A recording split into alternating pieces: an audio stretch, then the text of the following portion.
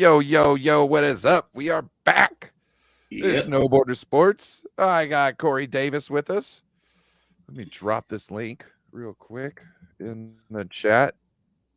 Any of you normals that come through that want to say what's up and join in, please do so.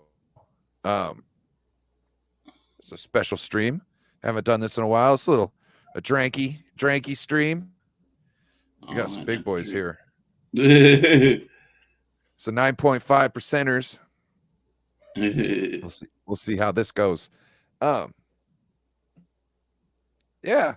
So you just told me you got back from a bike ride, huh? Yep. Did 4 miles. Oh heck yeah. Nice and Yeah, I've scenic. been. Yep. I got some. I just ride around my block, around my bike park and stuff. Haven't been out to other places because I'm a little nervous about that. I don't go that fast. Who's Damian Lee calling Palpatine?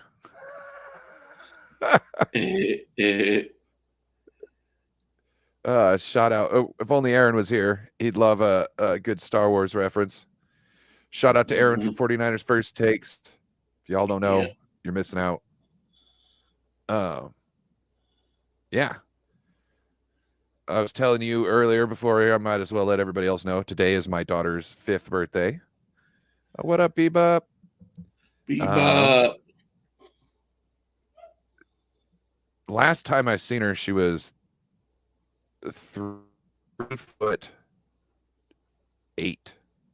No. Wait. 3 foot. Was it 3'8"? Yeah, I believe she was 3'8", which is crazy. And she wasn't even 5. And now she's growing so bad. And I got her a dance video game today. And I was so scared. I was so scared it wasn't going to come in at time. I didn't want to be the piece of shit dad that, looked like he forgot the birthday. You know what I'm saying? Like, I can't be there. And yeah, it got there in time. And shout out to the ex. She wrapped it for me and all that good stuff. What up, Nathan? Right. I just want to say to everybody a little advice. Always, even in a breakup, if you got kids, be just after it's done, just try to be as good as you can with the ex, just for the kids' sake. Like, don't make it about you at all. Make it 100% about the kids and their well-being. And I found it. My ex is totally about that, and I'm so lucky.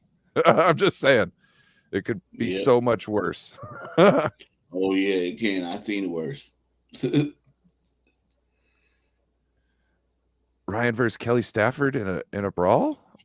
What? Bro, that's not fair. She's a couple divisions out of my class, bruh. Like she's like bantamweight. You know what I'm saying? I'm definitely heavyweight. I'll be clocking on them scales. Yes. The doctor actually was like, well, she could be a St. Patty's Day baby. Is she Irish? I was like, yeah, I'm Irish, so she's Irish. And he's like, oh, would you want her? I was like, yep. He went over and kind of fixed some things. The next thing you know, Faith was on the way, and she popped out. Not only that, Corey, but her name's Faith. Okay. Yeah, as in faithful. Well, tell her happy birthday. So, yeah, about 11:35 at night, she came out. I'm gonna say what's up here to Steve-O, the banished one. Bro, what up, man? Yeah, I'm gonna have to watch some tape because I heard two people talking about it. I know she was messing with me about changing my picture from Jimmy G, but yeah, then I heard you talking about it. I'm like, what? I drank over a fifth, and I guess I went to the store 2 more times. So I'm gonna have to go back and rewatch and see if I did something really bad or if it was just I didn't change my picture or whatever. No, it wasn't the change the picture. You were talking to somebody about something or something. It was like last straw. I don't know. But I was like, oh. You know what I mean? Like, hey, shots. I don't think I've drinking since Trey Lance snapped his ankle. So, and this is the same beer I was drinking when that happened. Well, it was pie day, so I had to go get me a crustless pie, and I was like, I gotta go to Dottie's, get me a pint, and then it was like $35 or something. What the heck? And then they gave me the fifth. I'm like, oh, that's never good because, dealing with stuff going on, like I just don't have a limit, So yeah, then I don't remember last Saturday either. Steve-O, that's what I found. Once I start drinking, like until I'm ready to go to bed, it's like I never get that feeling of, oh, this is the last one. You know what I mean? Like I'm always like, where's the next one? So you know what I mean? Like, and that's why I just kind of don't, because it just doesn't end up right. Because like I was sitting around at 9 o'clock, like got me a nice buzz going, like I want to get hammered now, and it's like, well, the corner store is closed now, and it's like, well, I don't want to drive anywhere. You know what I mean? I've done a lot of driving under the influence, but when you're a Budweiser guy and you have so much out of date beer around, you know what I'm saying? It's hard to wake up in the morning sober. So, not saying that like I'm notorious for drinking beers and then getting in a car and driving. It's more of you get up the night, the morning after, and you're still, a little bit, and it's like, what do? You know what I mean? You just go to work. But that was a different time. Yeah, and me, being by myself and not like socializing at a bar drinking, you don't really realize how drunk you are. You know what I mean? Oh, yeah. So that's the other thing too. Like during the winters up here in Washington, during the winters, like I'd always cut down my drinking because it gets dark so early. You know what I mean? And like it could get you in a bad spot if you're drinking all by yourself on a Wednesday night. You know what I'm saying? At like 10 o'clock at night with no one around. So yeah. So I don't even remember Saturday, and that was like at what? Pope does this thing at 9, and I'm like, oh, and I've procrastinated all week. Like, what did I say? Yeah, I know. No, my daddy, he'd get drunk on Saturday night, and we were like, okay, he's not gonna go to church tomorrow. He's gonna be too out of it, but he's up and ready to go to church. I'm like, Daddy, you stumbling around like this, and now you. But see, it never affects my work, so that's a good thing. No, it's look, and in the beer industry, it was like, bro, like you could be late, but you can't call in. You know what I'm saying? Like, we don't want to hear about it. You got a hangover and you can't come to work. Everybody got a hangover. You know what I'm saying? Shout out to Brian Cope with the newborn. Yep. How's the baby doing? What's his name? Little baby Murphy. That's such a good name too. I've met a person with the last name of Murphy, but never the first. But I just want to apologize to Cope because he was on a show yesterday I don't really watch except for maybe on Tuesdays, and there was a lot of stuff in the chat, and this guy reads everything in chat, and Brian also did his his shirts and hats and all this stuff, and the stuff that was being said, like he didn't recognize it or defend it, he just let it go. I thought that was kind of messed up, and I would have got on and hopped on, but that guy, I always forget which accounts are blocked and which aren't, so I didn't have time. What guy? Karen Clown. Who? Karen Clown. Karen Clown. Who's that? I don't know who that is. Are you like changing the name to make it funny? It's Grant. Oh. Grant. Oh. Bruh. But I mean, what the stuff they were saying, and Grant just totally just didn't even say nothing about it. I just thought that was like classless. Oh, were they talking shit about the merch? No, just Brian calling in. Brian. They were talking shit about Bryant calling in? Yeah. Oh, that's fucked up.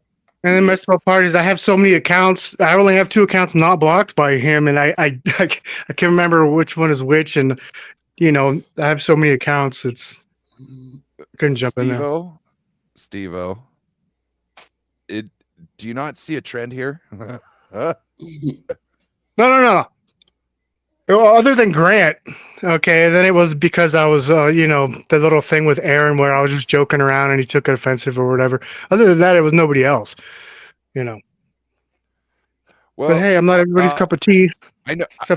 I do know that one thing Aaron might have got offended about was it was something relating, I believe, to his family. Oh yeah, and that was totally my analogy of your ex-girlfriend, or if I slept with your sister and mom instead of and I was just, it was a bad analogy. I didn't mean it towards like his family or nothing. But so one thing I found is when I was drinking and on social media, back in the day, is you gotta steer away from certain topics when trying to, like, I know what you're trying to do. You're trying to relate something, but sometimes when you're hammered and you're riddling out something quick, you forget some words, you this and that, and next thing you know, people don't know what you said, and now they start to assume, and that's not good. You know what I mean? So that's one thing I've found. So like, no, I even went on Facebook. Yeah. I mean, I even went on, hit him up on Facebook. It was like, hey, here's a better analogy because I didn't, you know what I mean? I see what you're saying. And I don't think he ever read it, but so I tried to make that clear. So I actually made a Twitter just to make that clear to him. I actually made a Twitter just to be like, hey, I mean, this is what I meant. Yeah, it's no bit. I don't care. I mean, you've known me for a while. I'm in your Beto show mostly. Aaron's not so much. I don't really know his personality as much, even though I might watch you guys once a week, but. When you're in chats with you, Aaron's for the most part, like just like Beto and I, you know what I mean? Like I would think that Beto and I might have even more differences than Aaron in certain ways, but yet also Beto and I are closer in certain ways than Aaron. You know what I mean? So, Aaron's a good dude. Like, well, no, and I donated to him like twice after that. So, oh, bro, donations don't mean anything really. Well, they do. Don't get me wrong. Anytime you're putting money to somebody that's heartfelt, you know what I mean? And like, I don't even get donations. And if I did, it would be, it'd just be, somebody wants to give you money for what? You know what I mean? Like we're out here so we could talk, you know what I mean? Like, so it's all appreciated. But what I mean is, like, you don't want to, you can't talk your way out of a situation you acted yourself into, if that makes sense. Even though the words can't be the way you acted yourself into that. You know what I mean? So, like, to get out of it, words can't get it. You have to, that's one of the best pieces of information I think I could pass on to anybody is you can't talk yourself out of a situation you acted yourself into. And if you, think about that before you go into certain big situations, like, I was talking about my ex and how good of a situation I got with my ex, you know what I mean? And how she's not a vindictive co-parent that is just, trying to use the child to get to me. You know what I mean? Yeah. I don't even want to say vindictive woman because there's men that do the same thing. You know what I mean? I haven't heard as many stories, but I know that there's men out there that have done it. You know what I mean? Oh yeah, I know plenty of them. Since you brought up X, I mean that's the reason why I used. I can't remember. I think the reason why I used X is because Jimmy's kind of the X, and my whole point I was trying to get across is when I get a new girlfriend, I don't sit there and keep talking crap about the new girlfriend or compare how she did dishes or have, in the bed or what I mean. That's what. And so, anyways, it's over with. Bryant says he appreciates you, Steve-O Supremo, and thanks for having his back. I would have definitely had Bryant's back also. Yeah.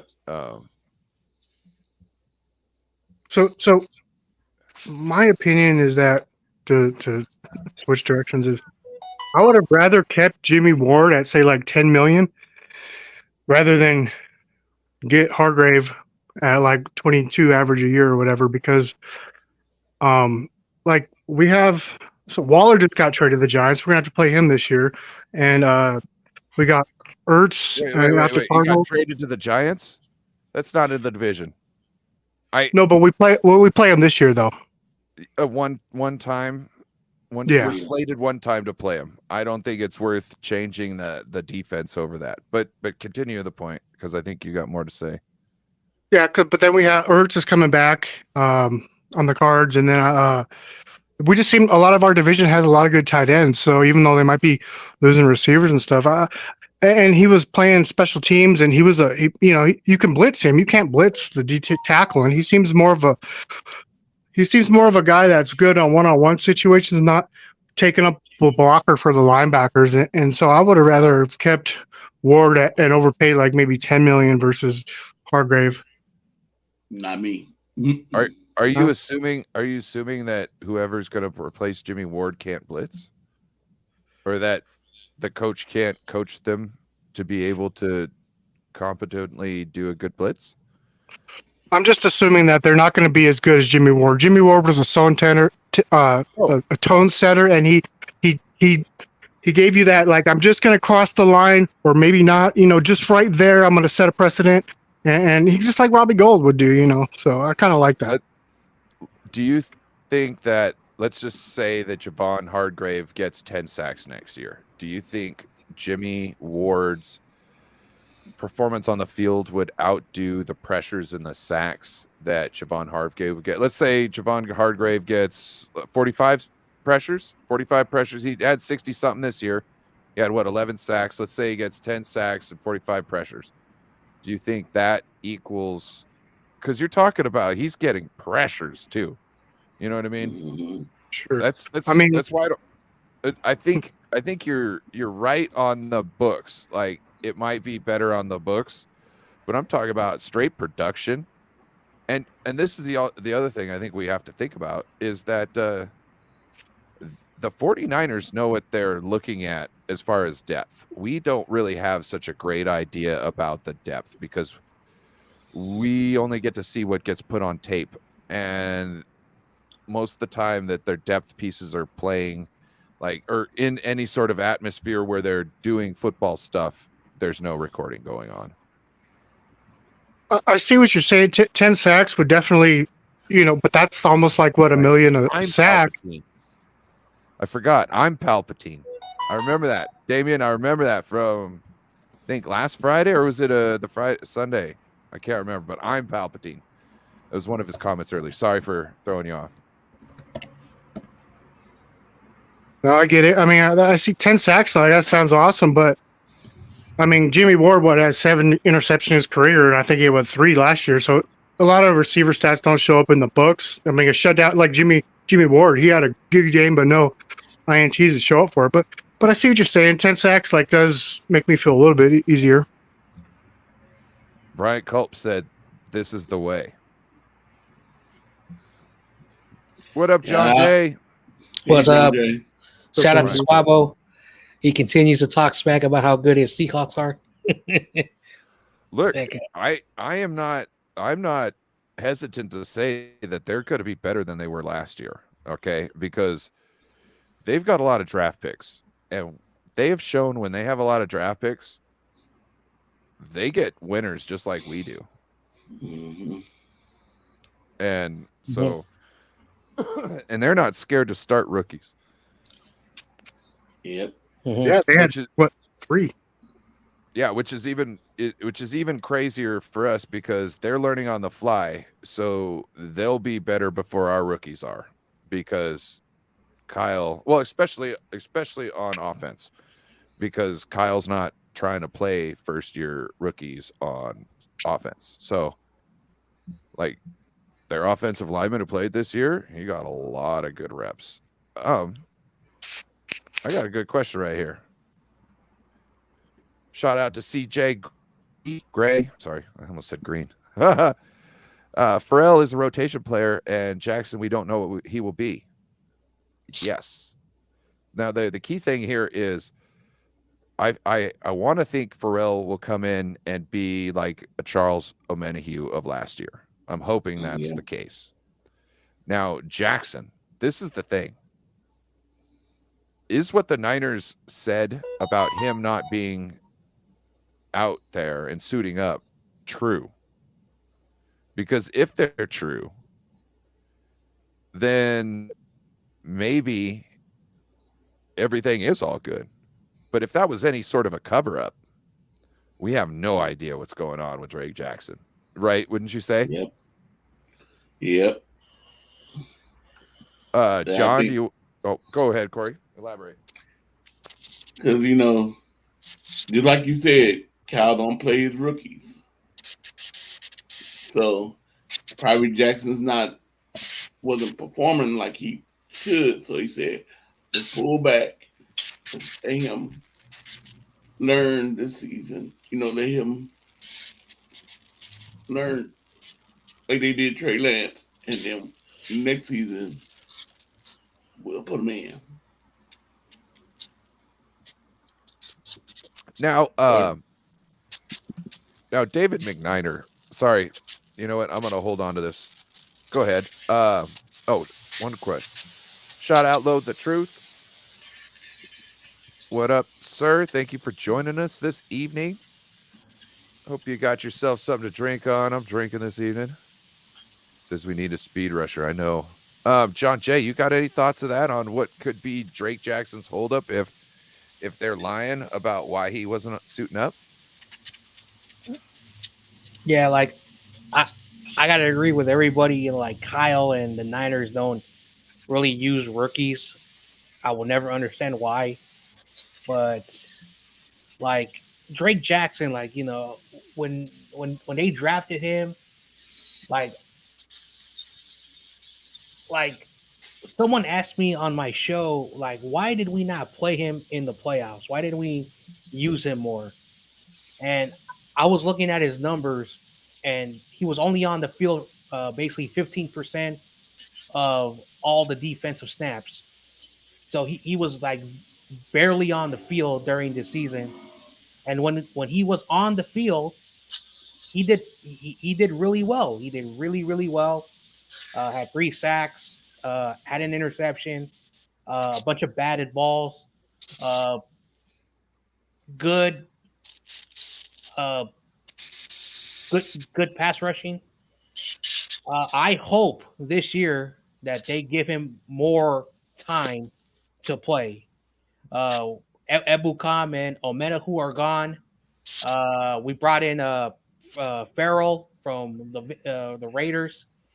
So I'm not sure what they're going to do on the other side of Bosa, but I just want Drake Jackson to play more. I want him to play more, and hopefully, they give him a lot of time because they did draft him in a second round pick. So I hope they don't do like, hey, we're gonna use Farrell and we're gonna keep Drake Jackson as the backup because it makes no sense to me. So I just hope that he plays more.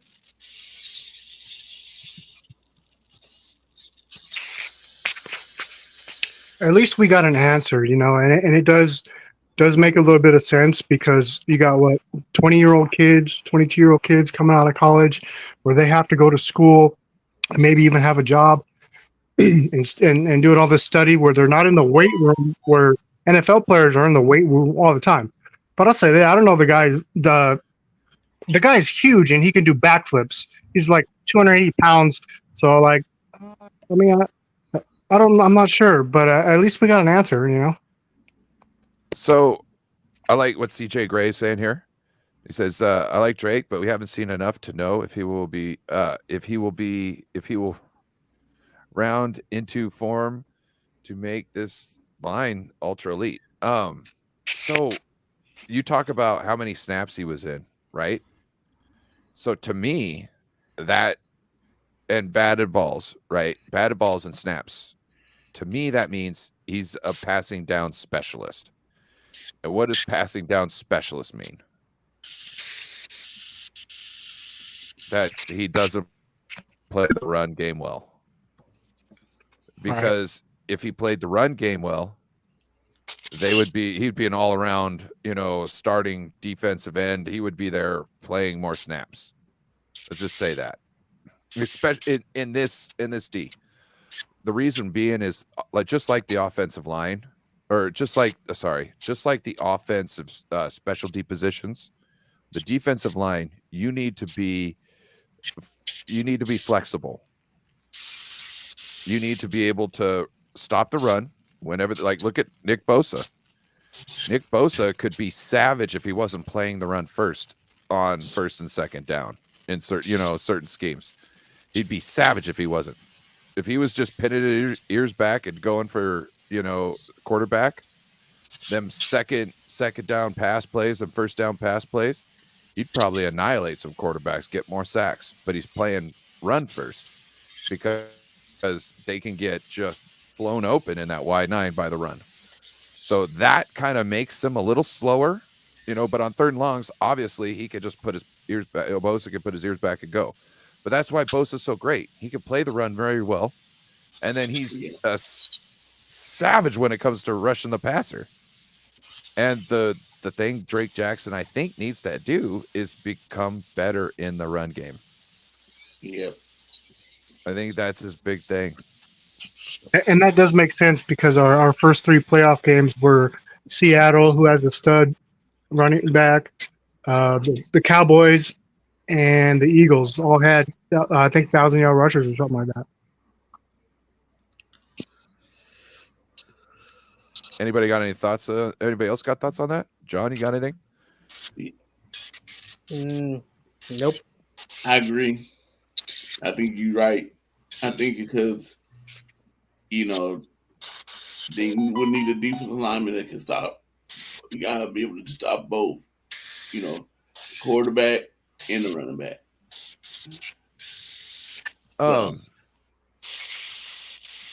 CJ says, we'll see by what the Niners do with the edge. If a starting vet doesn't come in, then the Niners are showing the confidence in Drake. I think that is halfway true for the most part, unless they're, I don't know, who else could you bank on, really? Because we've got nobody else. Yeah, that has to be true, CJ. That has to be true. We don't really have anybody who's like a dual threat edge / tackle that can move over there with that type of thing, unless they're trying to go with Arden Key, which I don't know if he's still on the table or not yet. I haven't checked the books today. I think he left. I think he's heard that he signed with somebody. Who was it? Who did he sign with? And if that is, what is this, Damien? What is this? Are you drinking? Steve-O, you've been feeding shots to Damien. Ryan is going to be a job reference for Ezekiel Elliott. Bro, I am not talking. I'm not saying anything good about Zeke, bro. I am not. What? He got exposed. Why you going to have a short down back, a.k.a. can't get more than a yard? You know what I mean? Short down back. They came out and made a title for somebody who sucks at getting yards and getting paid a lot of money to do it. And it was called a short down back. As far as Drake Jackson goes, if we do bring in a vet, I want people pounding the table for Drake Jackson the same way they do with Trey Lance, because I'm a equal opportunity table pounder. But yeah, I read a stat today that Zeke, out of his 10 or 12 touchdowns he had last year, none of them were over 8 yards or some crap. Wait, who is this? Hey, whoever popped in the chat. Okay. All right. I thought it was you. by the pit. Oh, the yeah, little my picture name. thing. My name. I'm leaving it that way just for Rudy. How come it's not showing? You gotta comment up. Huh? Oh, You have to move. You have to move the comment. What did I just do? There we go. Yep, my trash can better than the Rams. Yeah. Rudy sent me an Instagram thing. I'm not gonna tell you what he said, but He's a funny guy. Hey, John, looks aren't everything. Some people will look past that. It's all about the personality. Oh shit, he's now got a problem. He does know football, though. You could have a valid argument with him, and that's what I respect about him. For I don't know, a year, I didn't know who he was, and then he popped up on my timeline, and I'm like, oh, okay, let me check it out. Mm-hmm. I like Rudy. He's funny. He can say whatever he wants. It doesn't bother me. I like Rudy because he always brings the same energy. Talks about no matter what he's saying. It's what it is. But that Jim, you gotta go. Does anybody have any pushback on CJ's comment right here? He says right now Drake is the starter based on who we have right now. Is there any pushback on the panel about that? I honestly don't have a problem with that. 3 sacks, all those pressures, 15% of the snaps. And if it was conditioning, then he's got all offseason to get that handled. And hopefully he's working. Yeah, if it's the conditioning, he should have that handled. Not only did he get all those extra reps in practice and all that stuff that should, got his body used to it, but he's got the offseason to kind of tap in with other players. And also, he should have been picking their brains like, hey, bro, what do you do? You know what I mean? Like, what's your weekly regimen like? You know what I mean? Like, how do you do things? Do you do things in cycles? Because it seems like some of these guys, they'll go off and they'll do one camp for a couple months, go off, do another camp for a couple months or something like, they kind of, not a couple months, but like a couple weeks. And then all of a sudden you see them training at some boxing gym or something. You know what I mean? Like they're boxing for 2 weeks with a guy getting ready to do stuff. And what do they do? Go home and like, I don't know. Like to me, I would want to find a place where I could do all the stuff I like to do all at the same time. So like I would get done running doing my football centric type stuff. And then I go do my boxing and whatnot later in the evening or whatnot, take a shower, relax, eat some food, and then go back and bop, get that going. And I would just have that as a consistent thing through my off season. I don't know. It seems like they kind of do things like UFC fighters where they kind of have like camps. But anybody got any thoughts? I'm thinking about UFC. Bro. Oh man, I used to love me some UFC. Because now there's this thing with Conor McGregor going on about being tested and yada yada. Conor McGregor. I remember when he got in the ring with Floyd Mayweather. That was dumb. That was like the waste of $100. McGregor was dumb. Oh my god! Like, yeah, he needed the rounds to be longer and the gloves to be a little lighter. You know what I'm saying? Like, if you increase them rounds a couple more minutes and you make them gloves a little lighter, that gives you more of a playing field, an even playing field with Floyd Mayweather. He essentially, in the rules of that match, it was already decided beforehand. That's the way I felt. Because to me, with the size of those gloves, it was just, and the length of those rounds, there's no way you can stop Floyd Mayweather in that situation. I remember. I'm not a big boxing fan. And I don't know much about it, but I know a little about fighting.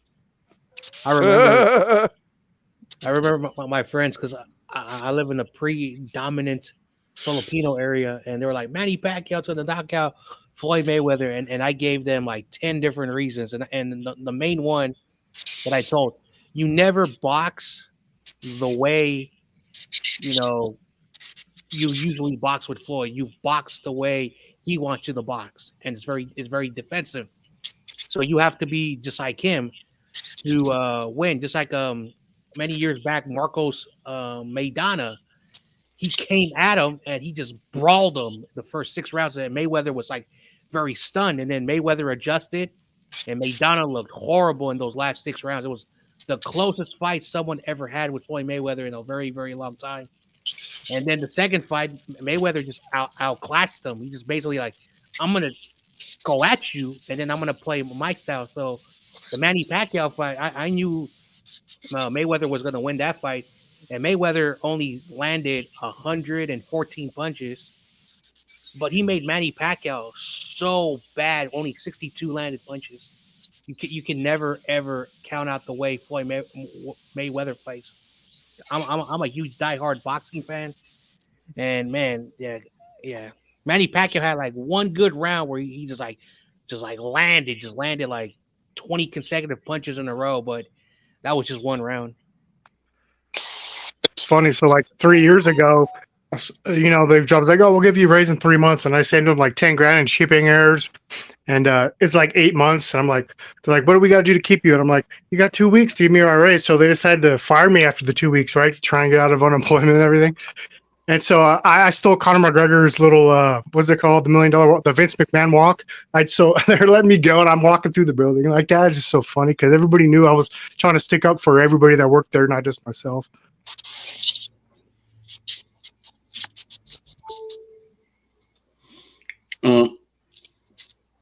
So have we signed Robbie Gold yet? Oh, I don't know. I didn't think we were going to. Once Pepper got 1.2 million, I kind of thought that leaned towards we were not going to eventually be able to sign him. Yeah. I don't know. That kind of lead me into the next topic I wanted to bring up. Shout out to Bryant Culp here on this one.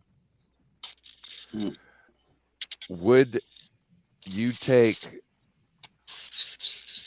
the best kicker at the draft in the draft with the last pick of the 49ers third rounds? So like 102. Would you take the best kicker in the draft? If we weren't going to sign Robbie, would you take the best kicker in the draft with the last third round, knowing that maybe he might not be there by the time the other picks come around? And we're not talking about moving down. We're not talking about moving down with the pick or anything. Like, we're talking about just staying there and taking the kicker. So I'm going to go with Corey and ask you your thoughts, and we'll go around and we'll finish with David.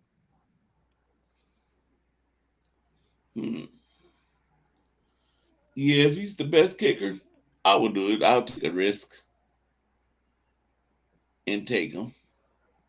Because I was listening to somebody talk today about Robbie Gold, and he said he wasn't worried when Robbie Gold lined up to kick.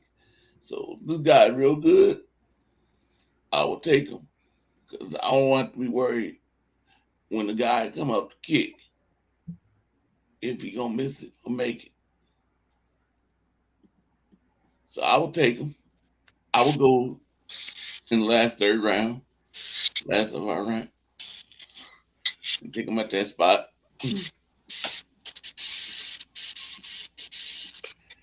I don't know enough about kickers. I don't want my kicker in like the top 15, be a top 5 in the next couple of years and then want a big contract. We only spend a few million on our team, so I'd only be comfortable spending like $3.5 million on a good kicker. And I assume we're going to go up to the second round, but if we didn't, I think we would prioritize tight end, D-line, and safety or corner. So, I don't know the drop off from this guy Moody everybody talks about to the next guy. But I definitely think we need to draft a kicker. So Yeah. So would if you had a feeling that any of the top kickers might be gone by the next pick, would you use that third on the person you deemed as the top one at that point in time? Steve-O, just to refine your answer a little bit more. I guess if it was I guess it doesn't matter if it's the first or the third round pick, but We're pretty solid everywhere. I guess I wouldn't mind it. Okay. John Jay, your thoughts? Yeah, so Brian's gonna hate me for saying this, but philosophy when you're in the draft, you make your team better in the position, such as weapons, wide receiver, tight ends, running backs, quarterbacks. On the defense, pass rushers, defensive line, D tackle, linebackers, corners. Never for a kicker. Okay, the Niners will never ever do what the Raiders did. I think in 2001 or 2002, where they drafted a kicker in the first round. That's the Raiders. But you make your team better in the positions that we're gonna need after. Once the Niners are done finishing officially signing players, you address the needs that we need to, and of course we still have to bring in, because Colton McKivitz, even though they signed him, they're saying that he probably will take Mike McGlinchey's spot. You want to have another tackle just in case Colton McKivitz, is not living up to that expectations. We still need a center. No disrespect to Jake Brendel. Hopefully he gets better on year 2.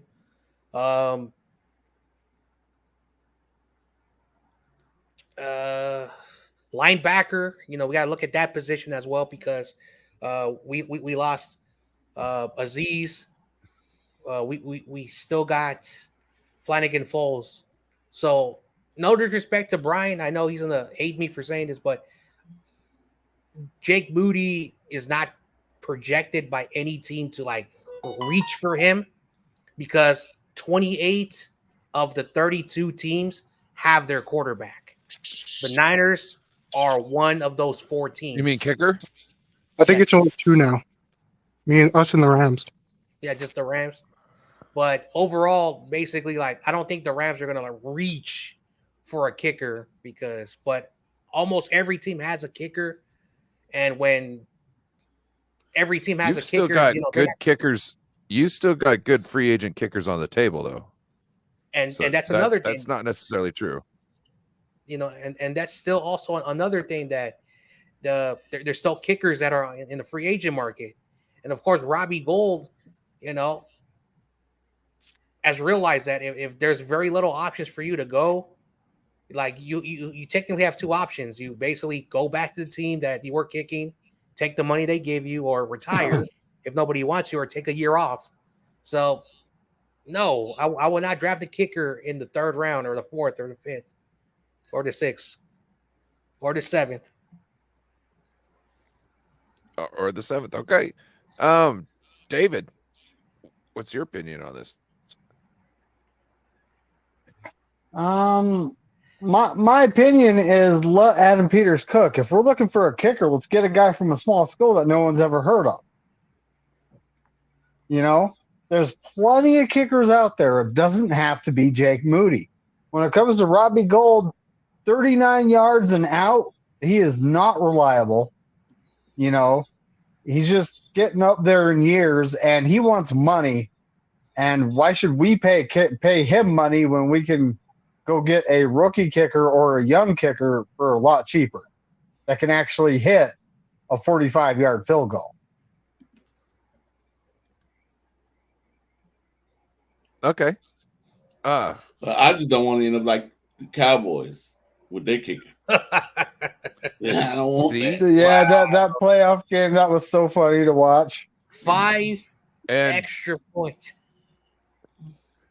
Me personally, okay. Trey Lance,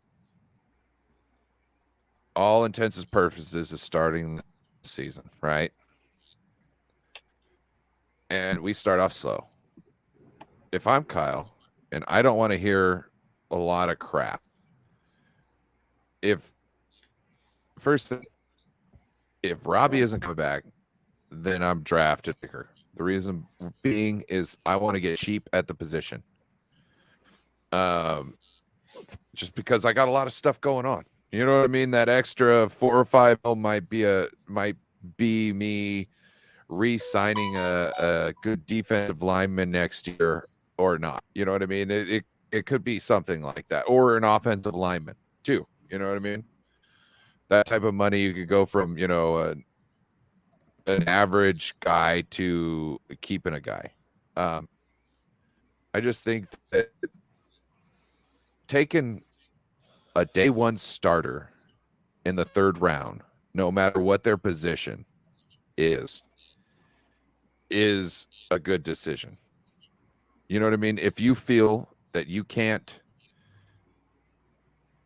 do any kind of, like, if you have tried to move back from the pick and no one wants to take it, you know what I'm saying?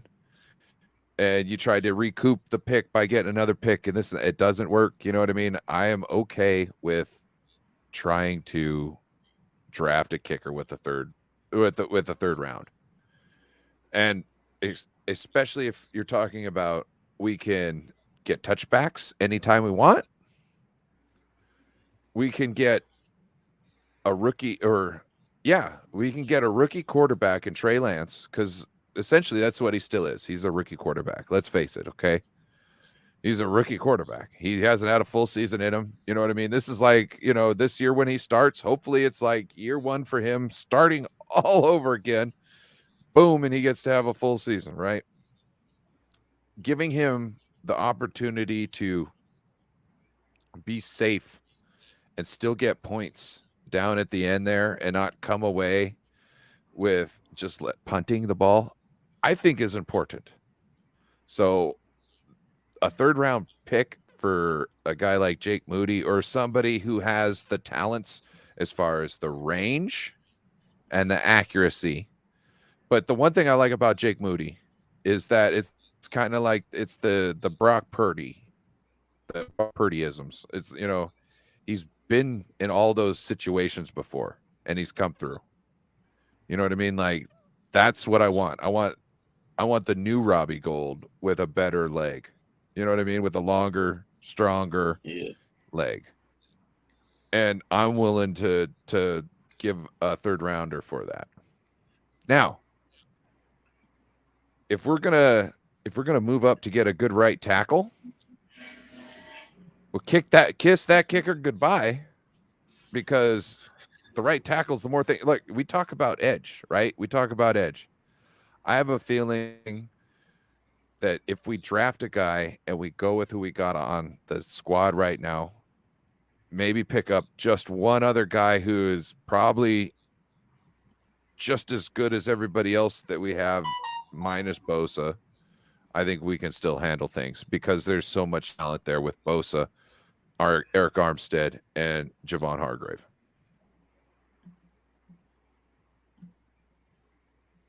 Yeah. Man, I was on my soapbox for a minute. Mm-hmm.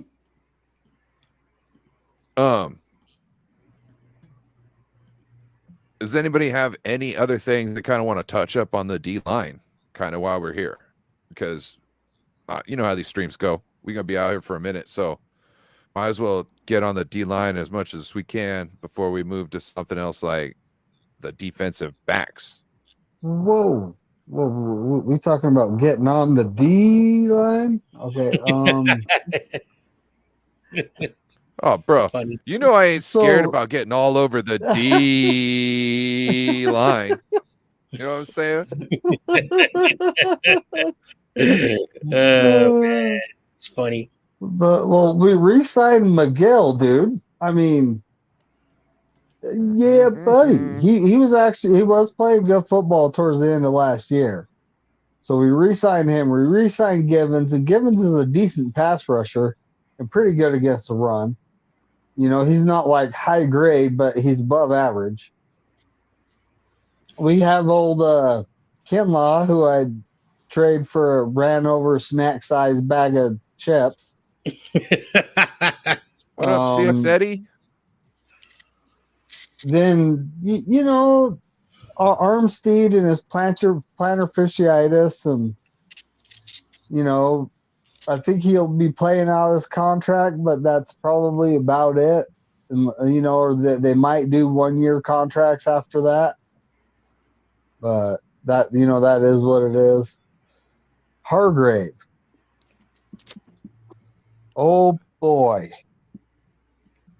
I really like the signing. You know, he's 6'1", he's over 300 pounds. Hold up. Give me 1 second, David. Yes, sir. What up, David Corona? What's up, man? Hey, What's up? David. What's up, my Warriors, brother? Appreciate you in the chat. No. What's up, Corey? What's up, Steve? Hey. What's up, Nina? What's up? What's up, buddy? Northern Sports. I want to say right now, if anybody on the panel has a question that they want to ask the rest of the panel, please go into the private chat and post it there. And then when we're ready for it and a good breaking point, I'll ask it. Cool? Yep. And I want to say shout out to Seahawks Eddie. Thanks for rolling through. I heard a lot about you. You know what I'm saying? I'm glad that you blessed us with your presence. Please hit the subscribe and the like. Should have a homeboy named Joe Stevens rolling through here a little bit later, hopefully. He's a new Seahawks content creator. I like him. I think he's going to be great in this space. Like he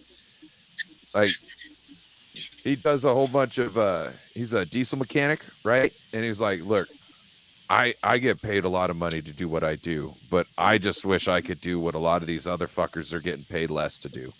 You know what I'm saying? And any guy like that, I like because there's a passion for there. So sorry for interrupting you, David. Go ahead and pick up where you left off. Javon Hargrave. Yeah, he's 6'1". My trash can, the Rams. Oh yeah, that's right. He's 6'1". He's a little bit over 300 pounds. I like that. He's got a low center of gravity. You know, he's gonna get his pad level low. He's gonna win all the leverage battles. What is there not to like about the guy? You know, he's exactly what we need in the middle. DeForest Buckner is a good player. I like him. Don't get me wrong, but he's like 6'7", you know, 295 to 297 range. And he does win a lot in the middle, but he's not going to get his pads low and win those leverage battles as much as Hargrave's going to. So I absolutely love the signing. I think he's definitely gonna take our defensive line up a step, and he's also gonna free up the other guy, Armstead, or maybe Kalia Davis, Kevin Givens, whoever else is rushing next to him is gonna get freed up. Bosa is gonna see a lot of one-on-ones, but he'll also get hit with the tight end, the fullback, and the running back. But he won't be getting double teamed so much. So I fully expect another elite season out of Bosa just from having Hargrave there. Then, you got Drake Jackson. I think I said this before, but the whole 3 sacks on 15% of the snaps played. Imagine if he played, I'll say, 3 times that, 45%. He would be the league leader in batted balls by far. It wouldn't even be close. And he'd have, anywhere, we'll say 8 to 10 sacks, somewhere around there. On top of that, the pressures that are going to be generated while he's out there too. So this next year, I expect big things out of our defense. I expect a big leap out of our defensive line. And if somehow the Niners can figure out a way to bring in Yannick, it's Ngakwe, or there are several different ways to pronounce it. That's how I'm going to say it. If the Niners bring him in, he's kind of a situational pass rusher versus a guy that can play the run. So it would be like him and Drake Jackson would be splitting reps. Although Drake Jackson is bigger, so I'm when it comes to playing the run, I don't know if that's good. I highly doubt that's a permanent thing. It's just something he needs to learn to do.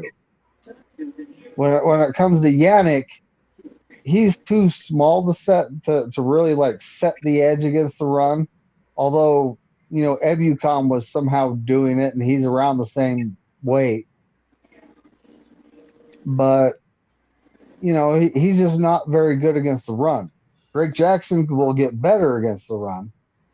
So I'm thinking sign Yannick to a 1-year deal because no one else is signing him, just to get him for a year, while Drake Jackson comes right along. And then, between those two, Bosa, the other guy, he might be a running down type of defensive end, but I honestly expect an improvement out of the guy we got from the Raiders. Was it Farrell? Yeah. So, I expect an improvement from him just because of our system and our coach, Chris Cassera. Colin Farrell. Yes. I just want to say that's the first L. I wasn't going to try to say his first name. The first L is silent. Yeah. Okay. I don't know. No. I call him Colin Farrell because I don't know how to pronounce it. It's kind of like Yannick Ngakwe for you. You know what I'm saying? Joe. Yes. This is the guy. You think he's the guy, Joe? You think he's Joe, gonna step up? I'm drinking already. You think he's gonna step up with our defense? I know he didn't do too much with the Raiders. The guy you guys talking about. Why didn't he do too much with the Raiders? Why didn't he do too much with the Raiders? Because the defense sucks at the Raiders. No, they drafted him way too high, first thing, so that's going to screw him the moment he doesn't do anything what Nick Bosa does. You know what I mean? Right. The moment. Yeah. So he's screwed. See, yep. Randy be asking who Joe Stevens is. This Joe Stevens, Randy. This Joe Stevens. He was on here last Friday night. Everybody remember? Corey. Yeah. Corey, yes, shout out. Yes, I do. Corey. He was like, I really like that guy, Corey. I said, Corey's an awesome dude. And he's like, he's one of my favorites. I was on his channel the other day when you guys were talking, remember? Oh, Ryan, I did go check out your interview with him, but like I just up to payout time. I already have 2 Rams fans I'm following, and I'm not a big guy that goes into other people's chats just to talk smack, unless they do it first. So you don't gotta go in there to talk smack. You just put a bang bang in there. You put a bang bang in there to let them know that you're coming from my channel. You know who you're talking to, though. Let them know. Huh? You know who you're talking to. Hey, right, but you could also go in there, to educate people in certain times. You know what I mean? About things. It's not like I don't know. Sometimes I don't know how you get your swerve on. You know what I mean? How you get your perv on. You know what I mean? But sometimes I'm in there trying to have a blast and educate people. But, if it's always just trying to, rifle comments, you know what I mean? Mm-hmm. I've found if you go into other people's chats and you're respective and informative in the same time, to where you show them respect to how you respect their athletes, but also explain how you feel their shortcomings match up with the strength of our players, that type of aspect, they appreciate you a lot more, because that's now what they're going to look for in the game, because they know you're appreciative of the player. first and foremost, you're appreciative of the player. You've stated things that you like in them, and which they're like, yeah, that's the reason why we like him too. And then you say, hey, this is the shortcoming that I think this other person's going to exploit. And they're like, that is kind of a shortcoming that I have known in this person or started to see in this person, or maybe I should go check in this person. And then they go, but I do know that's a strong point that this other person is. And so now they take that and they put it, and now they want to ask you more questions. You know why? Because it's not talking shit. It's not talking shit. You're exchanging information to each other. Yeah. It's like you're trading some form of valuable currency back and forth to each other at that point in time. And it's, between fans, we know that the coaches aren't watching this. You know what I mean? Ain't no coach watching this shit right now. I told Joe Stevens in his chat the other night, I said, the Seahawks, this is that Seahawks fans. This is one thing I'm going to tell you. I'm only going to tell you this once.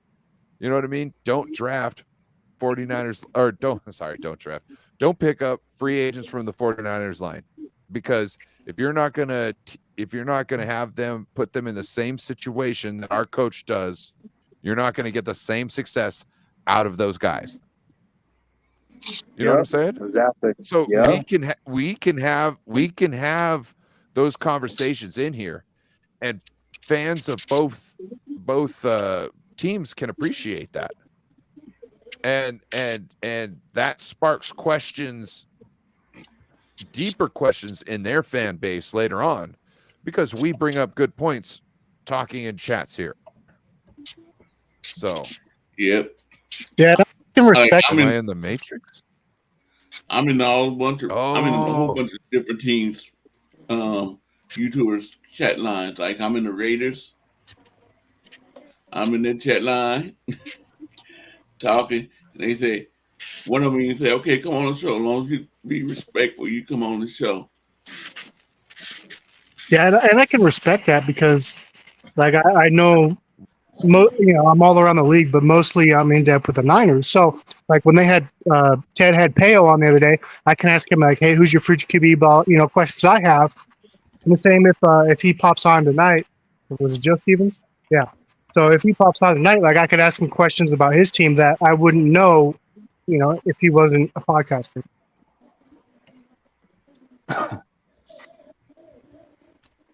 Like Geno Smith, does anybody think he had 9 bad years? Does anybody think, I know the Jets are the Jets, but does anybody think he's going to have is he going to live up to his contract? Nah.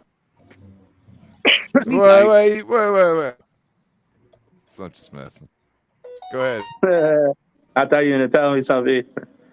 Yeah, like Peo time, I want to shout him out. Like, I've known him for almost 2 years now, and he's a Rams fan. And, we talk a lot behind the scenes. He's a really good dude. His shows are about very positivity. He doesn't do that smack stuff. But I've seen him on other shows where, he acts like a Rams fan. Yeah, my team is still good, yada, yada. So he's a really good guy, to do a show with. It's always fun. And he asks you questions, and then I ask him questions about the team, so we get to understand it. And I like those type of shows where you're able to discuss, because most of the time, like you have these fan bases, and some fan base overhypes their team, and then they argue. And I've seen like other divisions where like all they do is argue with one another, and they never take it serious. But Peo, he's a good dude. Compared to Rudy, Rudy's the opposite of Peo. But at least Rudy will fight for what he believes. But at the end of the discussion, he says, I love the 49ers, things like that. Well, he's the biggest 49ers fan I know. He's in every single stinking 49ers chat. That's how I find most of you guys. I just follow Rudy around. Mm-hmm. But me, as far as the defensive line goes, like, I don't know what we did with Jordan Willis. I think he's still a free agent. I was hoping we'd re-sign him, but I want to see what Khalil Davis has and Drake Jackson. I mean, I think we got to get younger, so I think that's good. And I'm going to give Kinlaw like one more year. I mean, why not? His potential is to me is up there. Like, you know, I don't want to say Trey Lance, but I'm going to say Trey Lance because I can't think of anybody else. I think he has solid potential. I'm going to give him one more year. Mm-hmm. I think we're pretty solid there, though. I think Jake Jackson should made the playoff roster, but they didn't let him play in the playoffs. Yeah, I don't know why he didn't play. Yeah, there's underlying reasons why. They said it was because of fatigue, essentially, but we don't know if that's 100% true. And was that me? Hold on 1 second. Just want to ask Joe Stevens, you coming on? You not coming on because you might have been drinking a little too much? Don't worry about it. You were great last week. That's my excuse. I'm drinking now. We can have some fun. Yeah. I'm a loser. Let me go get my tall can then. And see, I'm a loser. I don't drink. Yeah, go get your tall can. Yeah. I don't drink. All right, hold on. I'll go get it. I think I'm the only person. I got one left. I think I'm the only person on the panel that doesn't drink. What you got? I'll just say this: if Joe Stevens doesn't show up, then he's just like Seattle in the playoffs. It's Voodoo Ranger Juice Force IPA. Oh, wow. Hazy I'm gonna go get my Modelo then. Firewalker, baby. Go get your Modelo. Modelo. You got what? That's Firewalker. Out. Where is? Now I want to talk. I don't like Joe. I don't like it. I'm drunk now. Come on, bruh.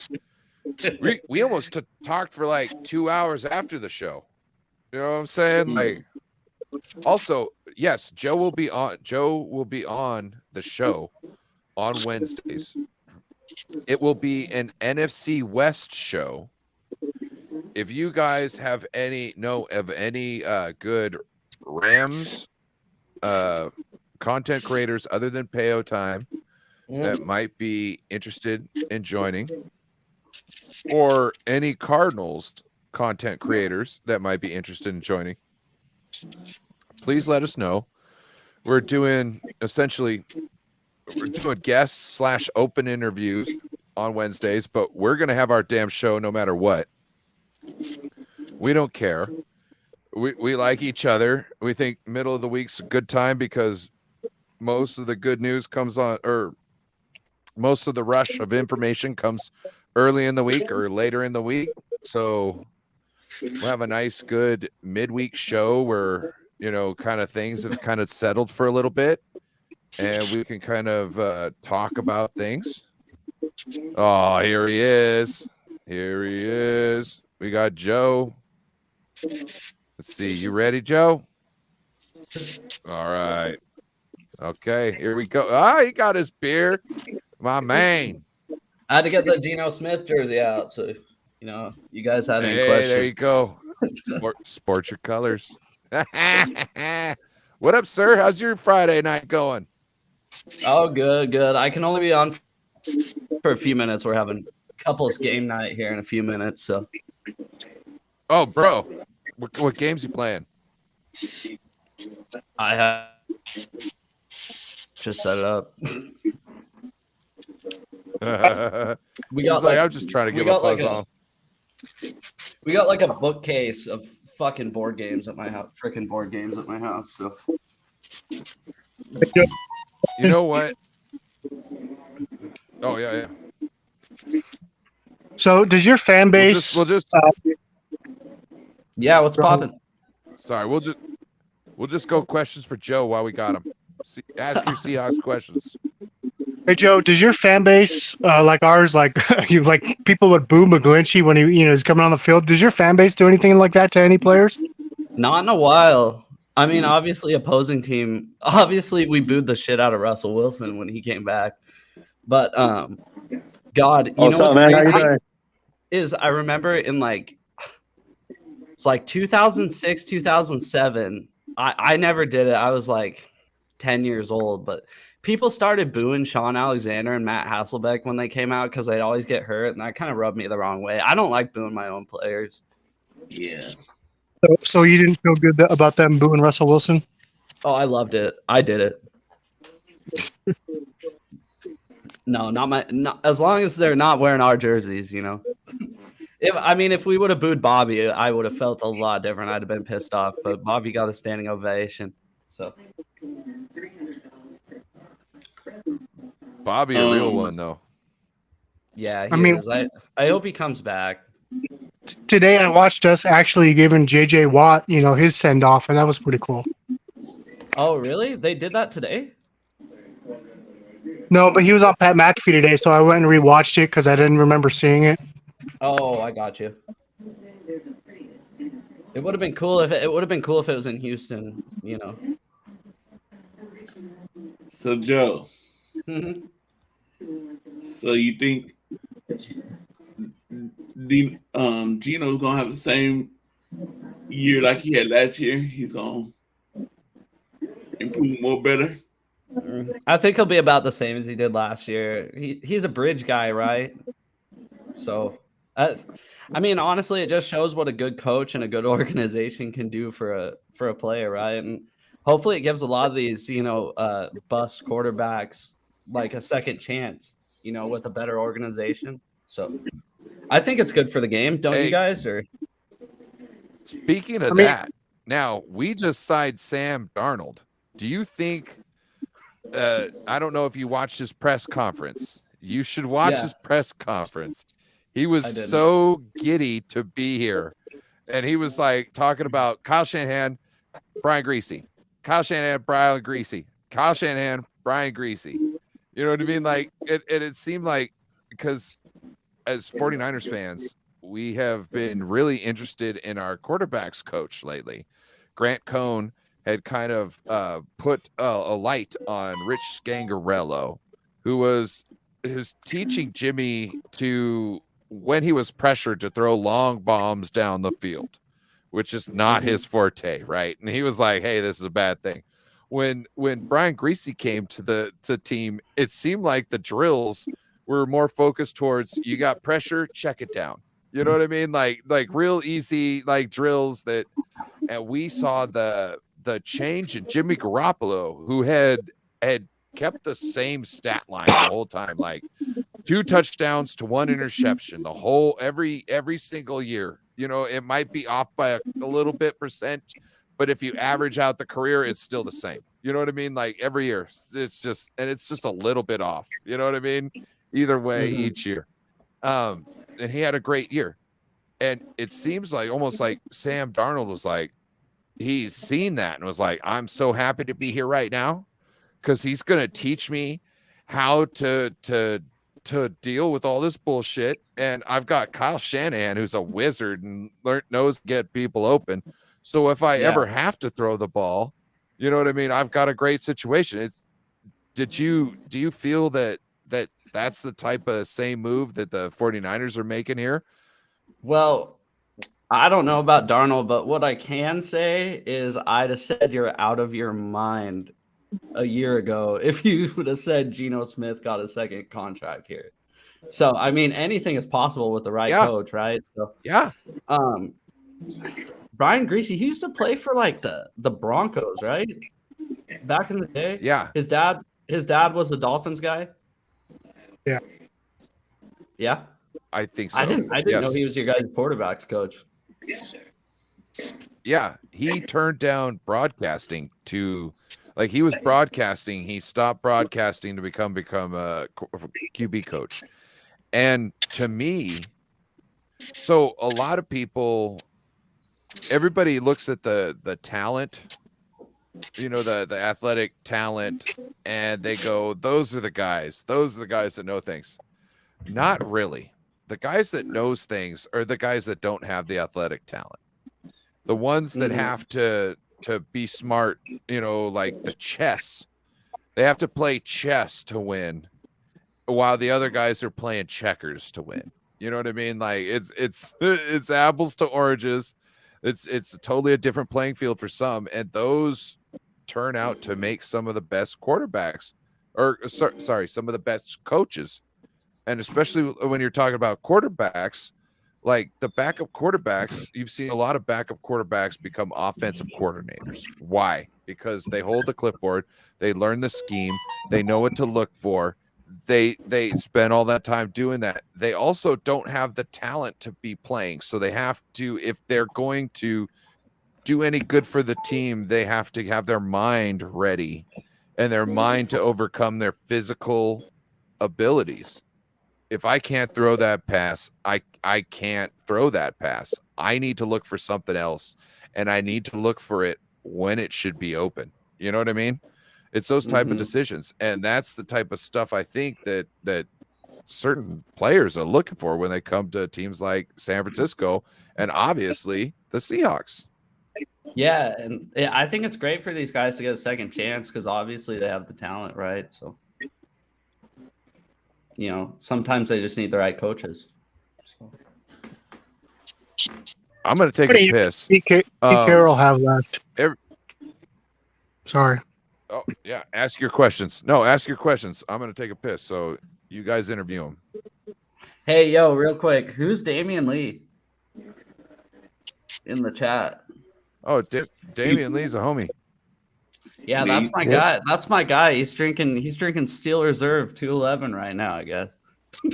Oh, you're a Steel Reserve 211 guy? Me personally, no, but anybody that can handle that, I respect 100%. I'm not messing with that guy. 8.0 alcohol. Oh, yeah. Oh, I miss Red Dog, but that's probably before your time. 8.0.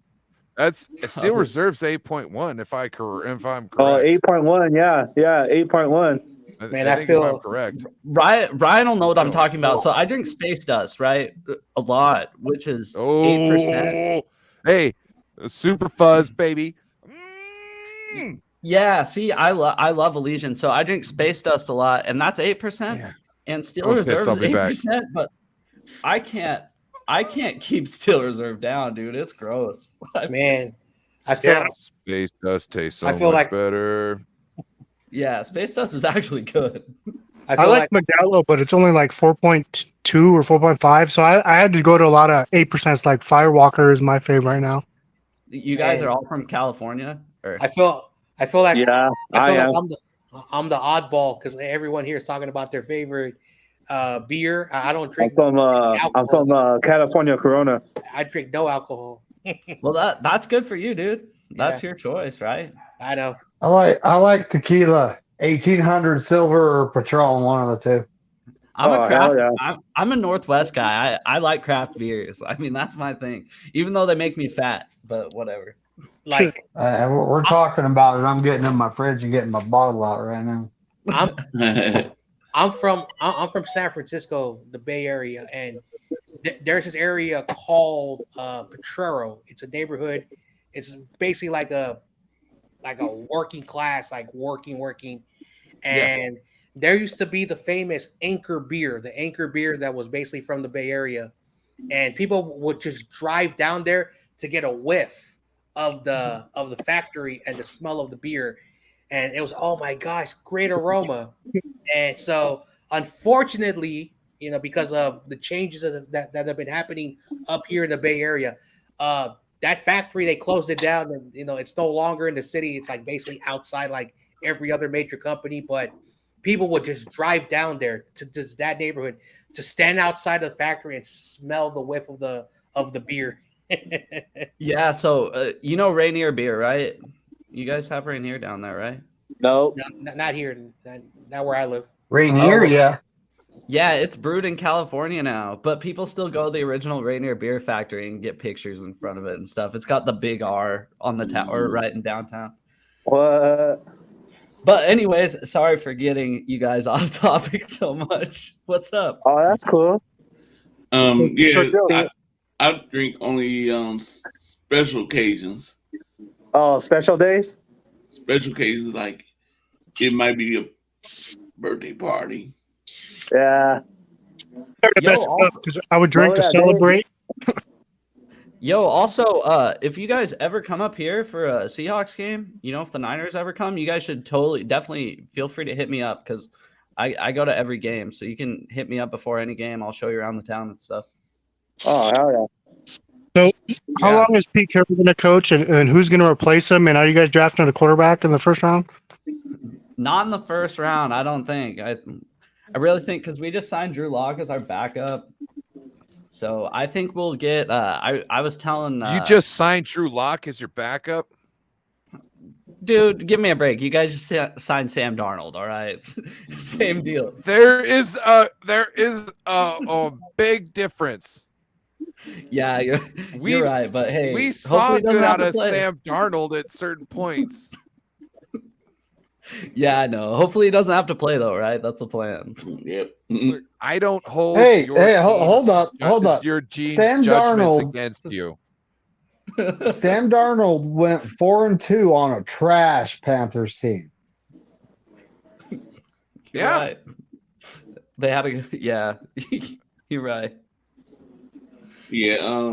Why do you think he's so happy to be here? He knows he's got something left, and he's like, I'm here.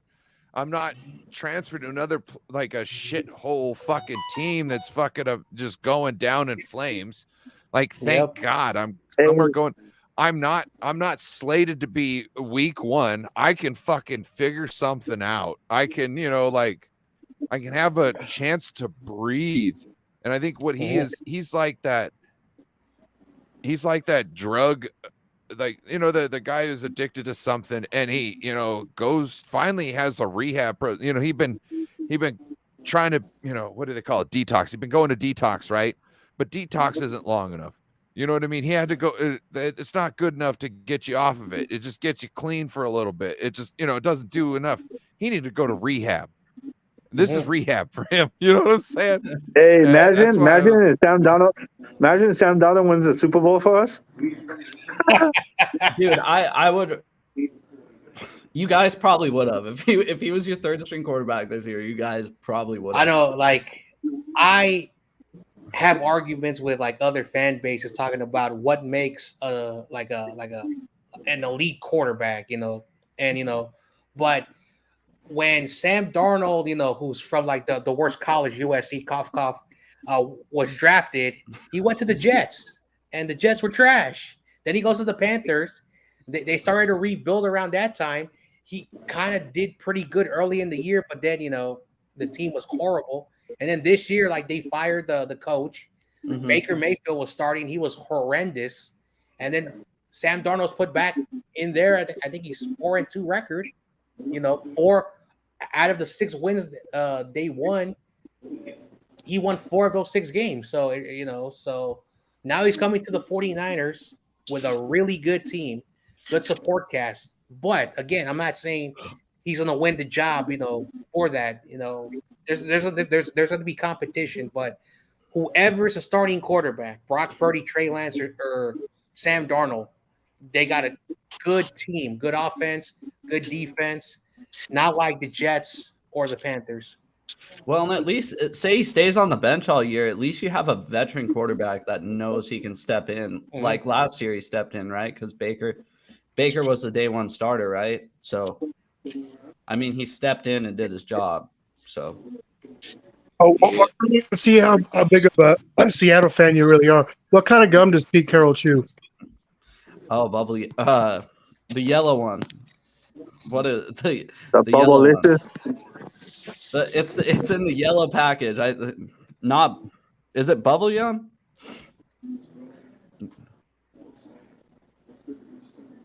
I know what it is. Juicy fruit. He chews juicy fruit. Oh, juicy fruit. Yeah, sorry, the name was slipping me. It's the one in the yellow package, juicy fruit.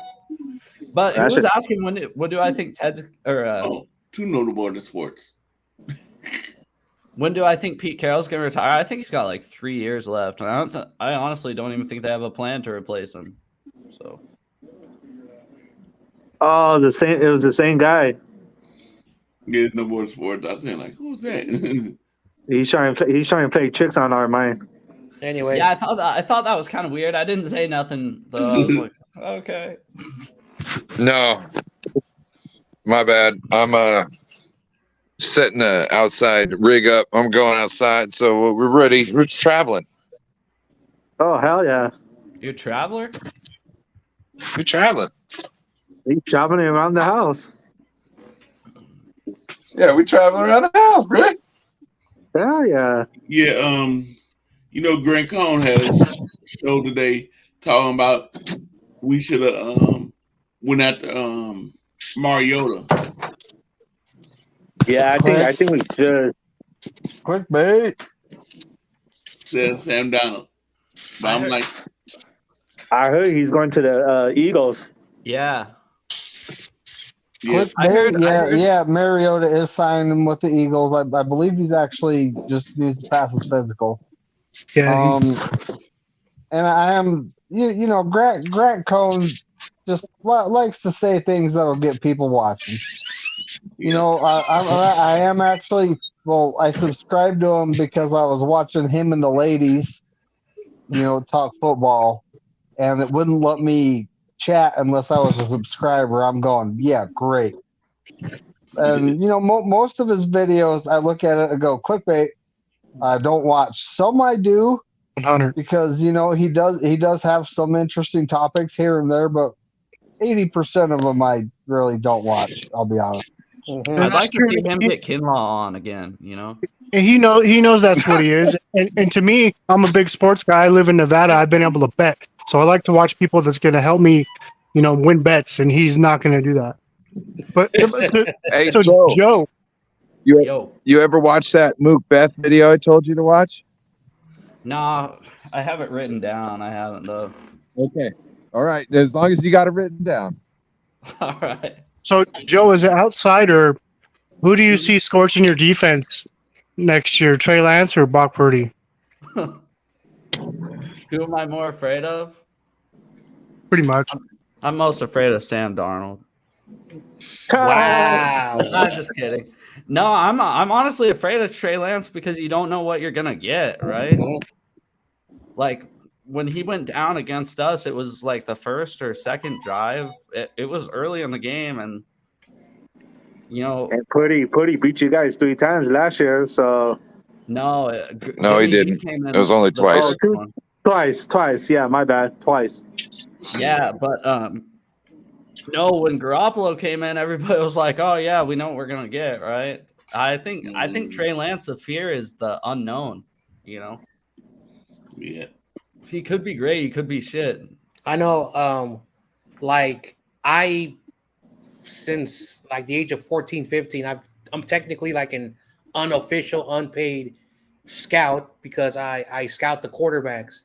And every person that talked about Trey Lance, they said, this guy has the size, the weight, got the arm strength, but he's very raw potential.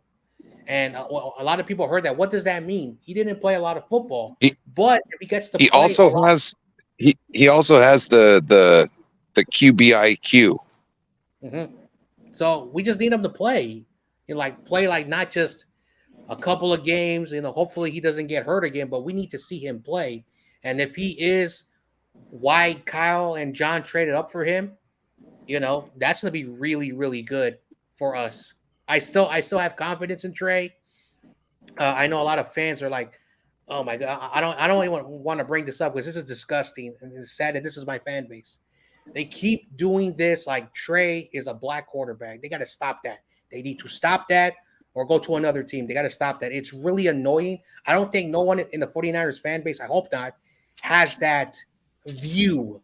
I hope not. It's just disgusting that people keep bringing that up. Oh, if you don't like Trey Lance, you're a Trey Lance, because of how he looks. Stop that. Yeah, I don't know. With us, a quarterback's a quarterback, right? Yeah, quarterback's a quarterback. It doesn't matter. No, not one bit. It's a narrative, and I think like Marianne, people have actually brought it up. I've been bringing it up for weeks. It's like, dude, like Nick Bosa is the only white guy on the team, and I wouldn't know that if people weren't saying stupid comments like that. I wouldn't have actually went and done work. Like our running back is like one of the only white starter running backs since like Peyton Hillis as I can remember. And then they go, oh, well, it's the quarterback. I'm like, oh, Jimmy's not white. It's like, Kaepernick, like that. I can't stand people like that. That doesn't make me bother. We need to do better. What is What does that mean about anything? Nobody. It's the play on the field. Nothing else matters. Like a lot of people were saying, "Oh, you only like Jimmy because no, he's Italian. That doesn't make But people are just like not. Again, I don't like talking this way because again, it really riles me up. But like people just have to understand if Brock Purdy beats Trey out because Brock Purdy is better, that's the better quarterback. It's not about we got to draft. We got to play this quarterback because we drafted number 3 overall. If Brock Purdy's better, if Sam Darnold somehow is better in training camp and takes the job, it's about the best quarterback on the field. It should not matter. It's the merit that's on the field. But it's just sad that and it's the best quarterback on the field at that time. So that doesn't mean that Trey can't be better later, but it just means that he needs more time. You know what I mean? Yeah. And last I checked, like our fan base is mostly not white. I mean, I'm white, but I mean, as far as I recall, like most of us aren't white. Yeah. Hey, I don't know what I am. I'm a mutt. I haven't seen the stats on that. I didn't make them. I mean, I haven't been to San Francisco. I was the last in San Francisco in 2005, so that's what I base it off of. Question.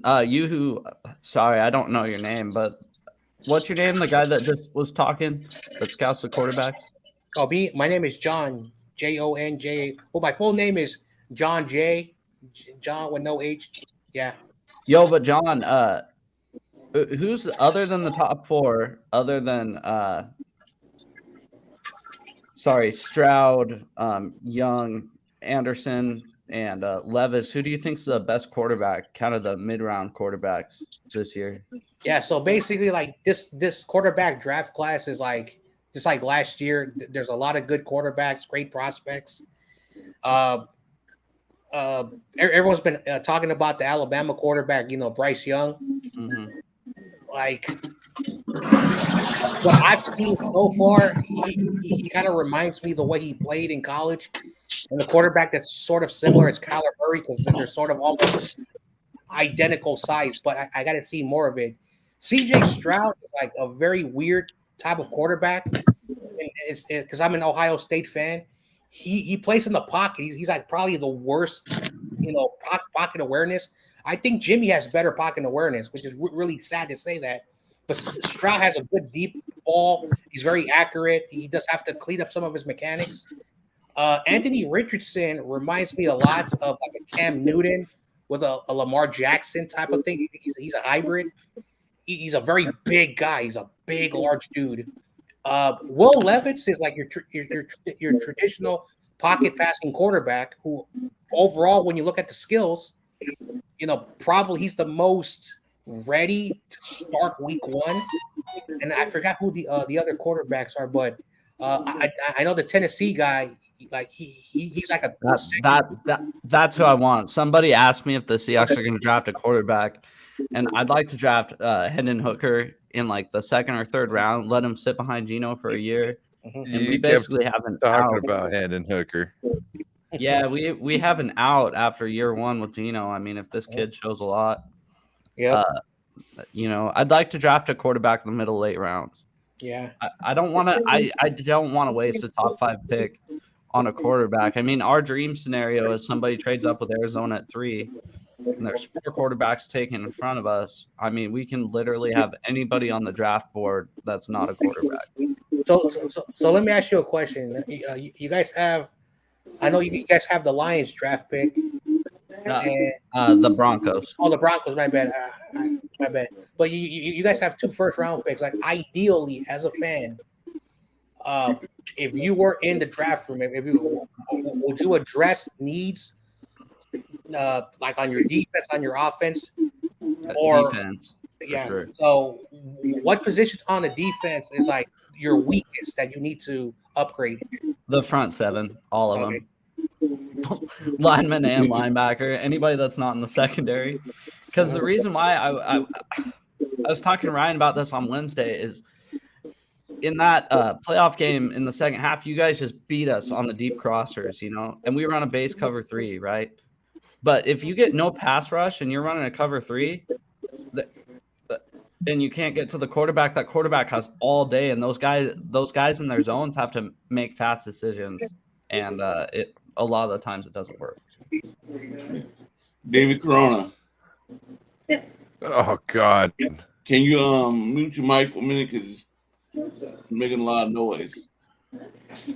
And real quick, I need to bring up Randy Daytona's comment of "we're all pink on the inside." I love it. It also is. I love it in so many different ways. It is so true, but yet at the same time, it's a South Park quote from where they didn't want the gay scout leader, and they got the real masculine scout leader. Yeah, and they got the real masculine scout leader who was sexually messing with the kids, and yeah. And that's what he said. I forgot when he was talking about the difference in children. We're all pink on the inside. Yeah. And oh man. Yep. South Park. Oh gosh, they are. You know what I love about them? Look, No Border Sports is about talking about sports and not bringing things like politics and religion and stuff like that into it. And one thing I like about South Park is you don't really know where they're leaning, because depending on the minute in the script, it could be leaning either way depending on the comedic humor. You know what I'm saying? And I appreciate them so much for that. Oh, it's awesome because you can piss 10 people off and make 10 different people laugh all in the same episode. What's up, YTC? What up, YTC? Shout out to YTC. He's a New York Giants fan. He's an undercover Niner fan because he hangs out with all the Niner fans. Well, John Jay, you gotta quit doing that. Because I don't know a lot of these guys, and then you keep messing with me, and I don't know what team they actually like. No, he's a Giants fan. This guy likes the Giants. Yeah, he likes the Giants. We just basically Steve-O, YTC has a community. What they do over there, it doesn't happen here. All they want to do is fight and argue, but at the end of the day, they all apologize at the end. So, between me and him, it's all joking around. But that's what they do over there. They don't take and they're way younger than us. They're still in their late teens, early 20s, so they're technically kids. So they goof around over there. That's all they do. But yeah, they're good people. So they know, No, yeah, I just started following you I don't know what, 2 weeks ago, something like that. So I didn't really know you and the people that go in your chat. So I'm trying to figure it out. And you guys talk other sports, and I'm getting all confused all the time. Yeah. Hey, YTC, look, bro, the setup you had the other night, it can work. You just got to remember to mute after you talk. I'm just saying, because for some reason, it might even be how loud you were listening to things. If you could turn it down, it might have chilled things out. I don't know. But you're always welcome to come on, man. Dude, you know how I messed up last week? Is I left the YouTube tab open when I first opened the stream, and I was hearing everything twice. I was dude, what is going on? I thought I was going crazy. Yeah, that happens when you have another tab on. I did that, I think, on Corey's stream last week. I told everybody somebody had a massive echo, and they all tried to fix it. I felt like an idiot. Turns out it was me. Dude, what's going on? Oh, yeah, I forgot. Yeah, bro, Joe, it's like I'm telling you, it's just some things you go figure out as you go along, bro. Joe is I feel awkward, this and that, and I'm like, bro, it's all a thing. You got over the biggest hump, you started it, bro. You know what I mean? Like nobody here in this panel thinks that you can't do what we already do. You know what I'm saying? You're great. You got it already. The only thing is you just gotta put it on tape. You know what I mean? And as you put it on tape, you're gonna get better. You're good. I'm telling you, You're hitting the track running. You're going to do a great job, and we are going to be here for you because we are your fans, even though we got different colors. I couldn't even believe like you guys coming into our stadium. Some of you guys are like the biggest assholes 49ers fans, and then I come to this community on YouTube, and you guys have all been just the coolest people. Like literally, I was like not expecting it. Like complete 180 of what I was expecting. No, that's wrong. Don't let listen to Ryan this guy. speak for everybody. Don't listen to this guy, John Jay. He got Don't the talk wrong shit name. about Bryant, Steve. I got his back. Oh, I forgot. I wrote this like an hour ago. Yeah, I bet you did. Yeah, forget Bro, that what? I had this. What's up? David Corona is a Warriors fan. No, I'm not. I'm a Laker fan. Yeah. The Warriors lost today, huh? Well, hey, Corey, we know they cheated. You know that's what they always do. Yeah, we always cheat. Yes. You know, a lot of people on my show last night thought they did bad. Some of y'all ones that thought y'all did bad did good. Oh yeah? Oh, see David Corona first thing, like, oh yeah, because I was the biggest doubter in myself. I was. Hey, shout out David. Corey, you gonna announce the results right now, or what we doing? I won't be here. Be here. Okay, cool. We can take pause. We can take pause and let you announce your results, unless you wanna. Oh yeah. You wanna I want to hear somewhere this. else. Okay, where was I? I want to hear this. David Corona copied all my answers. Cough, cough. Okay. Yeah. No, the other guy did. David Corona, you did the same thing you did last week. Oh yeah? You went 9-11. No way. Oh. Ryan didn't do as good as he did last week. He went 8-12. I had brown bottle flu. David McNiner, he went 15 and 5. After Steve-O. Oh shit! Really? It was the morning after. Damn, David. John Jay, he went 17 out of 3. Damn. 17 out of 3? Yep. Oh, I only got 3 wrong? Yep. Wow. What is this? Are you doing a tally for a total or each week type winner? This is right now. This week. We just one Thursday we just did. Yeah. I'm gonna add up all the other ones all together. But I'm just did. And YTC, if he's still in the chat, yes, you did better than you thought you were gonna do. You did 11 out of 9. Nice. No Border Sports did 12 out of 8. Nice. And DST did 13 out of 7. Nice. I thought I only got like three answers right. Hey, I think I was one question better than you, David Corona. What's this? This is I do on Thursday nights. I do 49ers and Giants trivia. All right, I gotta pop in. Hey, you should, because he did a special one for YTC on just Giants questions. So I you missed do that. one on just Seahawks questions for you. Well, I gotta get that book. I don't have Seattle's trivia book. Oh no, I'll question you guys. It's fine. I'll just throw them back at you. Okay. What's your channel called though? I'd love to hop in on Thursday and try to answer. Corey something. Davis, bro. Lockdown Davis. There should be a link in the chat. I think I should have a link in the description because he always comes on here. So I already got it.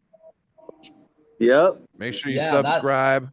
Not that just sounds you, fun. Joe, That's my but shit. everybody in the chat. Trivia is awesome. That's like my jam right there. So Corey, the next week's the last final? No, I'm gonna go chapter 10. Oh, okay. And that'd be the last. You talking about 49ers and San Francisco Giants trivia or 49ers and New York? New York Giants. Oh, okay. Well, John Jay did real good. YTC is the New York Giants fan. Yeah, he judged YTC on the New York Giants questions, and then he judged all of us on the San Francisco 49ers questions. Oh, wait. Hold on. Just for YTC, Hobo, New Jersey. Don't be showing the book, Corey. Gosh, Corey. That's how I got him. That's why I didn't. The numbers.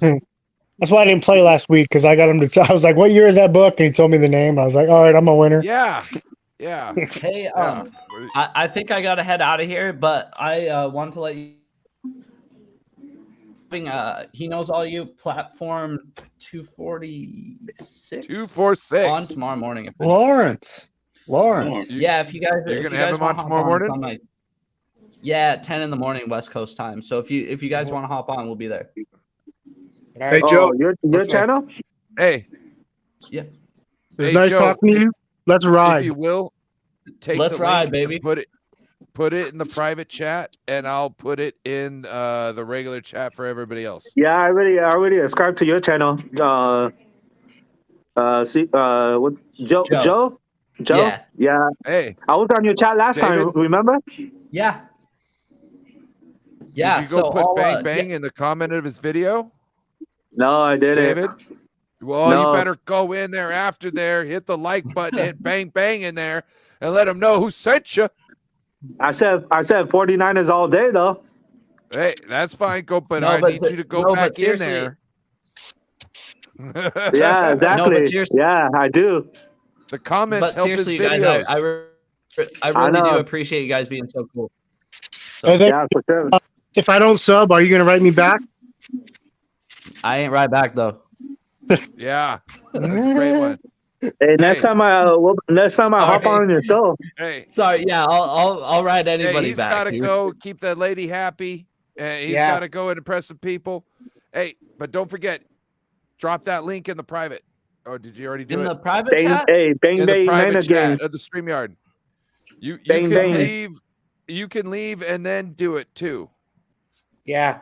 You or here I can kick you out of the stream. I can remove you Dude, and then you can do it. Out. I found out how to do it. Okay. All right. Yeah. Sounds good. I'll put it in the private and public chat. No, you can't put it in the public. Put it in the private, and then I can put it in the public, and then people can go directly to it. That's why I said to do it that Sounds way. Good. Yep. Okay, I'll put it in the private chat. Thank you guys so much. Yeah. All right, have a good night, Joe. All right, Joe. You too, man. See you guys. See ya. You're unwelcome. Too. One of the things I like about I don't think he knew what I was talking about. Yeah, next time I go on his channel, I go bang bang. So yeah, no, go put it in there, and not just that. So anytime you go into any content creator's video, I suggest that you go into the comments section, and when you do that, hit the like or the dislike, whatever, because the dislike helps us too. Okay.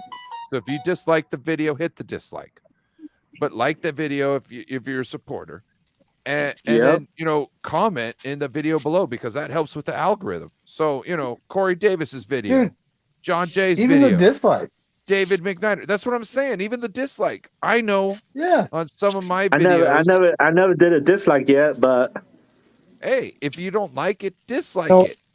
You know what I mean? That's I'm not trying to be rude though. You know what I mean? It doesn't do anything to the algorithm. It doesn't change anything to the algorithm. Okay. What it does do is let us know on the back end that you didn't like it. So, all right. So when I hit dislike, it says, "Oh, it's been reported to the user." Do they know it's me? No. Yes, we totally know it's you. No. We do. That's not and we have your email address and your phone number and your address. No, I mean, I don't. Oh yeah, that's not true. I don't do that. But what I don't like is like before the video started and you're like 10 minutes, people are 10 minutes late and there's like 12 likes. I'm like you gotta earn my like. All right, give me something that talk about something that makes me earn your like. I'm not gonna just give you a like because I'm your friend or what have you. I'm just and that's perfectly fine. And there's a difference between not giving a like and giving a dislike. Mm-hmm. You know what I'm saying? Like let's say like earlier tonight, we started off this stream and it wasn't really 49ers content. You know what I mean? Oh, thanks, buddy. And here's the link. Let me get the link right here. Yeah. So basically, if someone dislikes your video, nobody knows who does it, but it just shows an average of like to dislike. So like I have a lot of videos that are just 100% likes. Mm-hmm. You know what I mean? I always put likes on you, Corey, on John's, YTC. What up, YTC? I hit likes on all the videos I like. Yeah, me too. There's one guy I actually hop on a show with. I hit a dislike on a show every now and again. When it comes to Rudy, if you're listening, the guy hitting the thumbs down, it's me, buddy. It's me. Okay. That's all I got to say. YTC? What's up? So the mic's working, right? Yeah. Yes. Yeah. The mic was working last week. The other one, I was on my Android. That's why. It just seemed like, how to put this? When you were talking, things were crystal clear, but when your mic was on and you weren't talking and other people were talking, it was like we heard a sound. And what was it, like ears? When I thought about it later, no, it was like I said, like rubbing on a balloon. I know, basically, and what I think it's feedback. Basically, the feedback noise. It is basically like if you have like an iPad, a phone, and you're holding the phone near the volume or the voice, and you're juggling around with the device. That's called feedback. Also, because a phone and a iPad or whatever a device, they don't have like an internal microphone, so that's why if you're on your phone or an iPad or any type of whatever they're called, you're gonna have always feedback. That's why when you have a laptop, you can put like your earphones and there's no feedback because there's an internal microphone, but all those other devices will always have feedback no matter what. Yeah. No, I already ordered my charger today. I gotta wait till next week to get it though, so I can probably be back on my laptop. So I don't have to use my phone. To me, it sounded like the output from us talking was coming back in muffled. Understood. But yeah, we should just move on from it. Okay, no problem. We good. No, because it was just one bad stream. That's all. I'll get it all situated next week. Yeah. Hey, bro, we have our moments. I'm good with moving on. I've had issues like that. So and I don't Corey, like talking about which ones did I get wrong? Let me see. I have to look. That reminds me of that time Rudy spent half an hour complaining about the Niners after we lost, and he was on mute. That still cracks me up. Oh yeah, there was a video where we went like 30 minutes. If only you could hear all of that. It would be amazing. No, it was amazing because me and this other guy in the chat were acting like Rudy because he always says the same thing. Yes, indeed. Yes, indeed. Let's see. It was so freaking funny. I need to ask a question. Can you hear me after I click this button right now? Talk now. I heard it beef. One more time. I didn't hear anything. I don't hear anything. No, so can't hear you. Nope. So this button works on StreamYard. It doesn't work on Restream. Okay. No, Restream's just it's not like StreamYard. It's much different. I tried Restream. I don't know. Not for me. I've been clicking this button because it goes green to red. You know what I mean? Thinking it was muting things. I thought I was muting it the whole time, and then turns out last couple streams I've been just coughing in people's ears. Yeah, the last 2 streams you've been doing that. Yeah, and I think it's just because I was on Restream. Yeah, I like that one. I like that one you did like a funny voice. That one's pretty funny. Mm-hmm. Oh, that's Beto. Beto does the funny voices. No, it was on your channel. Well, I can get sound clips now, because of the AI thing. I can get. You're talking about my. Are you talking about my one of my shorts? Yeah. You had like a funny voice. I speed it up. Yeah, that shit was funny. Yeah. What's that? Was that a Jimmy G short? There's a couple of them I do where I speed it up. One of it's for time. The other is just for comedic relief. You know what I mean? Like, yeah. When you do a short, you need to kind of get it within a minute. You know what I mean? So if you're trying to put a lot of information down there, it's nice to speed it up. So I cut out the ums and the gaps, and then I just speed it up to. Hang on, like you guys can still hear me on a 1.5. different tab, right? What's that? Yeah. You guys can still hear me? Yeah. All right, good. Where you at? Because, what are you working on?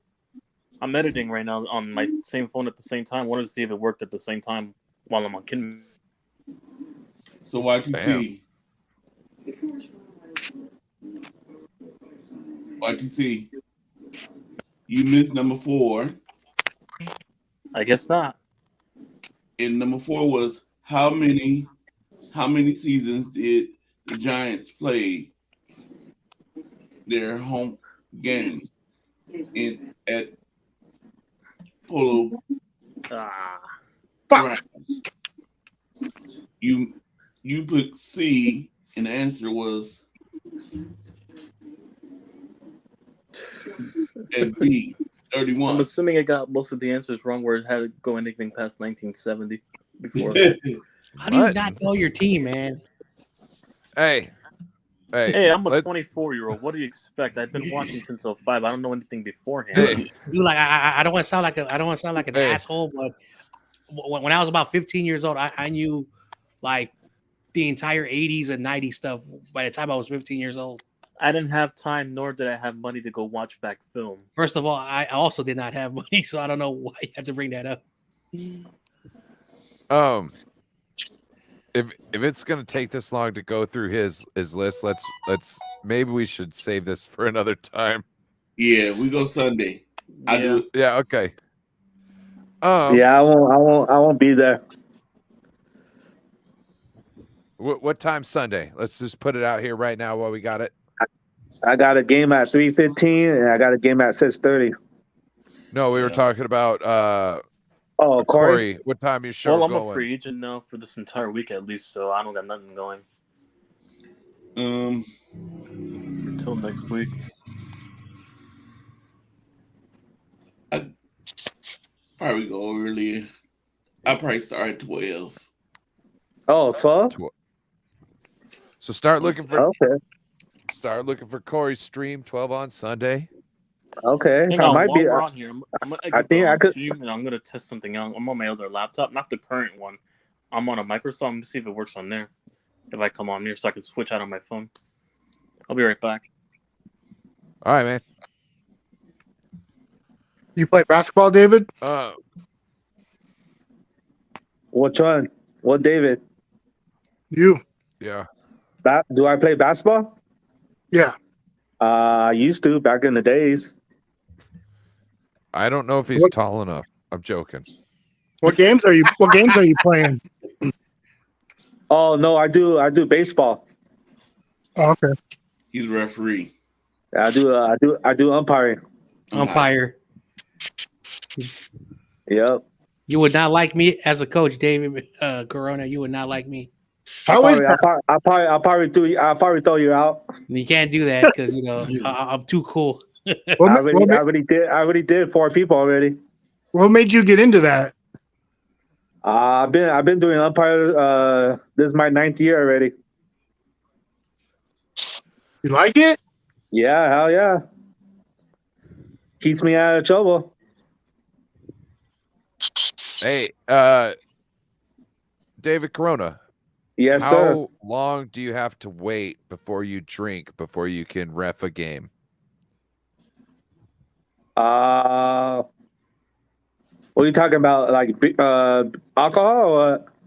Yeah, alcohol. Because I know as a ref we had to have a clear 48 hours of being not inebriated before. I used to drink the next day, and I used to go back umpiring the next day. But they didn't have rules about what you could drink and what you couldn't in the time frame. No, you can't. You can't go. You can't do before the game. You can't be smelling like alcohol. So, are they going to phase that out like they're doing in the MLB? No, I'm doing Little League. And they're going to stay with people umpires, I guess. I do Little League. I do girls softball. I do travel ball. They have to stay with. They have to stay with us as refs. There's no way you can. I remember one time I was out hanged over the next day. I had to win. It was so hot. I was dying out there. Yeah, and that's not a good place for you to make good calls. You know what I'm saying? Yeah. And I understand. I was still making my calls, but I was like, look, I'm not saying you were making bad calls. All I'm saying is when you're hungover and in the sun and you're waiting just to get out of there, it's not a good environment for you to make good, wholesome decisions. So David, do you I'm sorry, real quick, do you watch film of your calls afterwards? No. There's no film for umpires to look at. Yeah, bro. Yeah, I got my cousin sends me some videos so I could learn how they call strikes, how they call ball, how they call box, how they call foul balls. Yeah, I just watch videos so I could get my game better. You have to understand there's nobody following up on these guys at the at the lower levels. Yeah, I do high school ball. I do high school ball too. Mm-hmm. I did high school football. Yeah, I do high school too. Look, you think I'm so great? I'm not. There was a time I was supposed to be in charge of a field goal kickoff, right? I forgot whether I was supposed to be vertical or horizontal. I was vertical. I was looking for horizontal. You got me? Like, so I had to look at the other guy and go, what was it? Because he was looking at me. So that meant that I was the vertical. I was like, oh shit. Because I knew it was already fucking, you know what I mean? Yeah. There's certain things and that was my first year. It's not like if I would have continued going that I wouldn't have made that. I would never have made, or I would have made that decision every year or that issue every year. Yeah. It's just, that's the thing that comes down to it. And there's nobody there to go back. I remember I was at a end of the year referees party getting drunk and eating pizza. And I'm now going up to some of the best people in our area asking them questions about some plays. We don't have that shit. We don't have that shit like mid-game. We don't have that shit on Friday night so then we could turn around or we don't have that shit on Saturday night so we could turn around and start improving shit on Monday, Thursday, and then hopefully Friday. You know what I mean? As far as high school goes. Yeah. Yeah, I won a couple of plaques already. I won like 4 awards already. Yeah, so is that a problem? Is that a problem? Like, should that be done? Should it be being done at, high school level at least? I don't know. I'm just curious. High school ball is if you want better refs at exactly at any level, I suggest that the pros pay good money going down the leagues.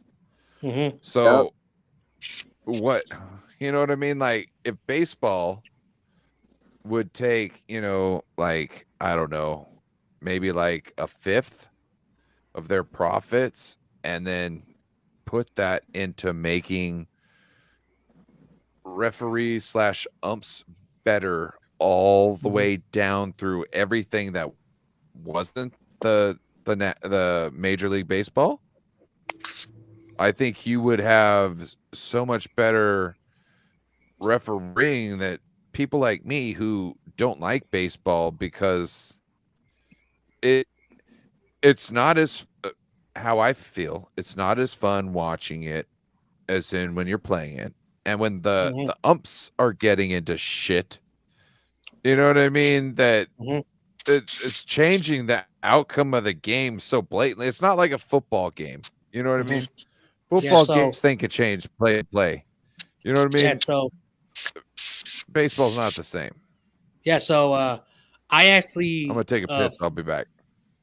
For those who know me, like, you know, I worked in a sports department, and at one point I was the supervisor of officiating and coaching, and I would have to do clinics on how to teach. Like you have a lot of these wannabe dads, like, oh yeah, you know, I played high school, you know, baseball or football or basketball, you know, things like that, and you know, they thought they knew everything. And they said, all right, if you don't do my course, I'm not going to certify you, because how we do things, you need to have a certification, because you're umpire, and these games are travel ball. These games are like I do travel ball. Yeah, and they're real champions. And even the young kids, like, they compete very, very difficult. So I had this dad come up to me. He's like, dude, I'm not going to get certified. Then I'm not going to have you as an umpire. You're not going to get paid. You're going to be on my roster for the entire year, just on the bench doing nothing. So he went there and he's like, oh, I know how to umpire. So I finally certified him, and I had to supervise him because he was not really good. And on the very first play, you want to know what he did? When the pitcher threw the ball, he didn't know what to call. And he was standing there for like almost a minute, and then like both teams were screaming at him, and he like froze like a dummy. So I had to go down there, and I had to take his thing off. I said, all right, you're going down to first base, and you're going to call on the field. I put my stuff on. And I said, all right, I'm doing, and boom, boom, boom, boom, boom. I was getting everything good. At the end of the game, they're like, dude, why did you not start the game? He said, oh, I am the supervisor. I'm in charge of the league. And people were complaining about this dude before the game even started. He wasn't drunk. He didn't do nothing wrong. He just had a nasty attitude when he was getting the lineup cards and all that stuff. Yeah, a lot different parks, they say they have umpires like that, like bad attitude, like just the same thing. How you talking about it, and it's like, damn. Check out this. Yeah, and this dude was a guy in his 40s. So the next week, he was partnered. This is going to be so funny, with a 15-year-old who did this job for 2 years, and you know, he was doing it to get some extra cash. And he was one of my good umpires. He said, I'm not working with this little kid. He said, I'm going to show you why this is now his third year doing this job, and I'm supervising because he's a youth. Strike, ball, strike. He's getting everything perfect down, everything. When the game ended, the coaches come up to me. We want this kid to referee our games next week. I said, I'll write the schedule. I'll figure it out. But the other dude, the coaches didn't like him. So I had to fire him. I had to kick him out. Check this out, Nora Sparks. So, yep. Oh, there you go. And as far as the NFL goes, like, they say that, we need to be full-time refs. Well, I looked it up. The refs are making $200 to $250K a year, depending on their performance. So it's not about the money. It's because, dude, I would definitely take that job. It's about the full-time work. No, I don't think you understand. Okay, the end benefits are that. Okay, the end benefits are that, and the people who are doing those jobs don't necessarily. That's not the career they have been aspiring for the whole time. Like, everybody I knew who reffed was making big money somewhere else. Over 60K is what you're saying? Oh yeah, all the refs I knew were making over 60K in other. Now, Washington is different. The economy is different. Okay, there's more millionaires per capita in Bellingham, or not in Bellingham, in Bellevue than in anywhere in the United States. Last time I checked. Okay. And that's just, Amazon, that type of money. Okay. Russell Wilson was living in Bellevue at the I think it was the South Tower of I can't remember what the name of it was. I used to have a home girl who lived in the opposite penthouse. You know what I'm saying? Like I had people. I've known some people. But yeah, there was all that's going on. You've got things like I don't understand why. The reffing thing. It's not about where you get to. It's about who you're employing on the way there. So like somebody like, let's say David Corona or John Jay. Look, David Corona, you got all these awards, right? So somebody who has awards like this should now be started moving up to the next echelon to where they might be making enough to where they can stop their normal job and just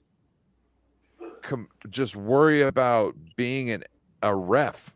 You know what I mean? And spending their year-round time on being a better ref.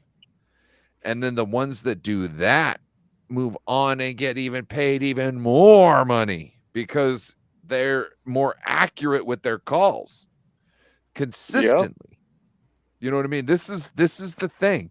If you want to have a sports program and not have these bad calls, you're either going to have to stop every play and let all these cameras go through it, or you're going to have to pay all these people on the front end and not pay the people on the back end to cut things down and slow up the game. That's why everybody says you need to have like a feeder league. You need to have a way to bring people into a situation, teach them, groom them, and bring them up.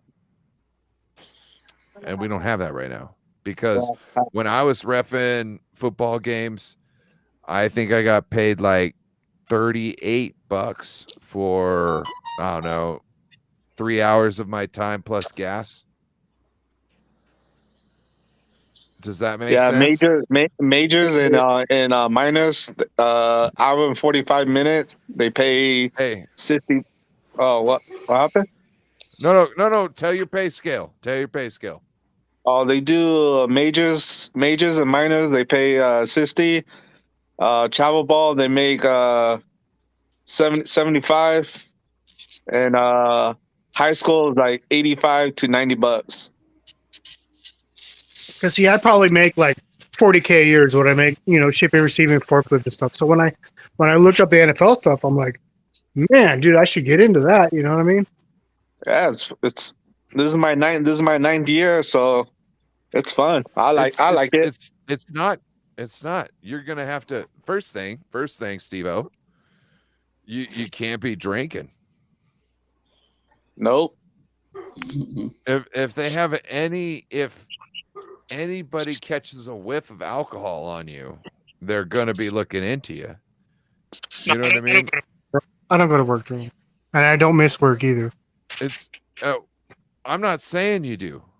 All I'm saying is that you got all the situation. You're gonna have to figure out. You can't go drunk, or you can't go high.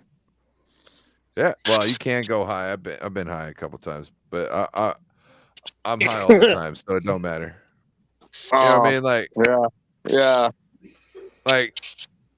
Like, do anything you can do it. Done it high. Been doing it high. Yeah, exactly. Did it high yesterday. Did it high tomorrow. Gonna do it. Yeah. Been high. When you get high, you think better. No, that's not necessarily true. That's not. Depending on the situations. Smoking that green. Your borders can be let down, so you can think outside of the box a little bit more. Oh, but also times it can cloud your judgment. It all depends. Yep. Exactly. I don't tell everybody they should be just doing what I do. I just been doing it so long that I'm it'd be foreign not to do it. You play it off. Mm-hmm. I haven't smoked weed in like 20 years, except for about a year ago, and I still got it because I'm looking for a job, so I'm not going to smoke it. But I do it because if I don't drink, I can't sleep, and then I'll be up 2 or 3 days. So I want to smoke weed because I think it's better, and then I can get to sleep. But I don't. But with the job situation, so I'm not even doing that. Have you thought about using CBD? Because CBD isn't tested. Like CBD isn't tested for in some things because it doesn't have the same psycho effect that marijuana does.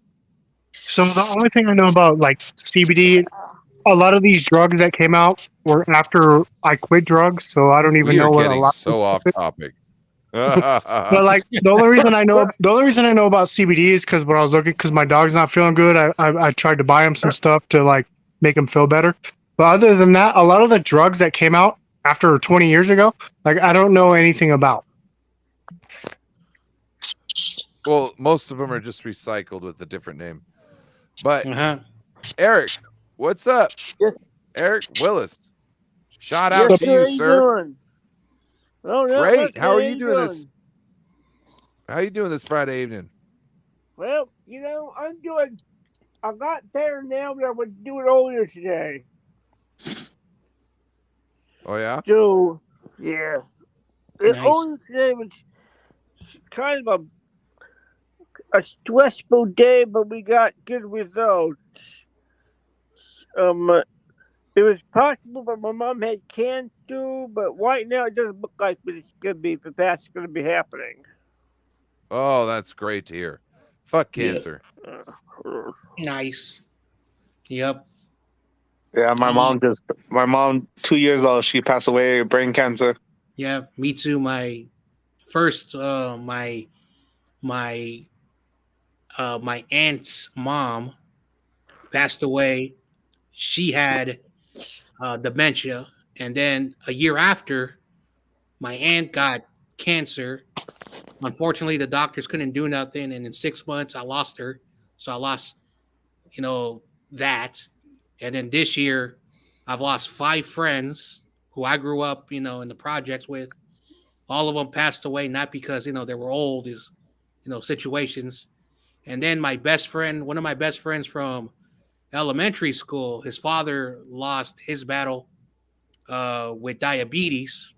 And then my buddy also lost his mom because she went to take, her husband to El Salvador, where she's from, and she lost her life over there. So 2022 was the worst year for me. So I've been there. It's not fun. No. But at the end of the day, I'm glad that I'm here. And, it's just a blessing every day. Because when I was younger, I was not a good person. And I can tell you that. So, Okay. All right. I'm sorry to hear that, John Jay. That's shout out to you. That's just, not fun to hear. Yeah, a couple of my. Go ahead. I think we need to get this kind of back into some 49ers chat. Yeah. So, because we've been off topic, which I don't mind, but it seems like the people viewing have mind. You know what I mean? And so I think we should try and stay on a little bit on topic. Mm-hmm. And I want to go with at least what Steve-O wanted to talk about here, because I said I'd talk about it at the end, but let's spark something up right now. Let's see if it causes anything else. Like, there's other stuff we should be talking about, but let's go to Steve-O's question right now. Grade last year's draft.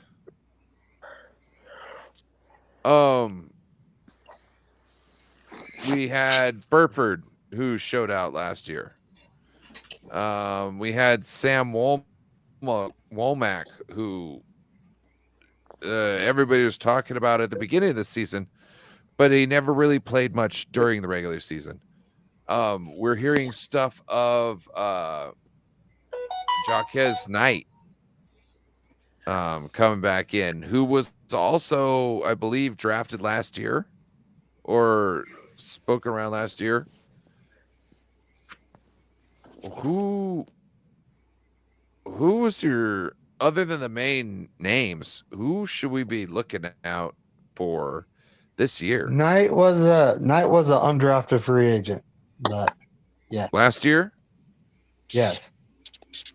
Yeah, I consider that the draft. So He's is it coming from it. You know what I mean? Is it basically just Mason and Buford? I'm gonna say that we can't justify grading our draft class until 2 years after they're drafted because of Kyle Shanahan and how he does not play rookies. Yep. Okay, So let's do 2 years. Hold on.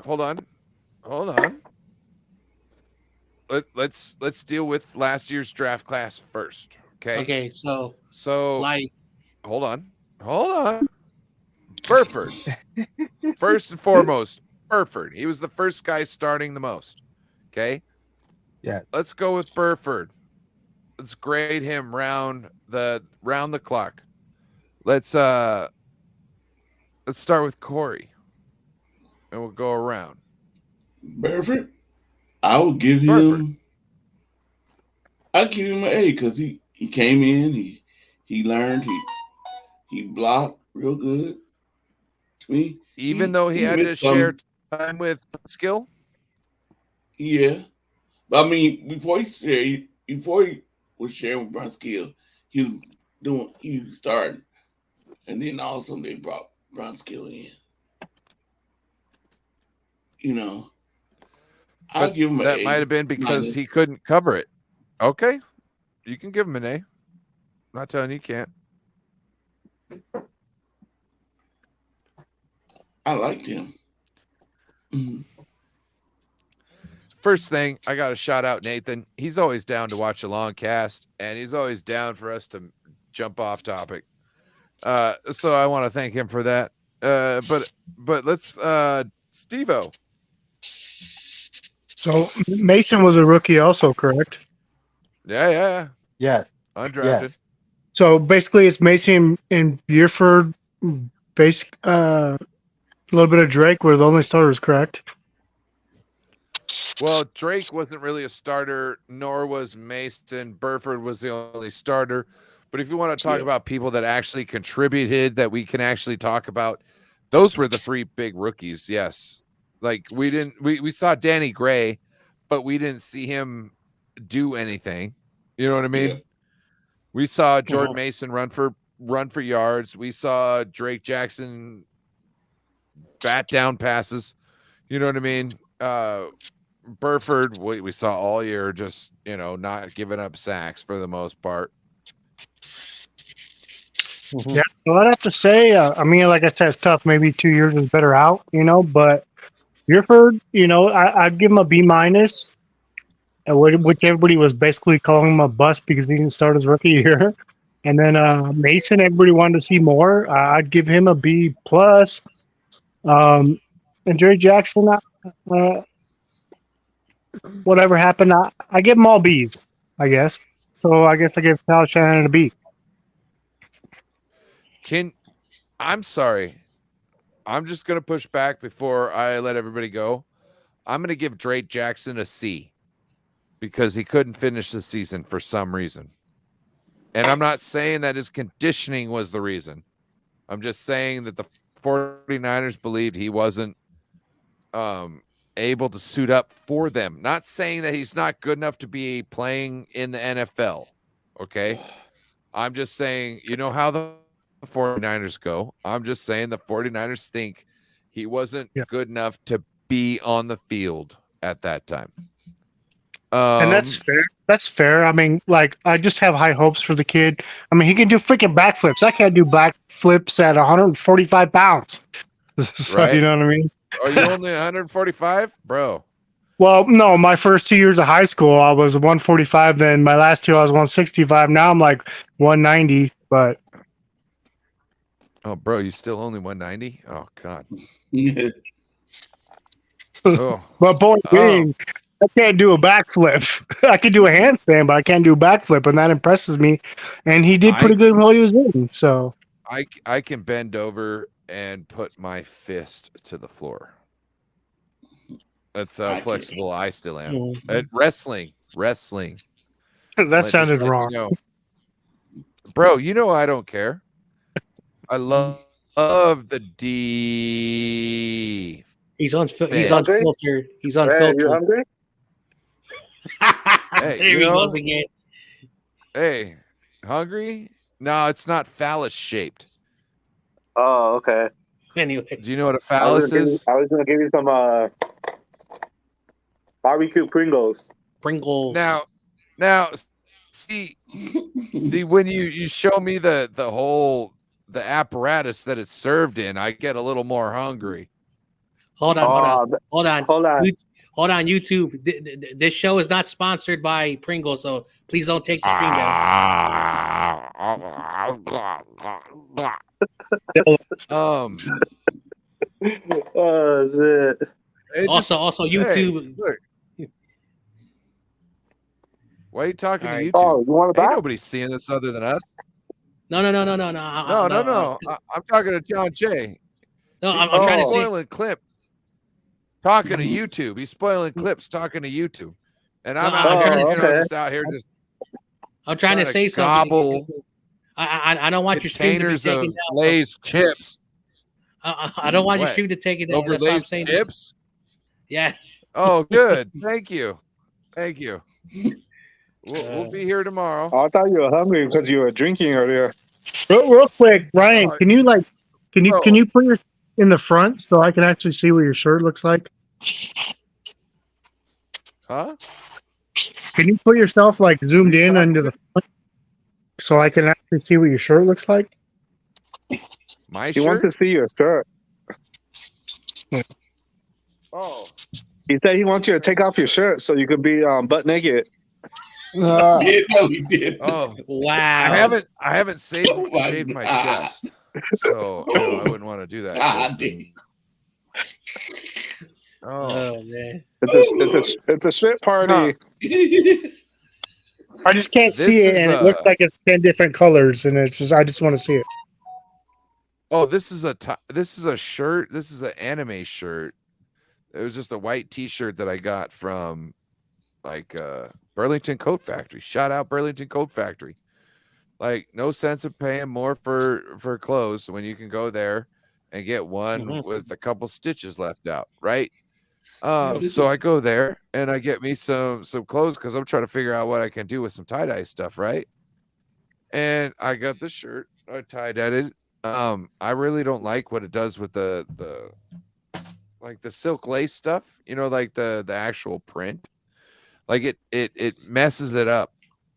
But this for a shirt, like I just learned how to tie-dye a little better, and hey, it looks kind of cool. So it's an anime shirt that's just been tie-dyed. Try to look like I try to make everything look like a universe. Not consciously, but subconsciously. Everything goes into a universe. That's what I found with my art. For the most part, everything goes into a universe. I don't know. Can you put it on screen or no? He wants you to make yourself bigger. I can't see it. He wants you to make yourself bigger. It's just be you on the screen. You don't have to. Oh God. I just want to see if you or Jimmy G was dressed better. That's all. Oh. No, it's not Jimmy G. It's James. Yeah. Why do we keep saying Jimmy? Yeah. Because I'll be real. I probably know two people in my family's name. I know their middle name, and I only know because of McNiner James's middle name, and because of Sherman Boza's middle name. Other than that, I'm like, ask McNiner, he knows about that. So, James Richard Garoppolo. So the reason why David McNider says that because that's his actual real name, James Richard. That's David McNider. You serious? No, I'm not. I'm stupid. I'm goofing around. Like always. Of course, I'm a goofball. I take nothing serious. I know you don't. I was thinking about when I ride my bike today. These guys playing football and they asked me, "You want to throw the ball with me?" I said, "Nah, because I throw the ball like Jimmy G. I can't throw down the field." Too soon. Too soon. I just hope we forget about him. You know what I mean? Like just don't even mention him anymore. Is what I hope. And I know it's not going to happen. We're going to talk about for 5 more years. Yes. Hey Corey, why don't you just be like, nah, I'll catch it. You just gotta throw it back. I catch it. You guys got jokes all day, huh? Corey, out of a lot of people in the community, I'm not trying to snub anyone when I say this, but Corey, you are a gem of the community, and your heart, like your open heart, and how you just bring people in, and you just kind of put your arm around them. I think it's awesome, and I think a lot of people, you're almost like Beto in that respect. You know what I mean? To me, it's like everybody got a place in my chat, and that's you. You know what I mean? More so than even me. You know what I mean? Because I'm an asshole. And I'll concur on that. Like, I apologize. I'm on my laptop and phone, and I'm trying to figure out. I hate when there's silence. You know what I mean? So I don't know if I'm cutting people off or not. So I apologize. I'm trying to get used to that. And I know John Jay and Corey. I've probably only been subscribed to you guys for a couple of weeks versus everybody else. But I do appreciate you guys' content as well. Nice. Thank you. Use the private chat too. If you got questions, bro, use the private chat. You know what I mean? If someone if the guys hosting it thinks that there's a lapse in content about to happen, they can always dig to that. You know what I mean? Like, because as content creators, we're always at times going to be looking for something to drop down on, especially like, as I'm talking to you, Steve-O, on the stage, there's things that you say that make me have to ask you different questions. You know what I mean? Just because of the way you phrase something. And I just want to shout out Bebop. I don't know if Bebop was talking smack. Like I said, I did write Mariah a long letter like a week ago about a situation that she didn't ever reply back. But I have to go review the film. You know what I mean? And if I was wrong, I'll apologize. But if somebody's being weird in chat, like, I do go after people. So I do. I try and respect. I treat everybody's chat differently. You know what I mean? Like Ryan's, I'll treat different versus Beto's, but this and that. But I also have to say that I told you guys earlier, where my situation was in my head. So. Mm-hmm. Well, yeah, some people. I also look, Steve-O. Sorry, John, not to cut you off. I just want, if you're gonna say something, it's better not to say it if you're not gonna be honest and wholehearted about it. Yeah, you know exactly. I mean? That's part of the you can't talk your way out of a situation you spoke yourself into. You know what I mean? Like, you can't, like, there's times where I have acted like an ass towards somebody, but I felt I've been in the right. Like you. What I did was, no, I don't really think I was necessarily an ass. I thought it was at the territory. It sucked because that was one of my first shows. What I'm talking about is like, maybe I didn't listen to somebody and did this and that, and maybe I was so mad about something I couldn't realize how I might have been, not necessarily wrong in the situation, but wrong is how I dealt with it. Yeah. And I had been so worked up at that point in time that I was like middle fingers to everybody. And then later on, because like this happened at work at one time, right? Some lady messed up something that I was trying to take care of, right? She totally effed it up. After I told her, do this specific thing. Don't think about doing your own thing. Just do this specific thing, right? She decided not to, okay? And then comes out, it gets messed up, and I got to go back there, right? I go back to try and like fix it with her. And she, instead of trying to fix it, she tries to explain to me how she wasn't the reason why it was an issue. And many times I tried to dismiss it and try to get back to it. And I think it was like the third or the fourth time I was just like, I'm done. I blew up at her, right? And this is at work, right? And you can't do that at work, right? But me, I'm Ryan. I don't give a fuck. You know what I mean? Like I'm in the moment, in the time, I'm gonna tell you off. I don't give a fuck, right? So I go off. I come back. I'm by my supervisor. She has no idea what had just happened. The supervisor or the person who I just talked to comes around the corner, right? And I go, oh yeah, let me tell you about something that just happened, right? Because she has no idea, and he's coming around to talk about what had just happened. So I decide I'm gonna take point. I'm gonna talk about it first, right? So I blow up. I get things thrown in my face. Well, not necessarily thrown in my face. I get certain things as facts presented to me that make my point weaker, right? And so instead of understanding that I didn't know that I might have had responsibility in this situation because I was never told it was a really bad work situation, I had totally just like decided that it was hers situation, but I guess it wasn't because my knowledge of the situation wasn't like that. You know what I mean? So yes, I told this person to do specifically what I was doing, but when I figure out at the end of it, I'm in charge of doing all these other things because I was never told that I was like in charge of changing all these screens and doing all this other stuff because I was new. You know what I mean? Like it's a clusterfuck. It was a bad work environment, right? Like you don't know what you told you're supposed to talk to this person, and then when shit actually comes down to it, that person's like, well, no, you're actually in charge of it. And it's like, well, why was I even fucking talking to that person in the first place?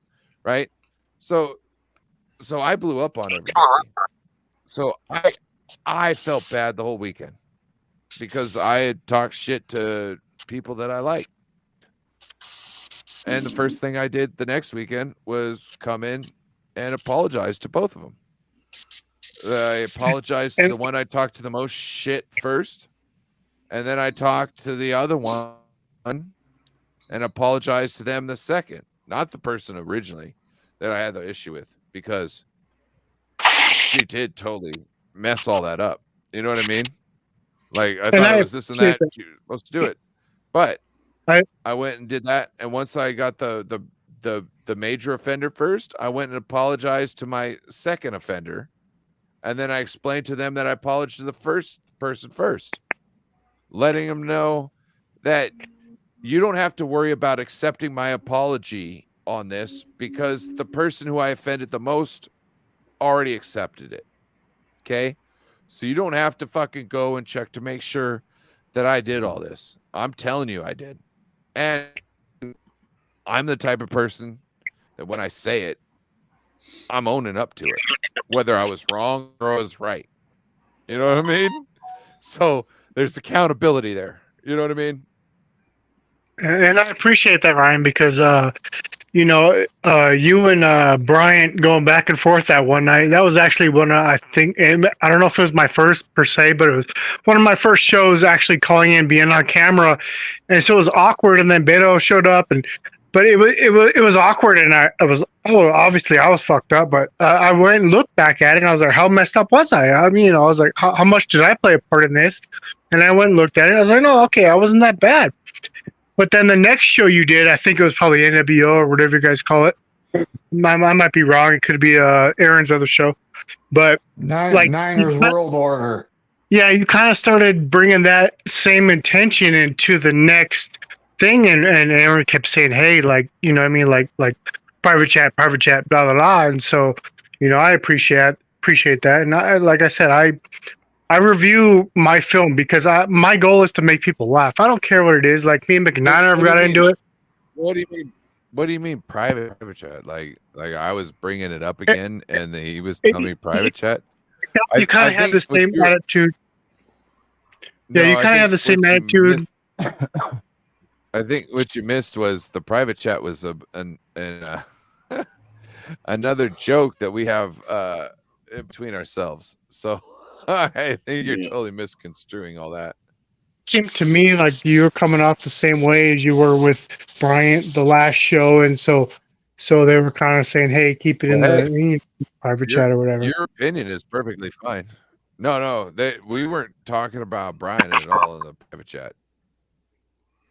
I can tell you that for 100% certain. Like Brian's not any sort of a focal point, like as far as making fun of or clowning on it at any point in our chat. It just seemed like the Skip Bayless, thing where you have to debate something. I mean, you don't have to debate everything. You can agree on some things, and so that's what I kind of noticed. And I appreciate everything. Well, that's different than what you were saying, because like between Bryant, like I texted him that. Well, I hit him up on Facebook or Twitter the next day, and I was like, "Hey man, no matter what, I love you last night." I can't remember. That's not the exact words, but essentially that's what I was going for. He was like, "Yeah, no problem."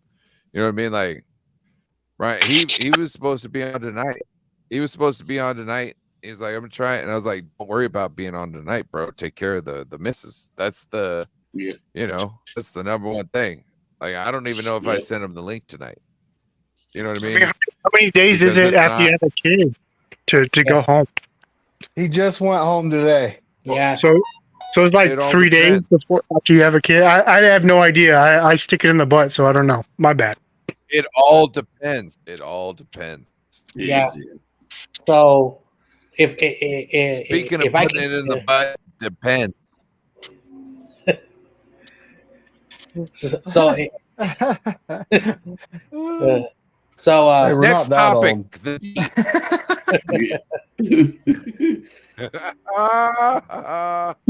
Finished my topic about the drafting. The drafting. Well, we went around, right? Did we get on something else? Who got us on that? Hold on. The drafting. What are we talking about here? In the private chat. Yeah, that happened a long time ago, but Steve-O liked to change the chat up a lot. Yeah, I can see that, Steve-O. I wonder if you do it on purpose. It's a joke. It isn't what it isn't. Oh man, one thing about me, Steve-O, you're gonna learn why why I act the way I act, and it's all respect. I don't know if I don't know where you're from. I know Corey is the closest person to me, but where I'm from, if you're not giving someone like if you're not imitating them, if you're not like making fun of them, they don't like you, because like if you're always serious to a person, that's not a friend. That's just a person that you associate yourself with. So the way I grew up is if no one is messing with you, no one likes you. So because I have respect for you, so the same thing with everybody. Well, why I do the same thing with YTC, everybody else, even Corey. It's an understanding, because that's like it's not bullying, it's not hazing, it's like it's an understanding. So it's like someone will, like, who knows me personally in my life personally,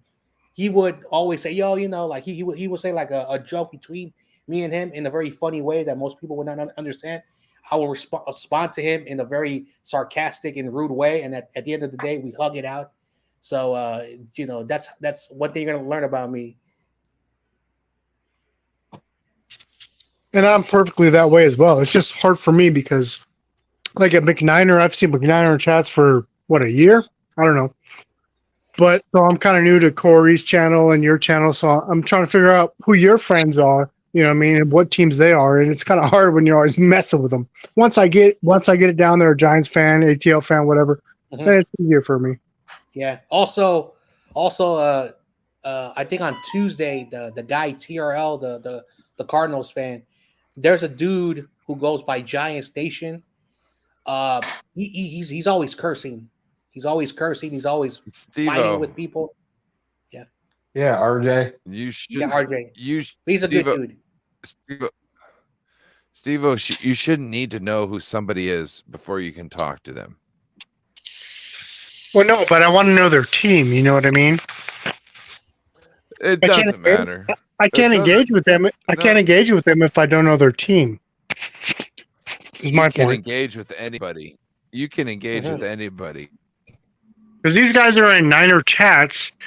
He's got a Giants fan and a Arizona fan, so it's a little. I'm not used to that. You know what I mean? It's a little different.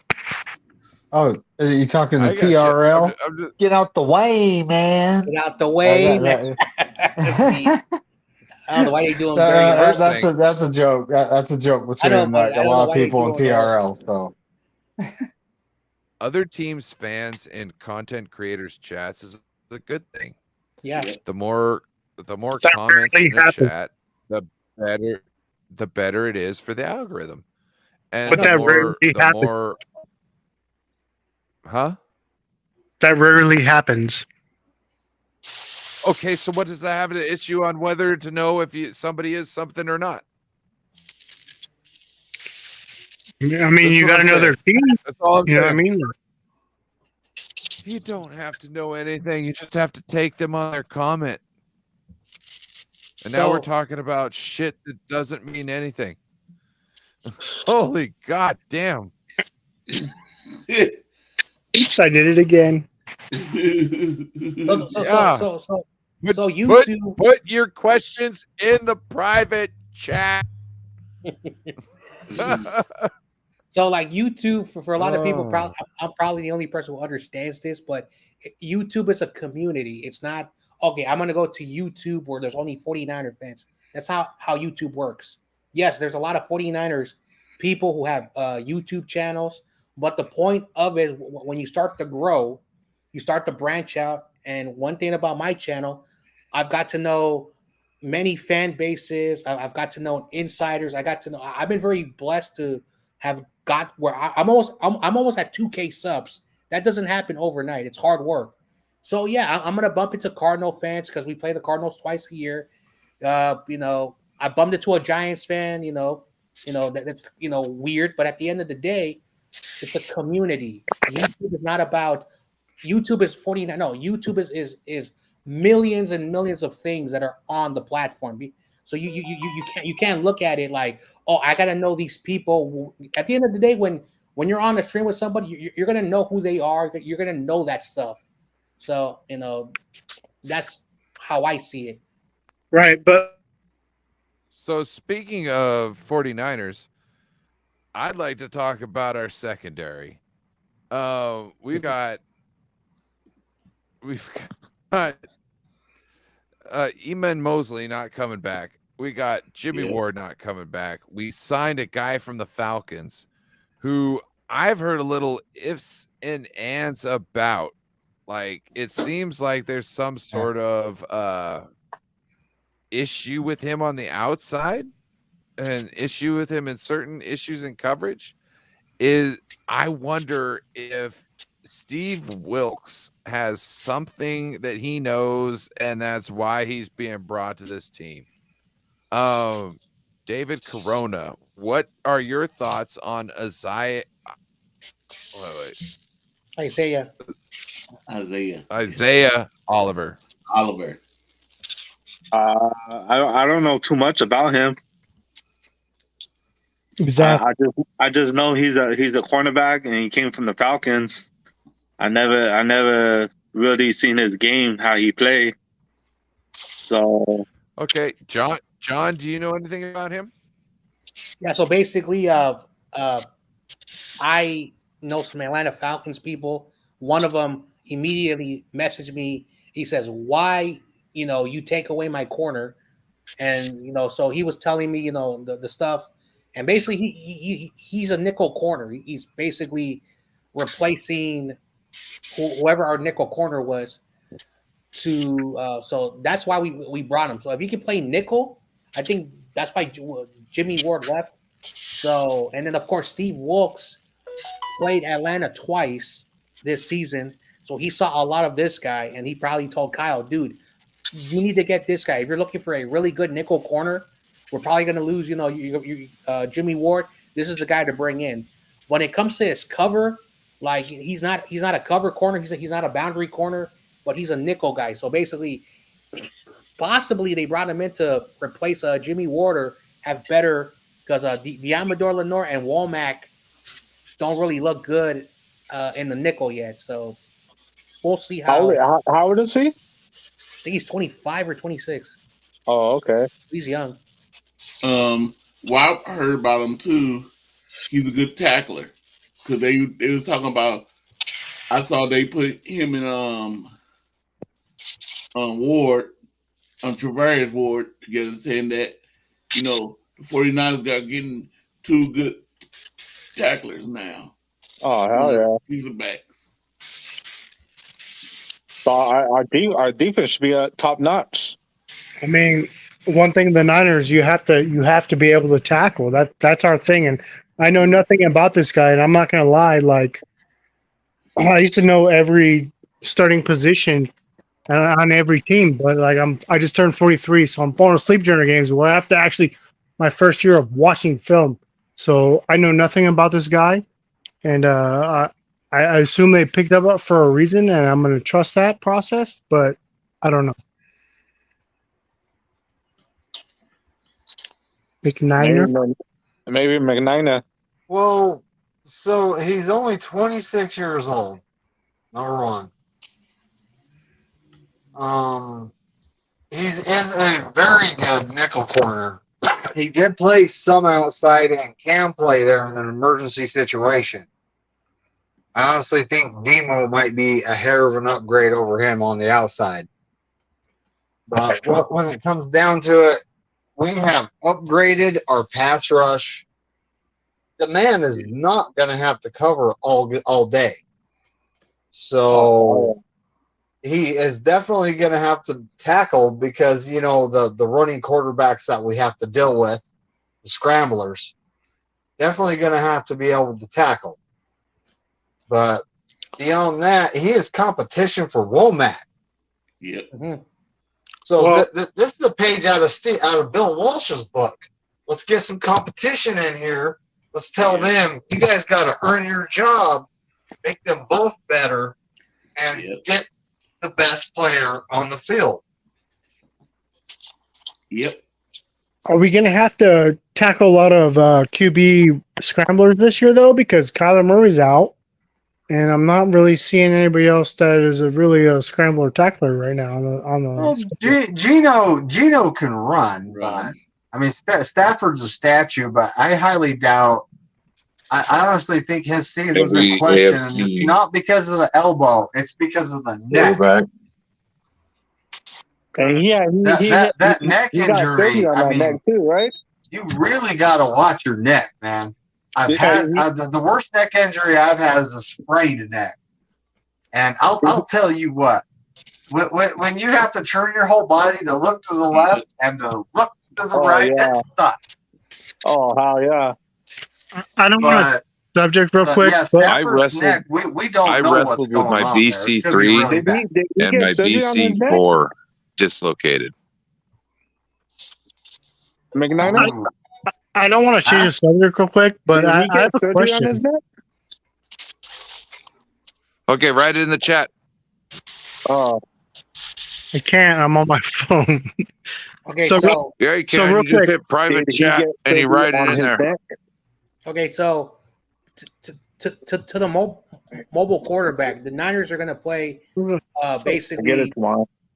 about I want to say about 5 or 6 mobile quarterbacks because Daniel Jones can run, Joe Burrow can run, of course, Did he get surgery on his neck? Trevor Lawrence can run, and we're going to play the Seahawks twice, and of course we got to deal with Jalen Hurts. So we got about 6 quarterbacks who can run on us. So he does have to know how to tackle. I do not know how to spell it. I was just asking, did he get surgery on his neck? Who? No. No? Oh, okay. No. Stafford? Yeah. Oh. No, his spine. It's not necessarily his neck. His spine runs from his ass to his head. You know what I'm saying? Oh. Like, I guess people might associate a lot of things, but Beto had his spine separated lower, like by his pelvis. He's not supposed to walk, but yet he can stand and move around. Yeah. So a spine is something that's crazy. Yeah, I got arthritis on my spine, so I could tell you all about it. Okay, so Matthew Stafford in just 2 years, just the 2 seasons he's been with the Rams, he's broken his thumb. He's had some lingering back issues. He has a bunch of sprained, muscles. He also has a persistent ankle injury that's been going on. More spine issues. Again, he also, I didn't know that you can break your toe, but that's something that he had. He's been having elbow inflammation for over a year. When the season started, he still dealt with the elbow. He's also had like a head injury, and he had a grade 1 concussion. I'm not even done yet, and he's been dealing with spine stuff. So basically, in the last 22 months, Matthew Stafford's body has been so destroyed. So I don't know if he'll be able to play next year. Yep. I was telling Rudy that. I said, Rudy, if y'all don't get y'all off the line, Stafford ain't gonna last the whole season. He ain't gonna be able to last. No. Where's Stafford's videos of him working out? There are none. Yeah, that's what I'm saying. He should stay I'm not saying it's a nail in the coffin, but we don't see any. No, we don't see any evidence to the contrary. Yeah.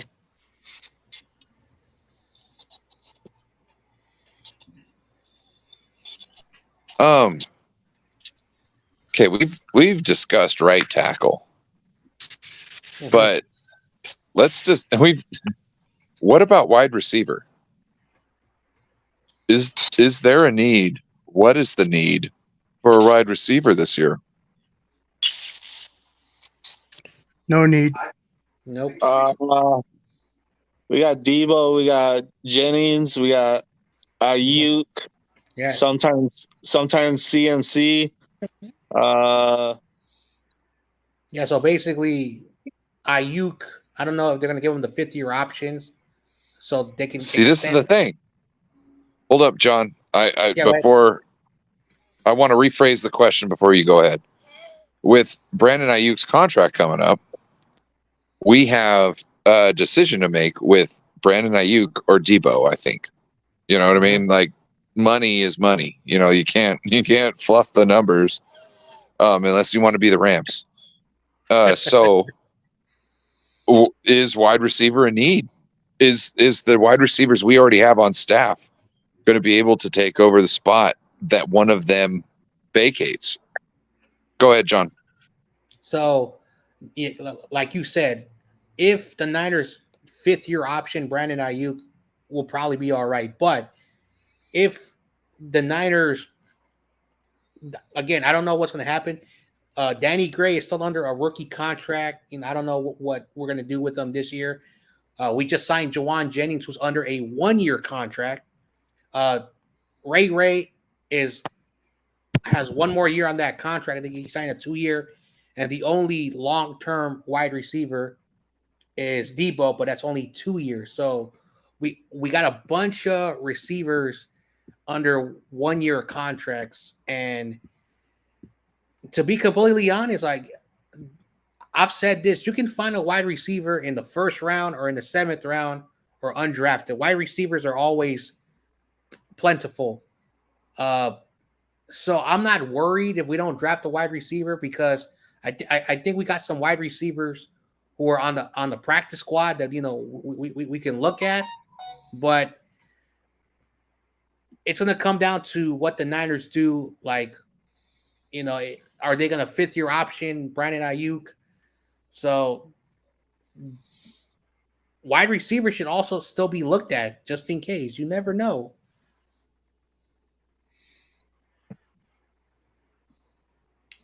Yeah, because I think I'm not too worried about receivers only.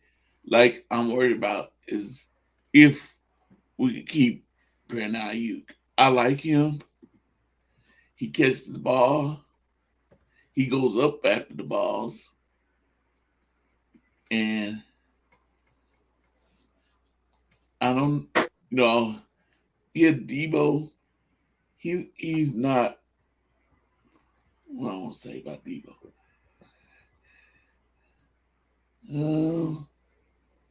He don't do like Brandon Ayuk. He don't fight like he don't fight for the ball as much as Brandon Ayuk does to me. Ayuk seems to run better routes than Debo to me.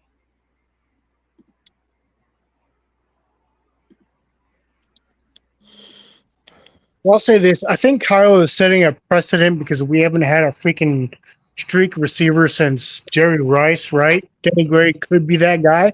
So Kyle Shanahan decided to go for yak receivers, and I think that's going to catch on in the league just like the Rams have done. So I think we're going to look towards that because that's more impressive. I mean, it seems to work out. All right. So I have a take, and it's been, not popular. Debo's a goner. This next offseason, I'm very confident that we're going to be trading him due to the salary cap and everything coming up and all the players that we have signed. And when it comes down to it, we'll be trading him to keep Ayuk. So they're probably more than likely going to option his 5th year. And then between this year, but between the next offseason is when they'll extend Ayuk. But on our current roster, we do have like Ray McLeod and Juwan Jennings are free agents next offseason. And if they do good, then they're also going to be gone. So that's going to be 3 of our current 5 wide receivers gone. Yeah. And then we have, Danny Gray, which because of Kyle's lack of playing rookies, we have no idea what the kid has. But we're going to find out this upcoming season because it's year 2. Yeah. So this next year, I mean, we always seem to carry 6 wide receivers. So I am not going to be surprised if we do take a wide receiver in this upcoming draft. And with the Ty Martin, the guy we have on the practice squad, he's actually, he's not bad.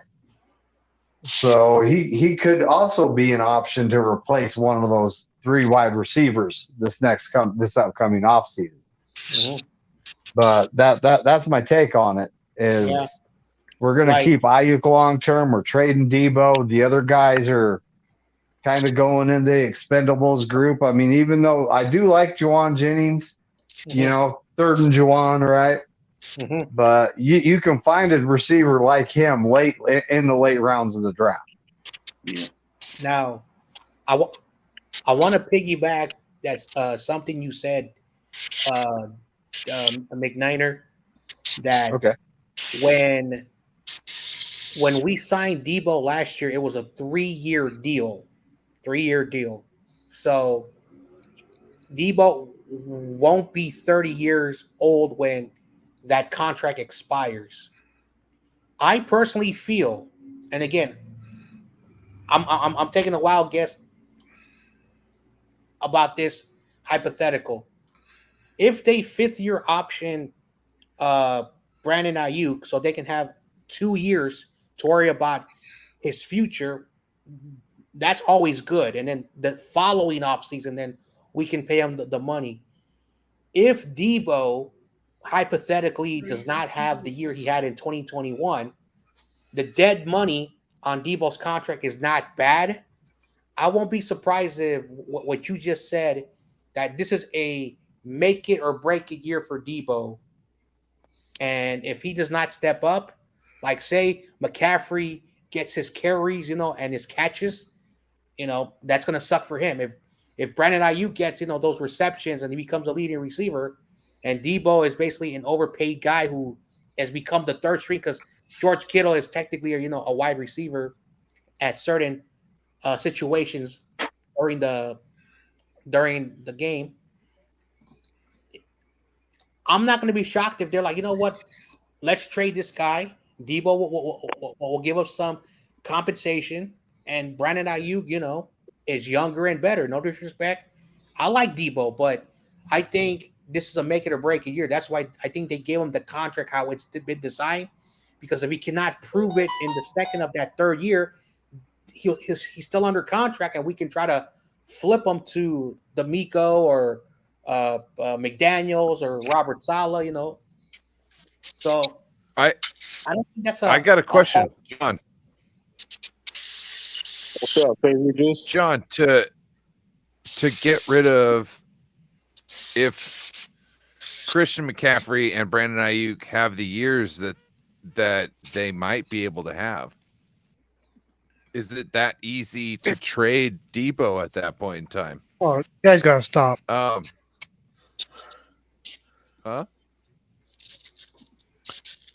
This Debo trade stuff, like I made a comment yesterday. Everybody's quick to change, to turn their tune on Debo, right?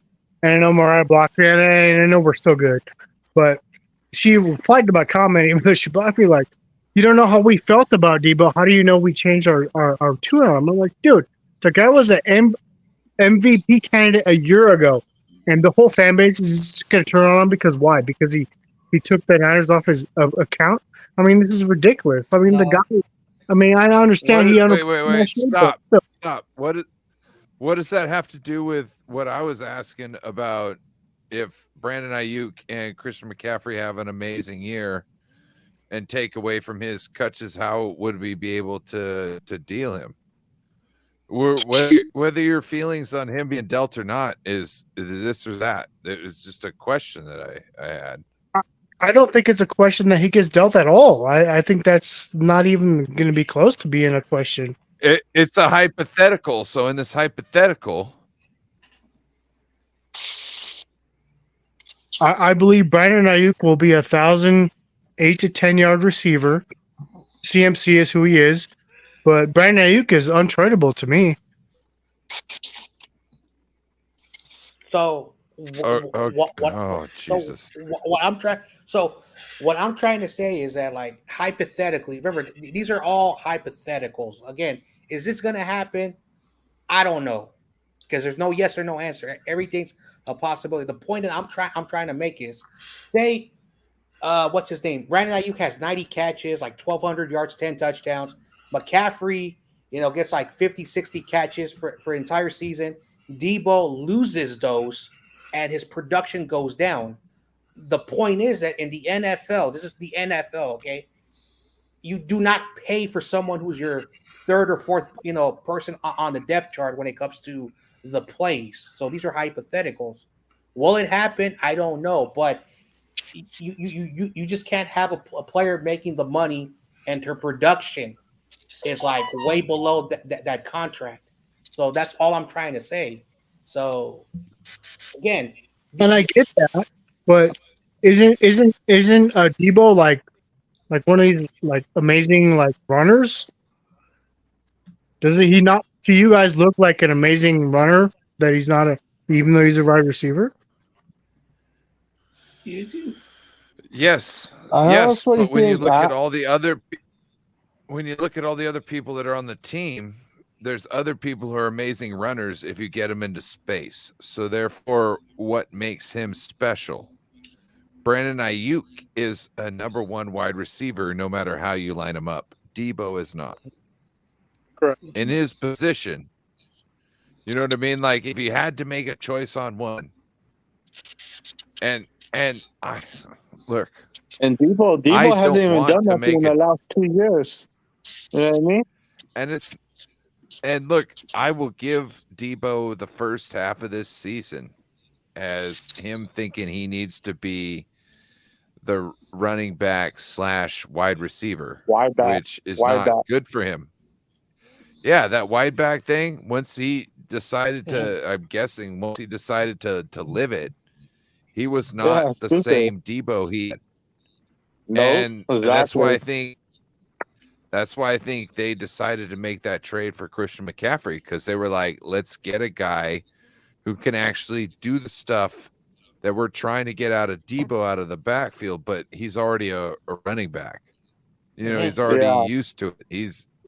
He's set up for it. So to me, even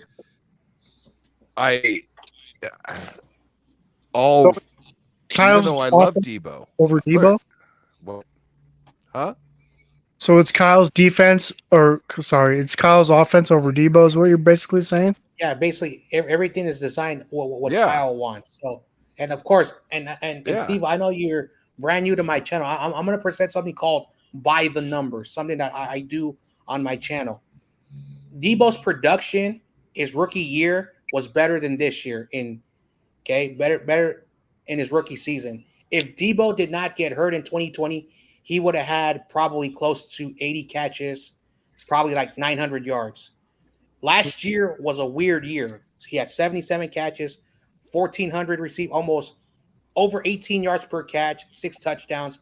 In the run game, he had more offensive touchdowns. So by the numbers, that's the standard that you want Debo to play. This year, of course, he missed some games. He did get hurt. He has some injury issues. That's how Kyle's system, players get hurt. But the numbers tell you that he was down compared to his rookie season. So what I'm saying is that if the production continues to decline, which I don't know, but these are hypotheticals. I'm going by what the data is showing me. And the data showed me that he didn't really excel. And when Christian McCaffrey became that runner and catcher, Debo was less on the field during those games in the final half of the year. That's what I'm trying to say. Sure, but he missed like what 4 or 5 weeks. 4 weeks, I think. But so the method to my madness. You can't keep everybody. Mm-hmm. Yeah. And when it comes down to it, Debo is going to be just getting older. He's not getting younger. Mm-hmm. He did have that fantastic season John Jay just referred to, David? Yes.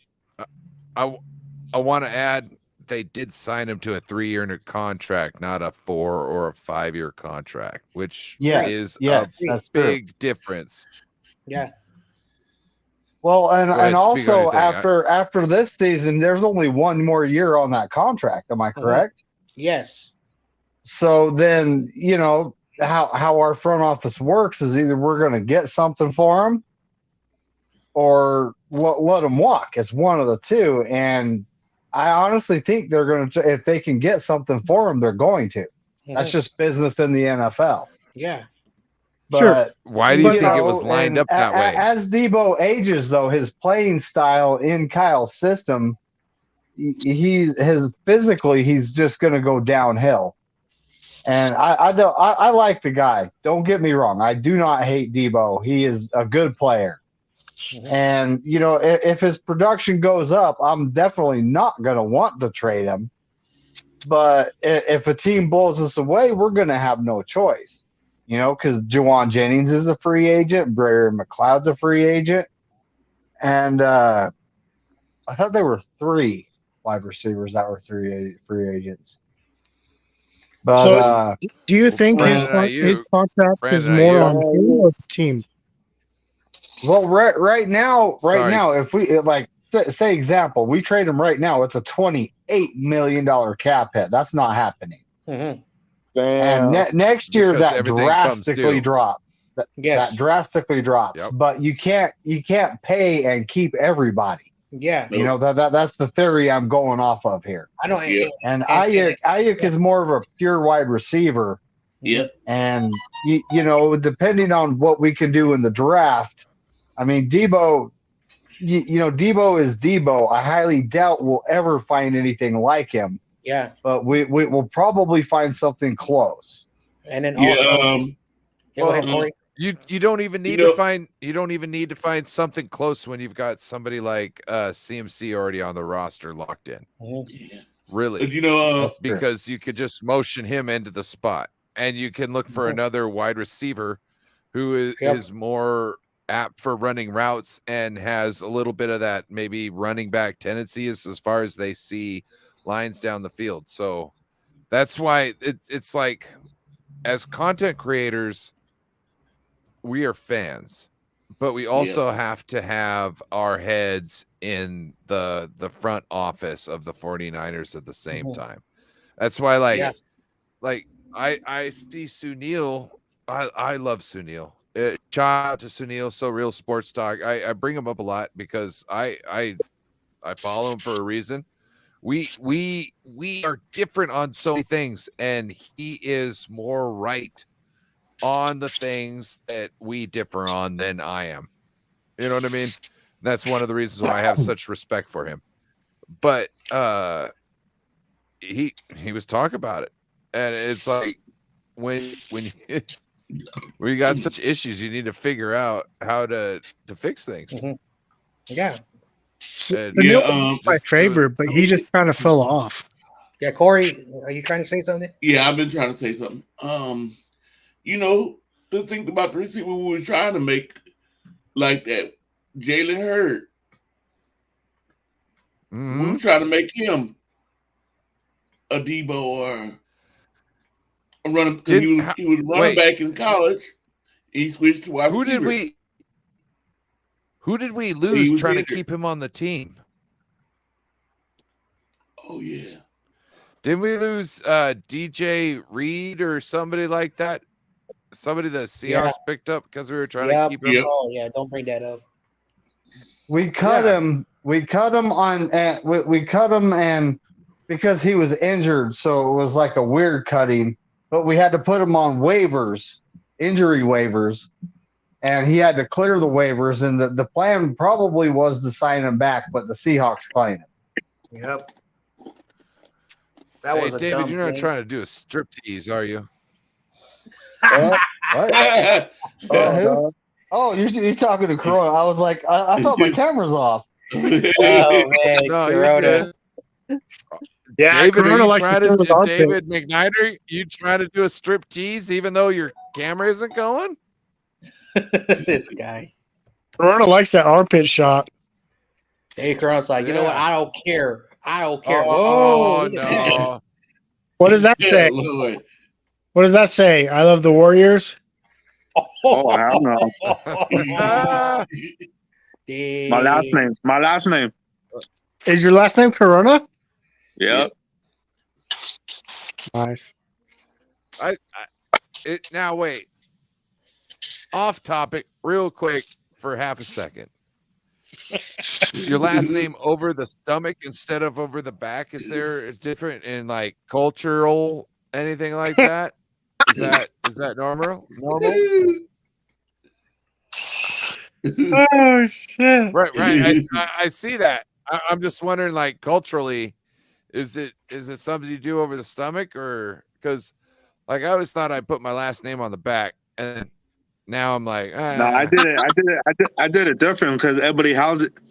They have their last name in the bag, so I want to be different. Okay, So I like it. I got it on my stomach. Wow. I don't have my name on nothing. Anything. Oh, if I Yeah. get anything, This is my newest tattoo. I just got it. See, I was never a guy to put my name on myself because I didn't want to get caught. Oh, that would Not that I'm suck, that huh? guy. I mean, what is that? And see, What How long that would take? I'm gonna give me a tattoo. Two sessions.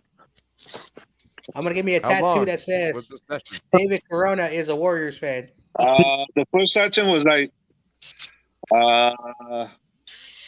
hours. Not that long.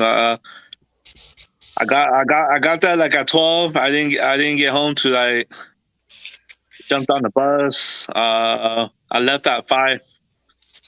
So, did you cry like David Carr or no?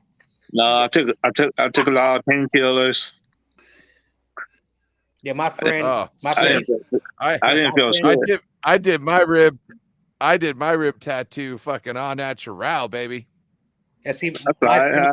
my friend, he's Samoan, and they get those tattoos because like he has tribal connections out in the islands. That's right. So they did it like basically like we're hammering. I'm gonna get my wife's portrait on me in the neck right here on my other side. And you got an arm one too, don't you, Ryan? I got a thigh one that took like 20 hours. What is that shit? It's half my thigh. What does this say? Oh, yeah. You want to know you don't want to know the poem? No, because I know you're a pretty intellectual guy. So yeah, I'm curious to what you put. Oh, it's man shit. Okay, so I think personally, I think every young man needs to learn this. He needs to have this pinned on his wall. He needs to read it every day. This is just one paragraph. I'm probably going to read it all.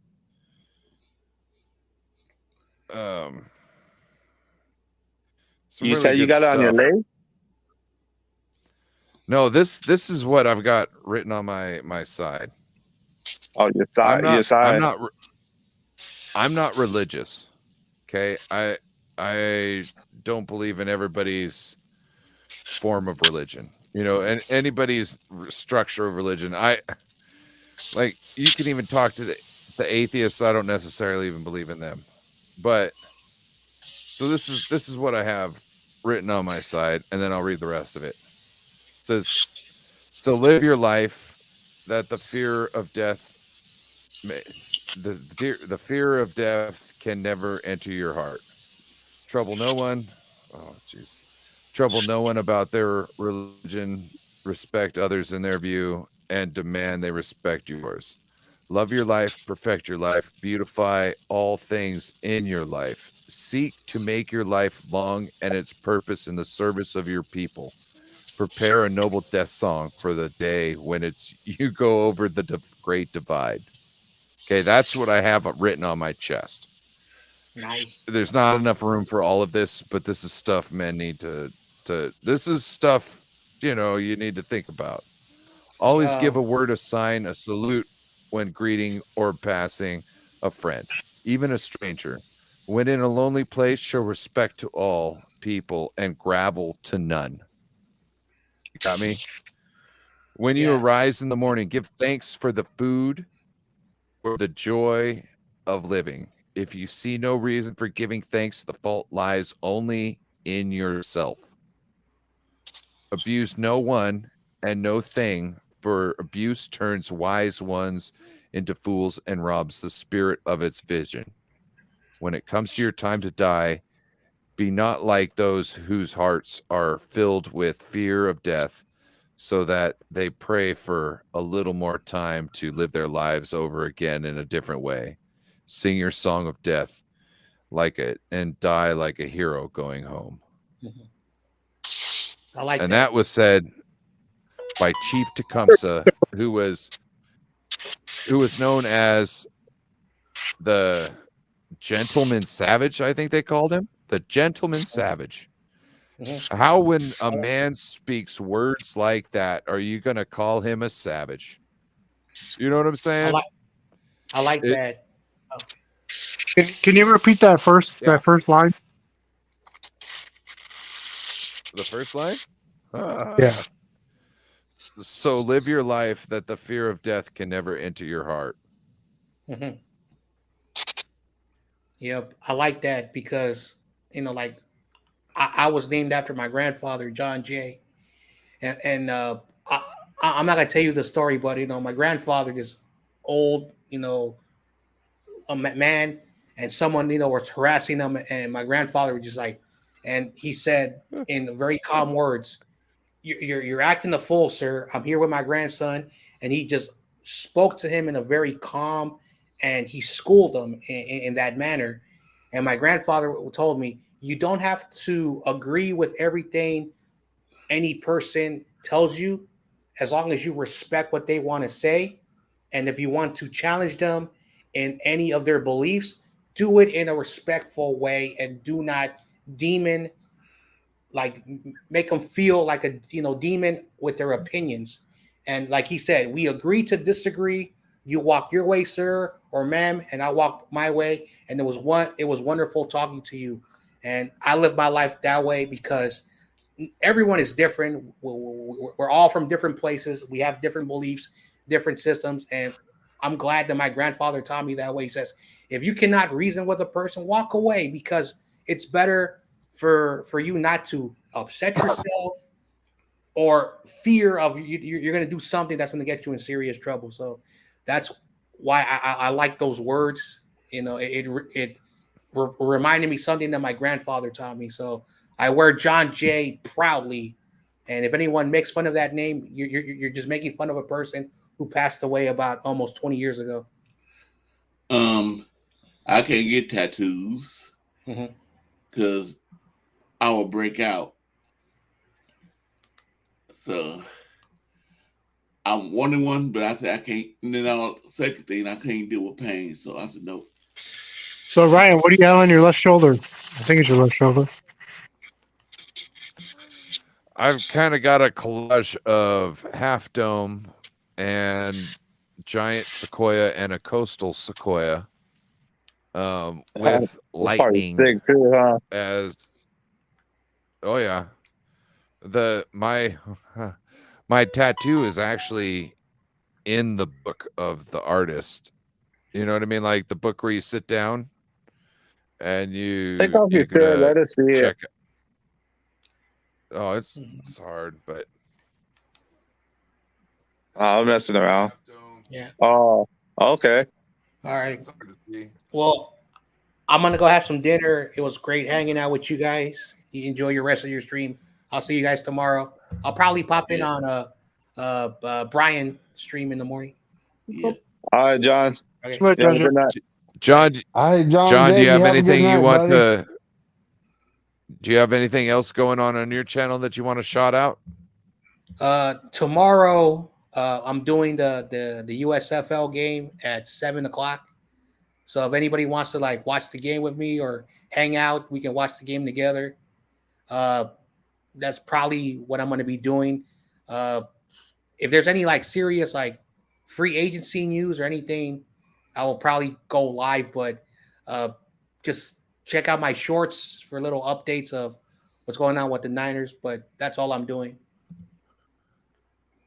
You heard it here first. Check out John Jay and all his new content coming out. You have a wonderful evening, sir. Yeah. All right, John Jay. Corey Davis, Yep. David Corona, McNiner, Steve-O. And of course, thanks for having me on No Borders. You have a good night. All right. No problem. Take it easy. Thank you for coming on. I gotta say, shout out to Crazy Juice. Yeah, Crazy. what's up, Crazy Juice? Every once in a while, I see you in here. I really appreciate you when you pop in. I'm glad that you came in this evening. I ran out of beer already. I'm starting to sober up. This is bullshit. Party foul. At the end of the yeah, right. Somebody's messing up your buzz. Hey, is Crazy Juice a fan of another team? He's a 49er fan. He's a 49er fan, Laker fan too. Basketball. I think it's the Dodgers when it comes to baseball. Yeah, mine too. Oh. So now, wide receiver buzz. Okay, we still didn't really talk about picking up a wide receiver in the draft. Are we picking up a wide receiver in the draft? Nope. I don't think so. How many picks we got? 11? We already have 5 receivers right now. Tell you what. Let's say we're gonna make a move. Let's say we got 9 to 10 picks in the draft. Are we picking a wide receiver? Let's say we're moving up for a right tackle. Okay, we got 8 to 9 picks in the draft. Are we picking a wide receiver? No, I don't think so. Knowing we might have to get rid of Debo, knowing we might have to get rid of a Debo or an Ayuk next season. Danny Gray can't even get on the field as it is, and we think he's going to be a Ayuk type, I think. But Danny Gray is here to take the top off of things. He wasn't here to run the tree like Brandon Ayuk can. That's why I don't count him as somebody who can take his role. That's why I'm asking if we need to draft somebody, because that's the only person I think we can keep on the team without needing him to be something other than just speed.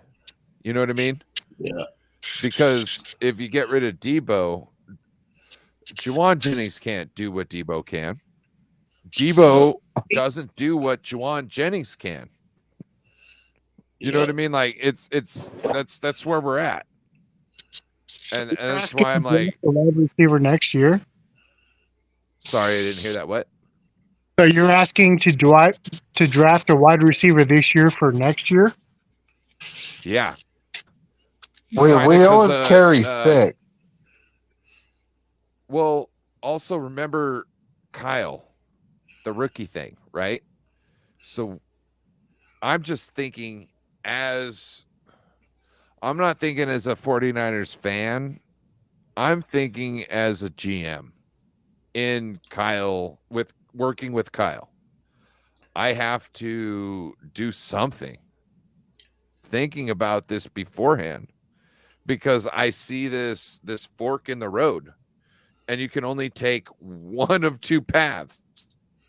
You can't sign Bosa, keep Debo, and get Ayuk, and Javon Hargrave.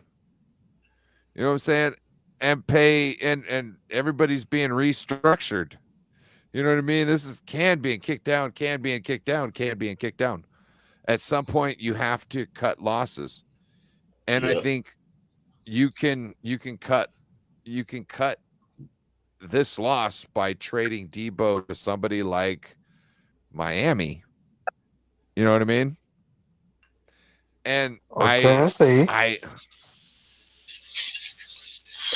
I feel more so Miami, more so than Tennessee and Houston. More so Miami, because it's Mike McDaniel. You know what I mean? Like, yeah.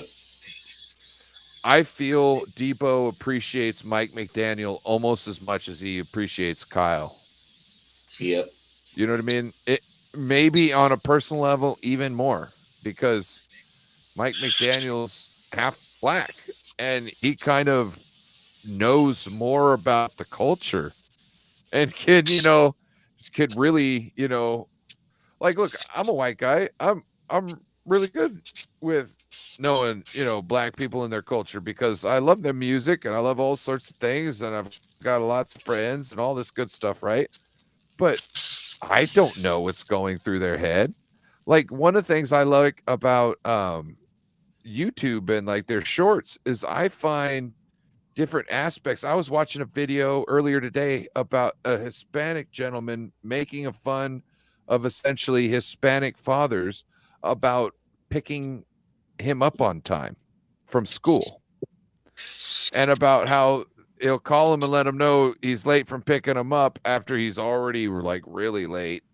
And the father will go and do a lot of things and still be late, and then come and be like, hey, hurry up. Let's get in this car. Like, I got stuff to do. Like, hurry up. You know what I mean? Like the kid wasn't waiting all day. So those are the things that I appreciate, because I can't see that stuff without growing up through it. And those are the things like somebody like a Mike McDaniel might have over, other potential people. Not necessarily Rand Carthen. Obviously, both those gentlemen are black.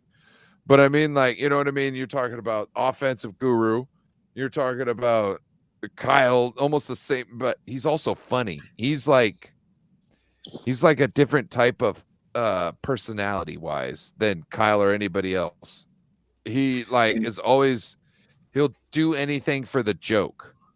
And, like, for a lot of people that are more reserved, especially like in public atmospheres, like some black people are, you know what I mean? That is hilarious. That is like over the top hilarious, because you're not supposed to act like that. Like Mike McDaniel act like he can in front of everybody, but Debo wouldn't be able to do that without his mom slapping him. You know what I'm saying? Or something like that. You know what I mean? Like, it's that type of stuff. You know what I mean? That he's able to do. It's the personality. And I see Mike McDaniel being one of those landing spots, not only because of the personality, but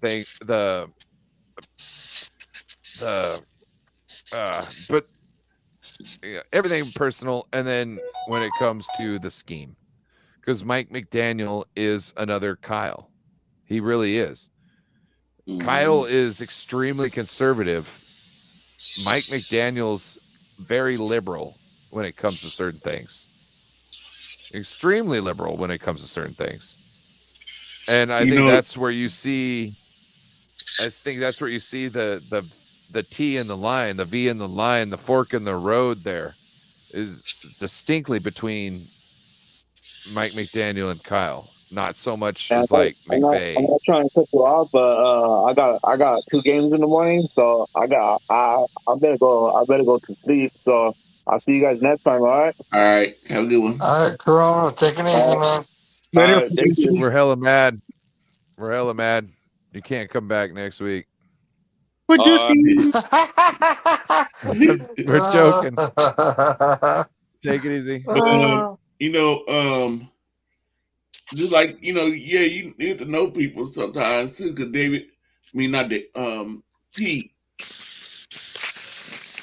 Peter what? Peter Lucas? Yeah, the one that does, I'm like listening to him talk and to the music he like, and I'm like, wow, I never pictured him like it, Wu-Can and all that stuff. I'm like,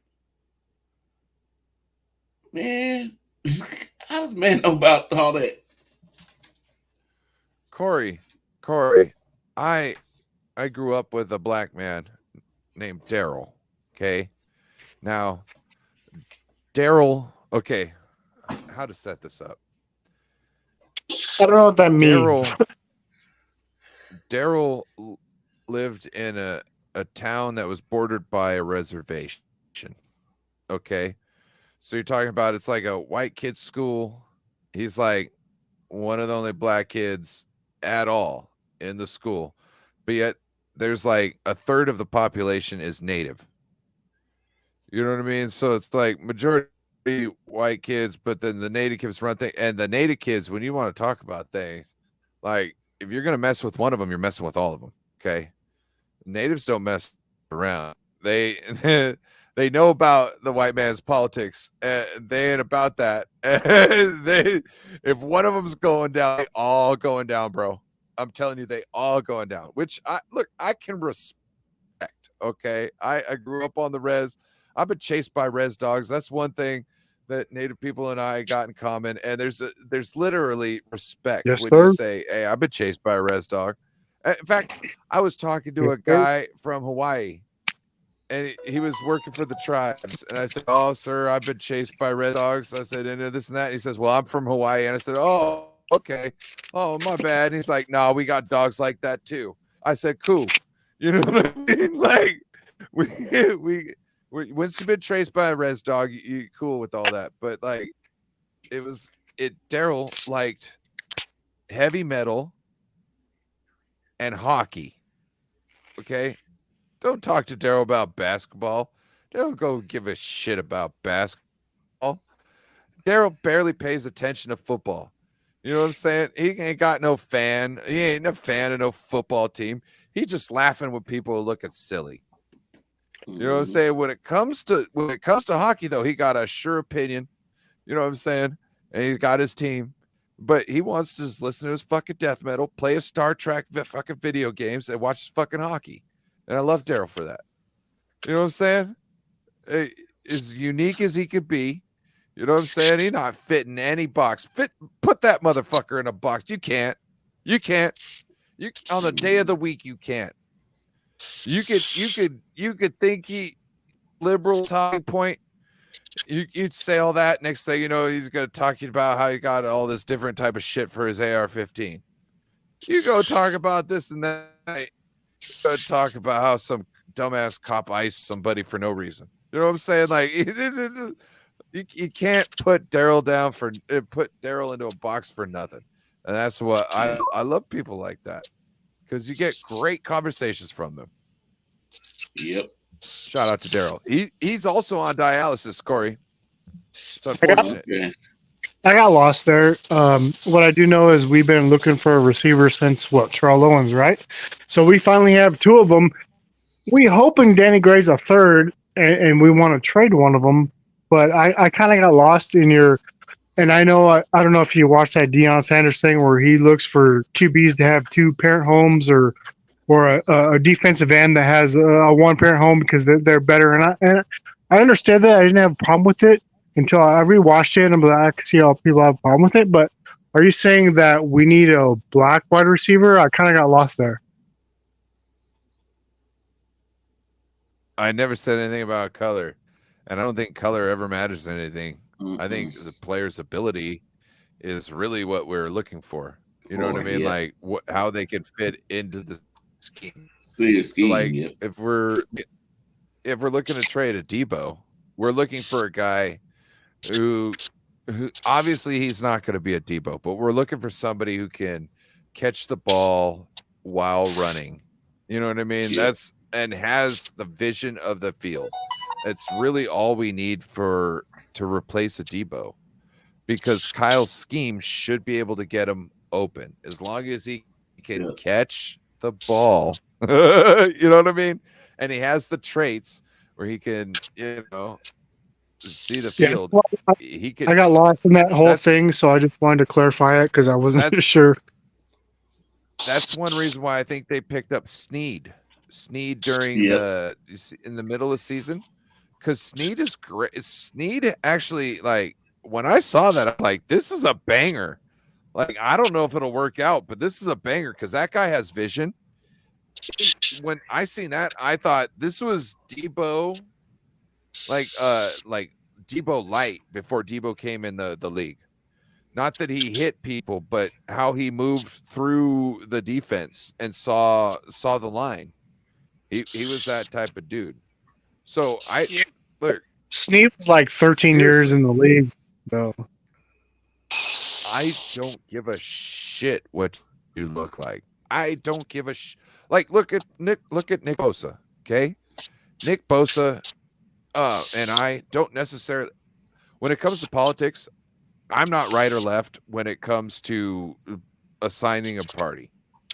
I think both of them never voted bad. Okay. Well, I don't necessarily find that good either. I'm just saying I don't lock myself down to a party because both of them aren't working for my interest when both of them can be bought by the same person. But when Bosa comes out and everybody's like, oh, he's Republican, he's this or that, he's look at all these things. I don't care. I'm not drafting him to be my fucking center. I need him to get after the fucking quarterback. And personally, he's so young. He's probably just talking about what his dad says. Does he really have any like solidified points in anything yet where he's weighed these major topics that he's actually invested time in? No, he hasn't. None of us did. None of us knew what the fuck we were talking about then. The only people that do are the people who are trying to come out of high school being pundits and shit. So what's to it? Like, I don't give a shit about that. Look at the locker room. He's the only white dude on the fucking defense. Every person on the defense love him. It doesn't matter the color. Everybody on the defense loves him. Why? Because personally, his interactions with him speak volumes over his Twitter feed. Do you guys, does it bother you? Like, just say it real quick. When I say I've never voted, it's because when I was growing up, I didn't care because I didn't think it affected my life. But now that I'm older, I looked at it and I was like, okay, I might vote this year. And then I watched the debate between Biden and Trump, and I was like, I can't figure out anything because they're fighting over each other, and they need to have a mute button. And so after that, that's why I've never voted. I always tell people I'm a felon to get out of it. But, later on my years, we'll see what happens. But do you think Boza's personality rubs people the wrong way? What, his personality with the team rubs people the wrong way? Because he really doesn't have a personality. When you really lump it down to it, he doesn't have a personality that you can critique him for. Like, if anything, like anything that comes out of his mouth, like you find it either totally toned down or like cute and funny in a way. You know what I mean? Like when somebody says something so riled up and then he's like, yeah, what he said. You know what I mean? Like, you're like, what the fuck is this guy? You know what I mean? Like, you're like, where is he coming from? Like, but does that hurt him? No, I don't think so. I think people are just too harsh about signing off onto something. That's why I don't assign to either party. And I would really love to get off the topic of politics because that's not something we do here. I just reflecting. And the reason being it is I just don't want to outcast anybody because of that, because I would rather outcast somebody over their team than their politics in this space. Because if I want, you know what I mean? So let's move on. Logan Truce asked where I was from. I'm from the west part of Washington. And then Randy says, I prefer twin Glock 40s, which is a great line, and they might work for you, but Randy, I got big hands. I wanted to look for something like conceal carry type, and I was looking for a nice, like, what do you call them? The S&P shields, right? And, man, I looked at 40s. I looked at the 40s, and they didn't fit right in my hand. A 45 is the only thing that truly fits right in my hand. I got to find something that's like maybe like a 1.5 stack in like a 9mm or a 40 or something to kind of fill it out, or else it's just too loose in the hand. And that's another way. Look, how did you become a Niner fan living in Washington? Because I was raised in the Bay. Okay. Oh, I went to school in Concord. So we're talking about guns. I have a Sig Sauer P320 with a red dot. We're not talking about guns, but yes. But my hands aren't very big. Go ahead, David. My hands aren't very big, but this is very concealable. But what I carry around is I don't carry an expensive gun. I carry a reliable gun, because if you get in an incident, you're going to have to turn it into law enforcement because they have to investigate. So did Rudy give you his account back? Did who? Did Rudy give you your account back? My account back. You were talking about like your stuff got compromised or whatever a few weeks ago. Oh, it happened like a month and a half ago, and I've actually got like my my Facebook. Oh yeah. I don't know if it was Rudy or not. It was someone in Brazil on a Samsung Galaxy X7. I can tell you that right now. But no, because like a couple days ago. No. Do you know about VPNs? Yeah, just watch out about the Brazil shit. Came from America. It was yeah, on a VPN. I have a VPN. I have like so much security right now. It's not funny. Shit. People in Brazil don't give a shit. Wait, what's the arms company that puts out arms from Brazil? It's not. Is it High Point? What's the one? I think it is. I think it is High Point. I had a little 380 back in the day that was a whole lot of fun to shoot. But yeah, I got like what I carry. There's a Filipino company that puts out great 1911s. Also, I want to shout out. I actually carry a Ruger Security 9. Okay.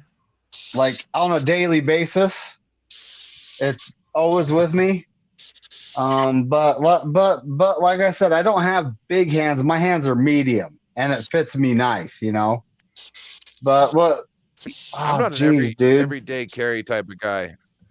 I don't know. It's just like because a few days ago, like everything was good, and then like I don't know, like maybe a week ago, like my phone settings were all messed up. My TV settings are all messed up. Like everything is all different, and I was like, does this have something to do with what McDiner is dealing with right now? Like I was like, I don't know, this is kind of weird because like my stuff has been the same for months.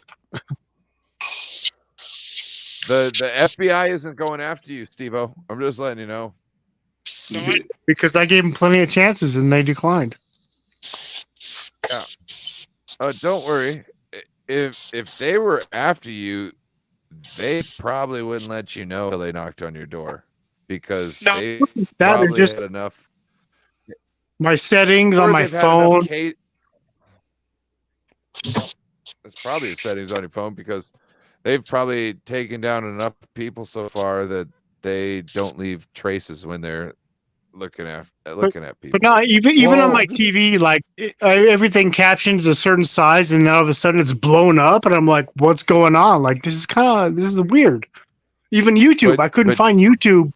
I couldn't find YouTube. Make sure you go into safe mode, and reset and restart everything. No.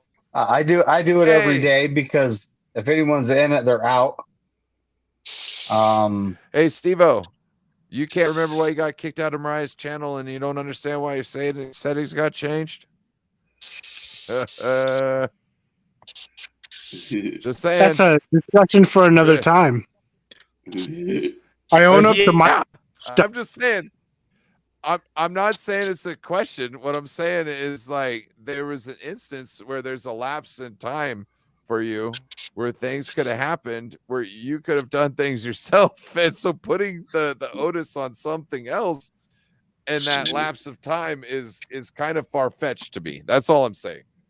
That's a fair point, but when it happens on my laptop, my phone, and my TV at the same time, that's suspect. If it was one because when you do things like YouTube and especially when it's something that's Google thing, it shares across all devices. Yeah, I don't usually hook up my phone to my TV, and that was the weird thing to me is my TV is acting hecka weird. Okay. But, I'm not worried about it. I just thought it was weird. So, now, we talked about wide receiver. The one thing we aren't really ever going to talk about unless they pick somebody in the third round is running back. Okay. Yeah. Do we Now, now that I just thought this came into my head. At some point, do we try to deal Elijah Mitchell mid-season after bringing in maybe some undrafted running backs? Look, this is not my personal opinion.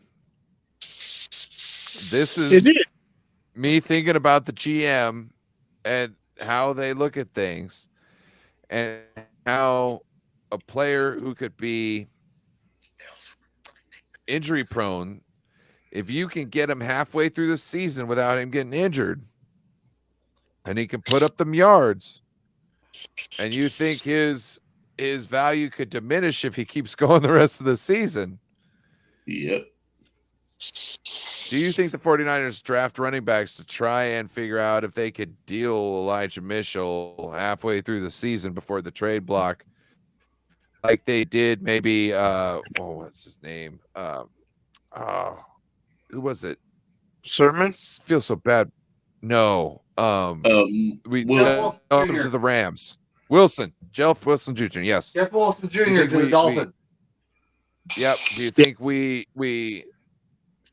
pack a couple guys on? And do you think Ty Davis Price might be the Trey Sermon of this season if we get a banger undrafted? Well, Corey, I'll go with you first. I honestly think Jordan Mason, he is that banger. Yep. Yeah. You know, but he I think rattled off more... that 55-yard run against the Seahawks to seal the game. Right. You know, but when you he think we did need more than him and McCaffrey. That's what I'm saying. We need at least three sturdy. We need 3 deep backs. You know what I mean? At least. And that's why I think, like, if we can get another guy, I think Mitchell might be on the trading block mid-season. Yeah, that's what I think too, because his injuries. You know, I mean, I would, if I was a GM, I would be looking for another running back. Just because how let Corey finish his. Let Corey finish his point real quick, please. Because Elijah, Elijah's, he don't make it through the whole season. He's always hurt in mid-season, or when we in the playoffs, he's always getting hurt. So I want to be looking for another running back.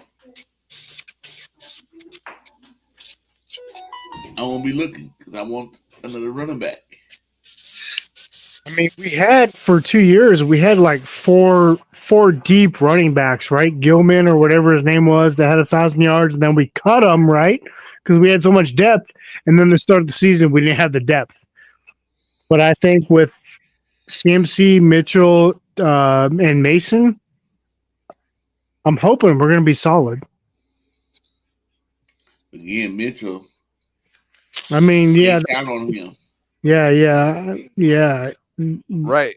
But we're hoping we're going to be solid. But if we're able to bring in an undrafted free agent running back, like, Bobby Turner is great for sniffing out. You know what I mean? I feel that we might, because I love Elijah Mitchell. And because we used to have Coleman for 2 years. Right. So I love Elijah Mitchell, right? He's done a lot for the team. Yeah. But at the same time, if you can't be healthy, then to me, it's hard to keep a spot on the roster no matter how talented you are. I'd rather take somebody who is 70% as talented, but can be there 80% more of the plays. You know what I mean? Like, it's, it's math when it comes to that. So, and when it comes to Mitchell, sorry, buddy. No, go ahead, David. Speak on it. When it comes to Mitchell, it's the same knee. It's typically the MCL. He did have that groin, but it's typically the MCL. It's the same knee. So, I mean, is this something they could get looked at and fixed permanently? I'm when it comes to that, I'm definitely not a medical expert. I know what I know from the vast injuries I've been through. So there Yeah. can be something said for surgeries, because if you do surgeries wrong in a certain way, you can cause more chance for scar tissue, and more scar tissue can make you have to go in and clean things up and cause more issues throughout, like seasons and whatnot, because you're always going to have scar tissue, and you're always going to have scar tissue building up. You know what I mean? So to be able to do what he needs to, if they've done something where scar tissue is going to continue build. I knew a guy who got his chest cut open, and I can't remember how many surgeries down the road. He was in his 30s. Nobody wanted to open him back up to fix it. Okay, that's how bad it was, and he ended up dying of cancer. It was some bad stuff, because one doctor got onto him, tried to fix him like 3-4 times, couldn't, was a bad doctor, and then every other doctor after that didn't want to touch him. You know what I mean? There's things like that can go on, and you're talking about, and like I saw him he opened up his chest and there was like a hole there with stuff sticking out. You know what I'm saying? Like it was like almost like somebody revealing the end of their colostomy bag. You know what I mean? We're playing poker.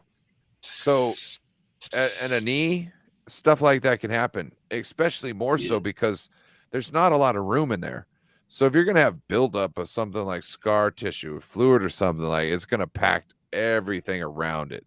It's going to put pressure on the ligaments, which is pressure, pain, all that, and inflammation and all that. It leads to everything.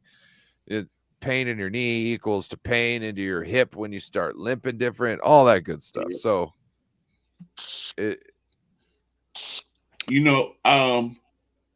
wouldn't, if I was a GM,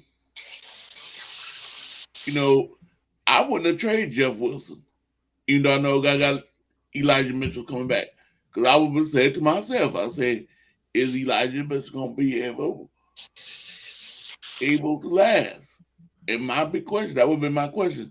So I was like, nah, I told Jeff Wilson, I know you want to be traded. I know you want to go out, but how long I was asking this question. How long do you think Elijah Mitchell going to last? Dude, that's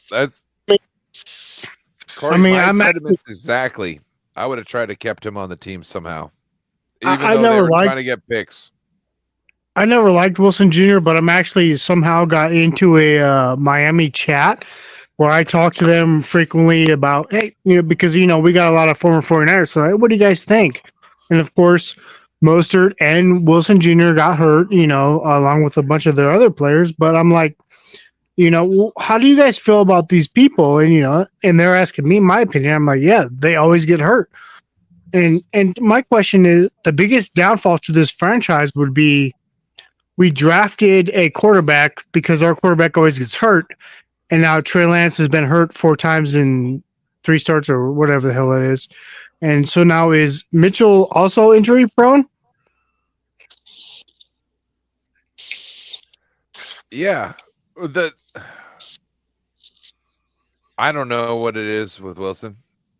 It doesn't seem like this was a thing throughout college for the most part, other than something big, which I'm not going to like. If you don't have 2 of the same surgery, you know what I mean? For the most part, I'm not going to trip on you. But if you have like 2 ACL surgeries in college, or look at Nick Bosa, you know what I mean? Like, he had 1 in high school, 1 in college. Like, that's something to think about. And they weighed that one. And right now, it's still 50-50 on whether it's paying out. You know what I mean? Like, as far as the numbers and the stats, I think the 49ers getting him where they did in the second round has paid off. The contract they're about to give him, we don't know. You know what I'm saying? The contract we're about to give him, We don't know if it'll pay off. But at the same time, I think the guaranteed money that he gets, he's already earned. Yeah. You know what I mean? Are So you the talking guaranteed, yeah. And I'm talking Bosa and his injuries.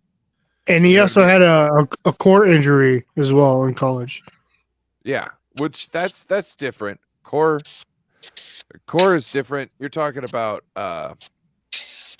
core injuries when you're on the line like that is not it's not a common thing, but it's also something you can see from somebody like Nick Bosa, who is a physical freak, who is trying to just manhandle somebody.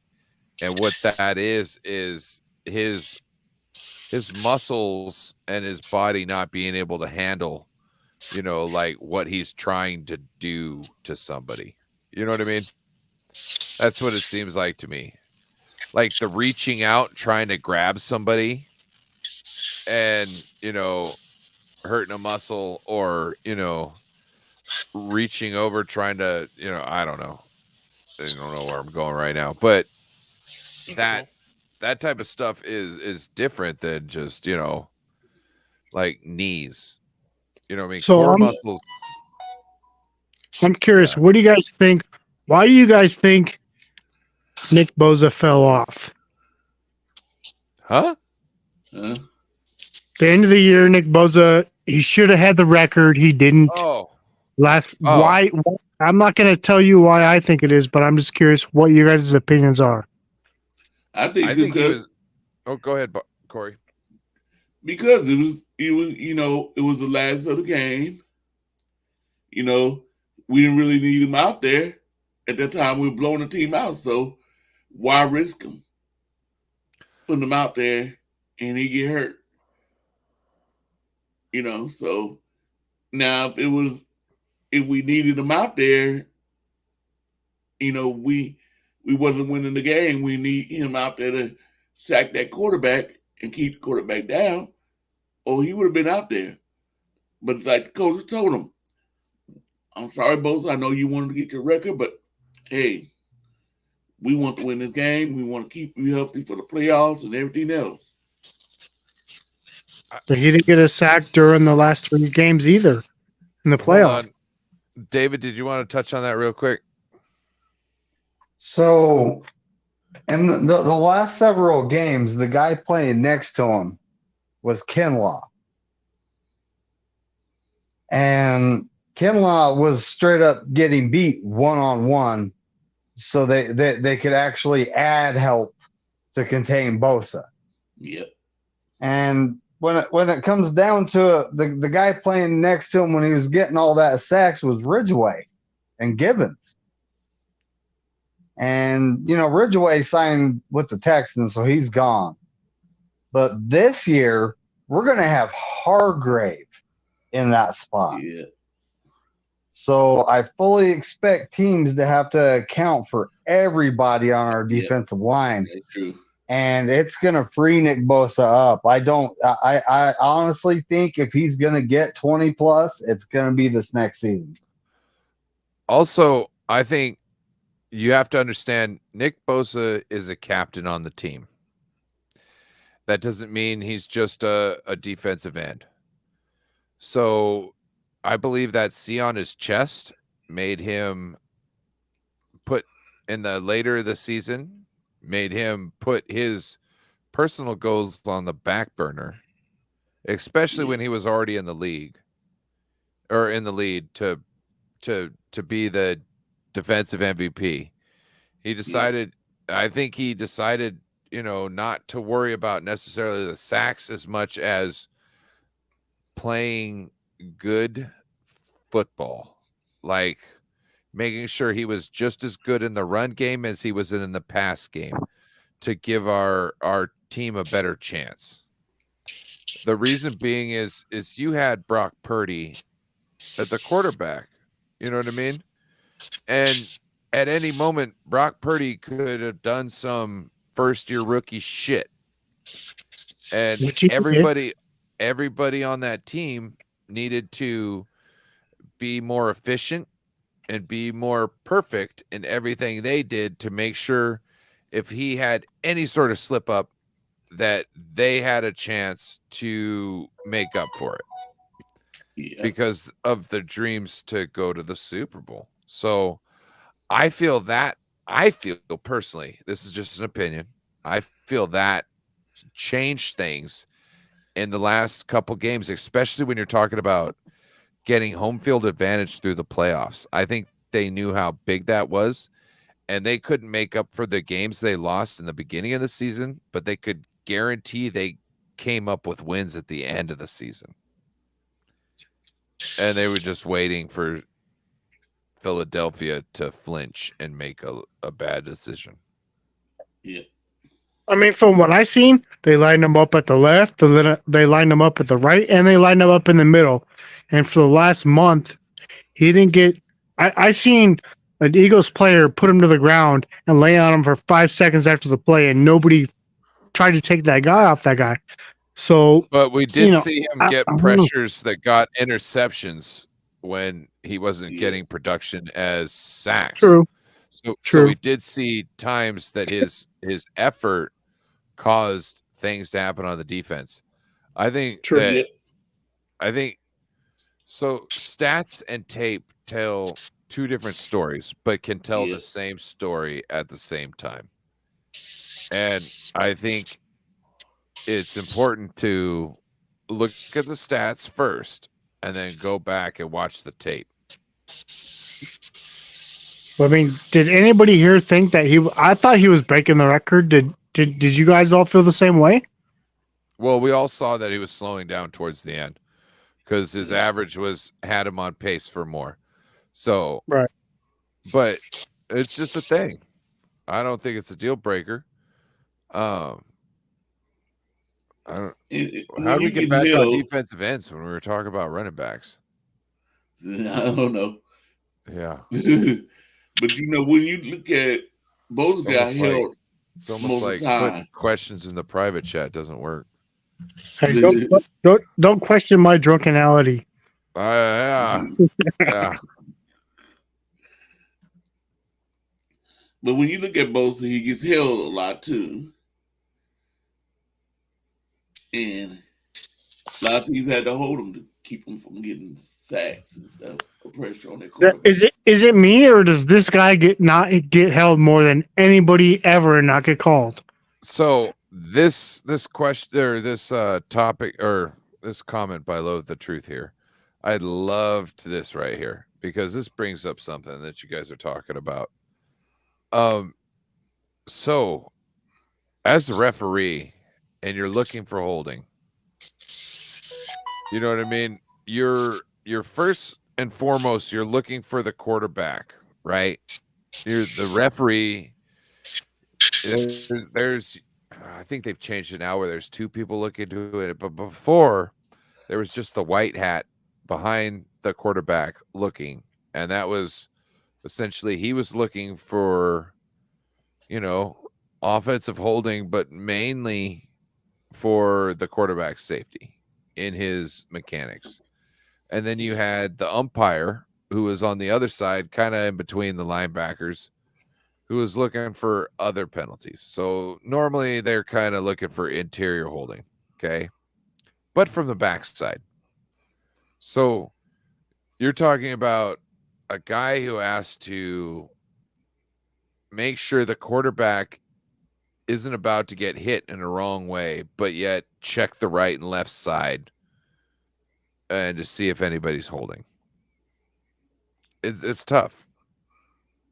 Especially when you as a ref can't just go, oh, I need to look to the side that Bosa's at. Because that in that thinking, teams will be able to pick that up and be able to do things differently on you. You know what I mean? And change the course of games other ways. So you're really in a clusterfuck because they want that. And that's why I think it's so important that some things go to New York and upstairs. That I think play side, you know what I mean? Like play side pass interference needs to be reviewable, but not just reviewable, but like instantly reviewable by the upstairs forces. You know what I mean? Things on the offensive line, like if you're being held within the first 2 seconds of the play or the first second of the game or play, sorry, second and a half or so, I don't think that's an issue. It's being if you're held right when the quarterback's about to throw the ball. You know what I mean? Like right beforehand, those are the more impactful things because there's going to be a lot of things that you can scope out during the play to nitpick. I think the biggest things are the ones at the most crucial points, like at the top, the holding at the top of the route. You know what I mean? The holding at the apex of the corner of the DN's turn. You know what I mean? Those type of things. I think that's what we really need to focus on, and we're not going to be able to do it from regular people seeing it real time and trying to replay back in their head. Because I can tell you one thing, as being a ref, you can see both endings. You can see both endings, and you're questioning yourself afterwards. What did you really see? At times, you know what I mean. So what exactly does Boza have to do? Because I think even as all of us as Niner fans, even if we were non-biased, we would agree that Boza gets held more than anybody. So what does he actually have to do to fix this? I spent all that time talking about how the refs need to change things, and you think it's Bosa that's got to change things? Okay. Well, yeah, because if it's not, they're not going to change it. Okay, so Bosa can't change anything. Okay, so let's stop talking about it. All right, moving on. But you know what, too? I hate, like, if somebody's on the ball's going to the left and somebody on the right side get a foul on the defensive back, get fouled on the receiver. I say, you know, that had nothing to do with the play. Yeah, like Boza's getting blamed, basically, is what I'm trying to get at, right? We're blaming Boza for whatever you want to call it, right? Blending what? What are you talking about? We're blaming. Are we not blaming Boza for basically falling off? Is that not how you guys see it, or how do you guys see it? Who is blaming it? You asked about his production. So essentially the question that you asked, you were blaming him for dropping off. We were making up for it. Now you want to ask us why we were blaming him for dropping off? I'm asking what he has to do to correct it.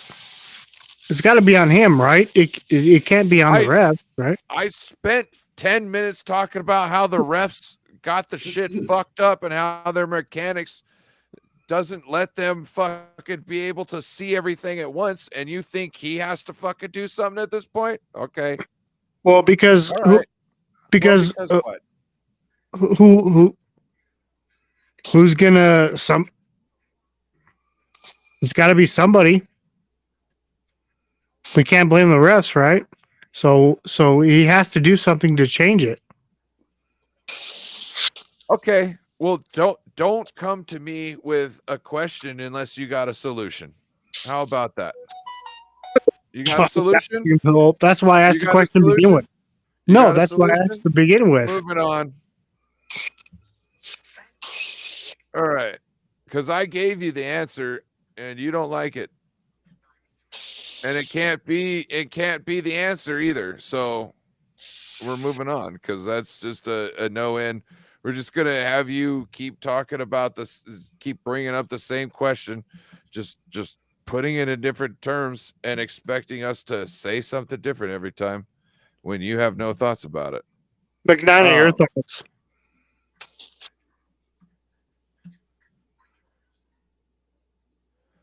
All right, so like we were on running backs. I remember that. It was probably about a good 45 minutes to an hour ago. No. McNiner, I got a question for you. As far as we are in free agency, are we better of a team than we were at the end of the season? And I'm talking Brock Purdy can't start week 1. We're talking about Sam Darnold's not starting week 1. Not to say that he can't. I'm just saying in this hypothetical, they don't. And we don't know who's playing nickel and right tackle and the other edge. Are we in a better situation than we were at the end of last season?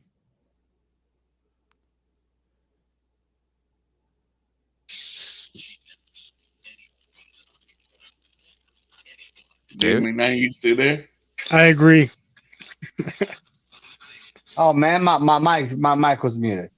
But I'm gonna say right now no, because the right tackle position, losing Jimmy Ward is a good player, and we don't know what Oliver's going to bring to the table. Yeah. When it comes to the nickel, we're going to have either Oliver or Womack, and we haven't seen this on the field yet. So right now I'm going to say no. I'm honestly thinking we're right at where we were, but we need to do something at right tackle. If we do something at right tackle and improve that spot over McGlinchey, then hell yes, we are. Do you think we have any options? I honestly like the kid Blake Freeland out of BYU. I've watched him play. I'm a Utah fan, but I still watch BYU. I watched him play. I watched him bully some pretty good players.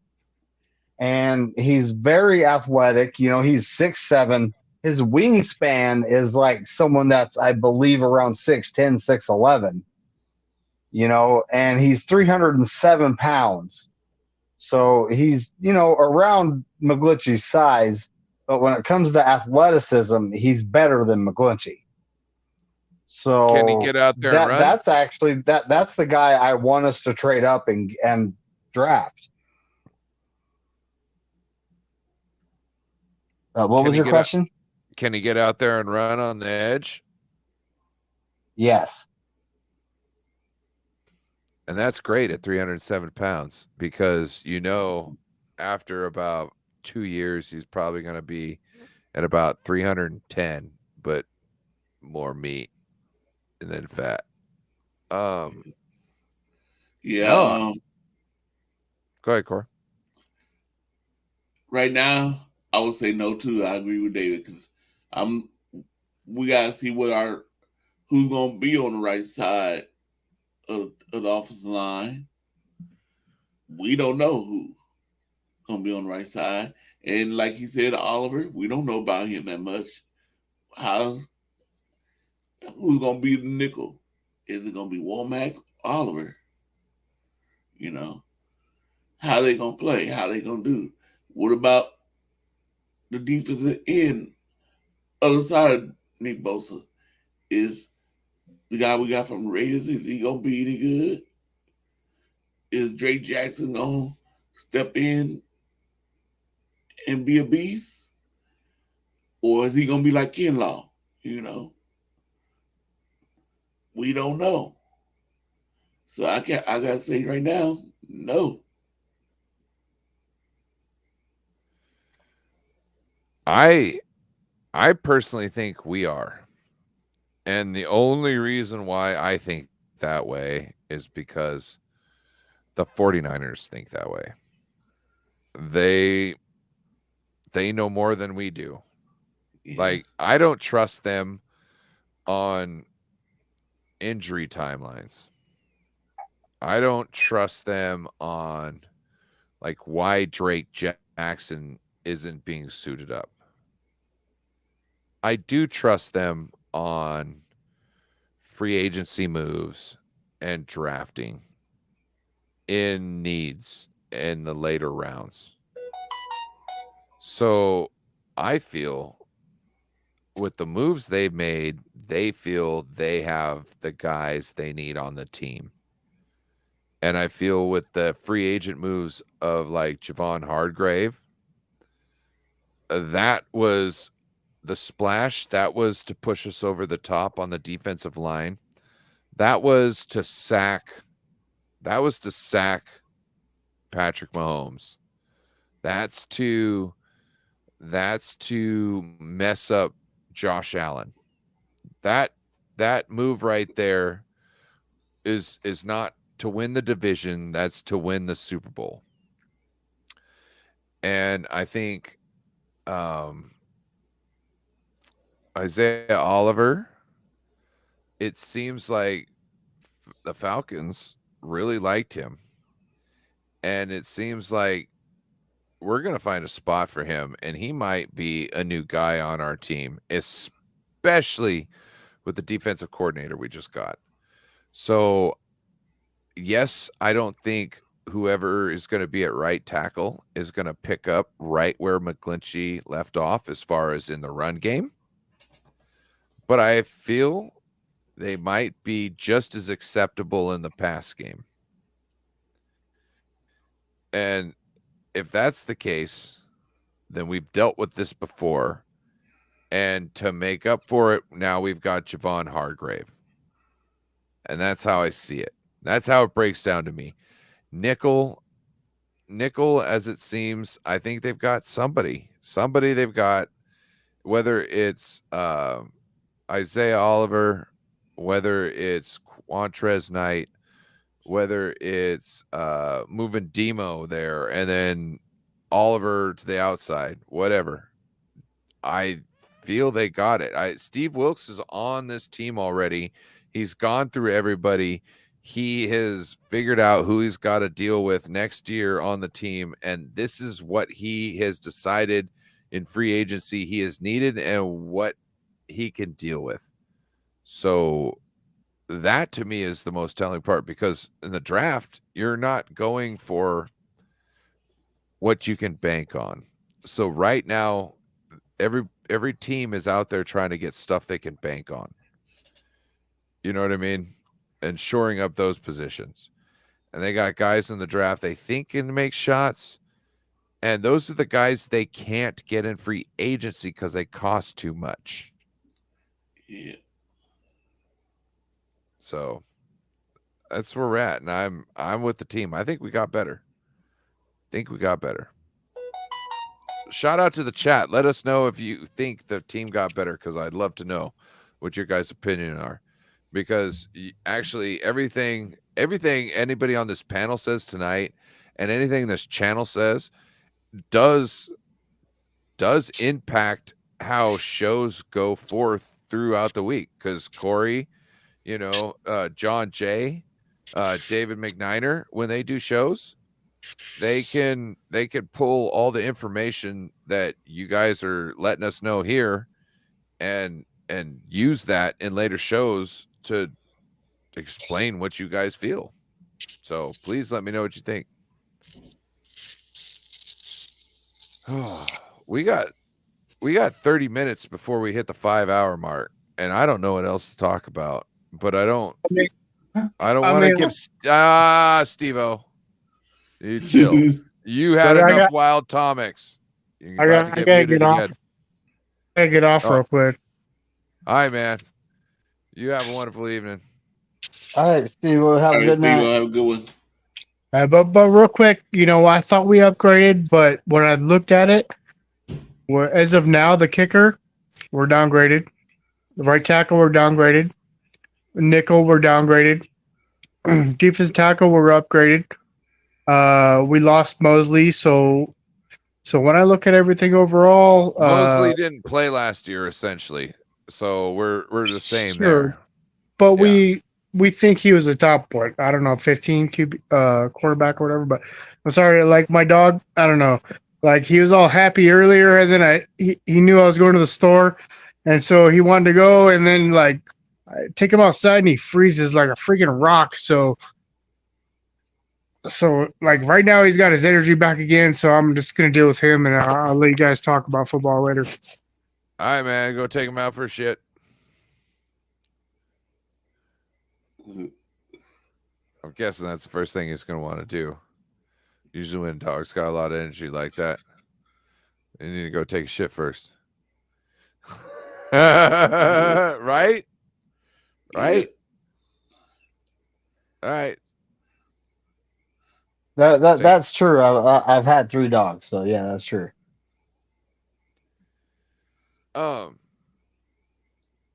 Any topics you two gentlemen wanted to bring up? Anything pending that you think we have left off the table tonight?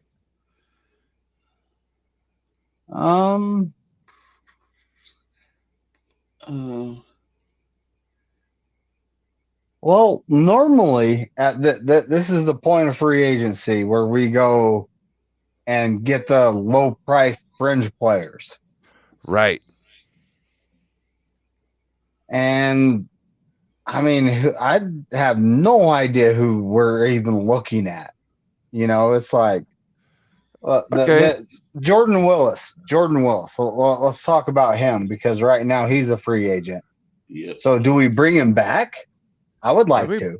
I would like to. Let me bring up the Jordan Willis. I like. Let me bring up the free agent list from the Discord channel here. Shauna, I need to get this Discord channel rocking. Like, I need to get everything going to where we can get our links up in here and all this stuff. Corey, shout out Corey. We're gonna have to get you in here too. Let's get. I downloaded the Discord app, but I have no idea how that works. I got to look into that stuff. Yeah, hey, watch a couple YouTube videos on how to use it. Don't worry about setting up your own channel. Just learn how to like navigate the interface. You know what I mean? Because that's the big thing. Because starting your own channel is like, if Bryant's got a channel, Corey got a channel, Ryan got a channel. Whose channel are we always talking on? You know what I mean? It's all spread out. You know what I mean? Like it's all just. That's why I created the. Oh, hold on. Forgot the name of it. That's bad. That's horrible. The Bay Area Sports server on Discord. And I think we're going to change the name again and just kind of move it into just 49ers. But let me share my screen and we can get into. Why is Steve-O still here? I thought he was going to go check out the dog. Here. He probably did. Yeah. Okay, let's get to defensive end.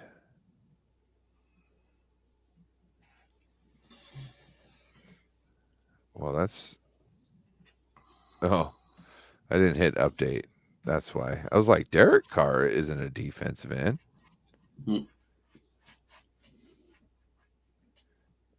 I'm looking at tight ends right now. You're looking at tight end. I was looking at DNs to try and see who we could sure up. Like Frank Clark's here. Let's see what he's worth. 12. Ooh.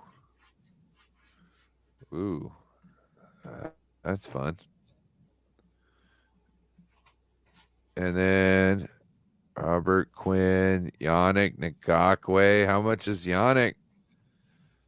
New price for 14. Oh, how is he more than Frank Clark? Does that make sense? Maybe it's got something to do with his age. Frank Clark, 29. Yannick Ngakoue. Oh, 27. 27. Okay. Clowney, Clowney, which I don't see us bringing in Clowney because he's kind of like we brought in Javon Hargrave, so he's not known for being a run blocker. That doesn't mean he can't contribute in the run game on this team, but let's just say he's not known for it right now, so we can't guarantee that. So we kind of want somebody who can kind of contribute in the run game also. That's why I like Yannick Ngakoue. Jadeveon Clowney, not so much, especially after the years go on. How much of Clowney looking at? I don't know. It doesn't have a market value on him. Ashawn Robinson here. I'm about to check him out. If the button. Oh, he's $8 million. Ashawn Robinson. What's his stats? David McKnight, you know anything about him? Who? Ashawn Robinson. Ashawn Robinson. Nope. That's probably a guy we'll sign though, because we know nothing about him. Yeah. Akeem Hicks. Akeem Hicks. That's another guy. Oh, bro. Hold on. I would. Calais Campbell, but he's 36. Yeah. He doesn't have his stuff posted. It's probably because it's not determined yet. Puna Ford. Is he still free? Nobody's got Puna Ford locked up yet. 27, 9.2. Ooh.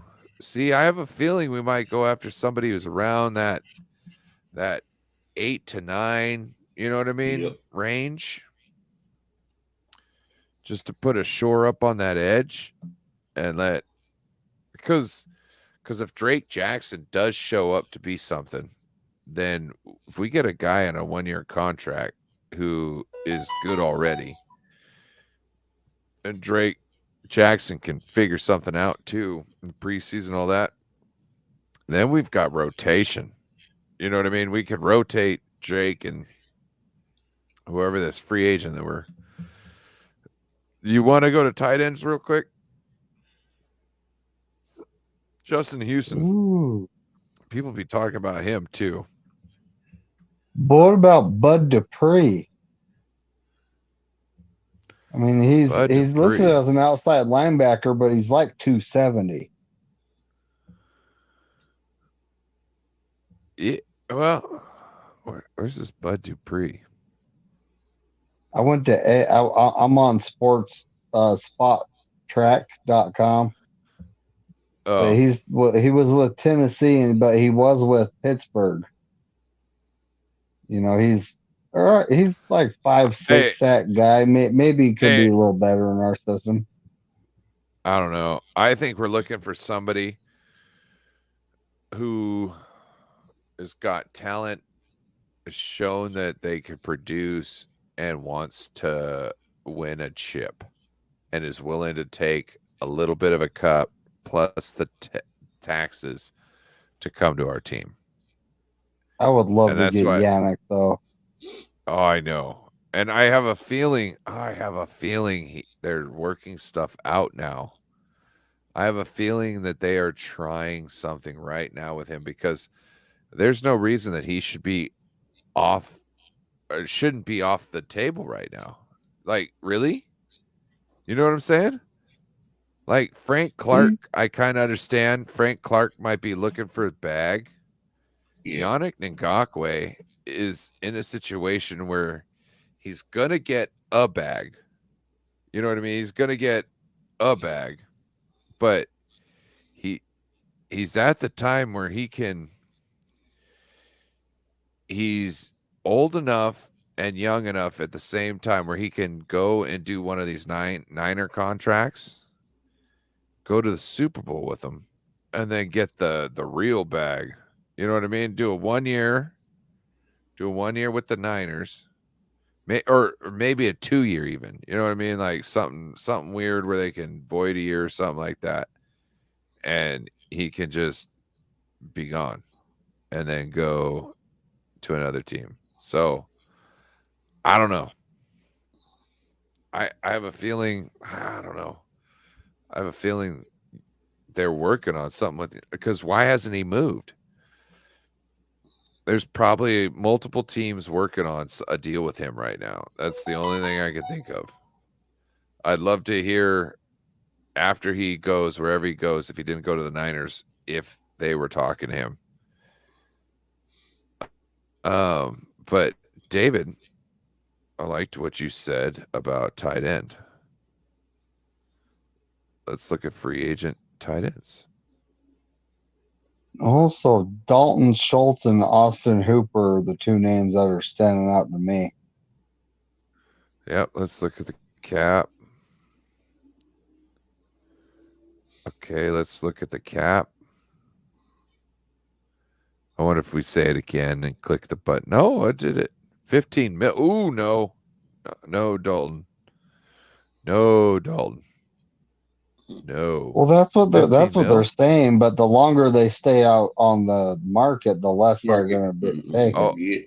Oh, I got you. But why wouldn't you pick a defensive edge that we were looking at that has more production for less money? We could get even though their value could probably stay and hold long term. What's Austin Hooper's market value? Oh, my internet connection is probably shit right now. So I guess that's the problem. Austin Hooper, 6.7. What's his stats? I love how it doesn't tell you his stats. It just says like, oh wait, here. Oh no, it's just statistical comparisons. So it doesn't tell you his stats. It just tells you other people's stats who he compares to. That's genius. This is genius. Mm-hmm. If only, you know what? Only we had fans running this shit.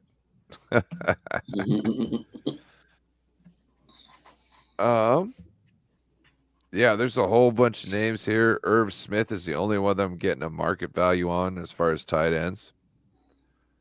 I think we need to draft somebody. Is Ross Daly still a free agent? Have anybody picked him up yet? Who? Ross Daly. What's his name? Ross Daly, our tight end. No, he's still sitting there. I know. Yeah, he's still sitting there. I like him. Yeah, he's right here. I like him, but 28. Wait, 28 years old. I'm gonna look up Austin him, Hooper's stats here.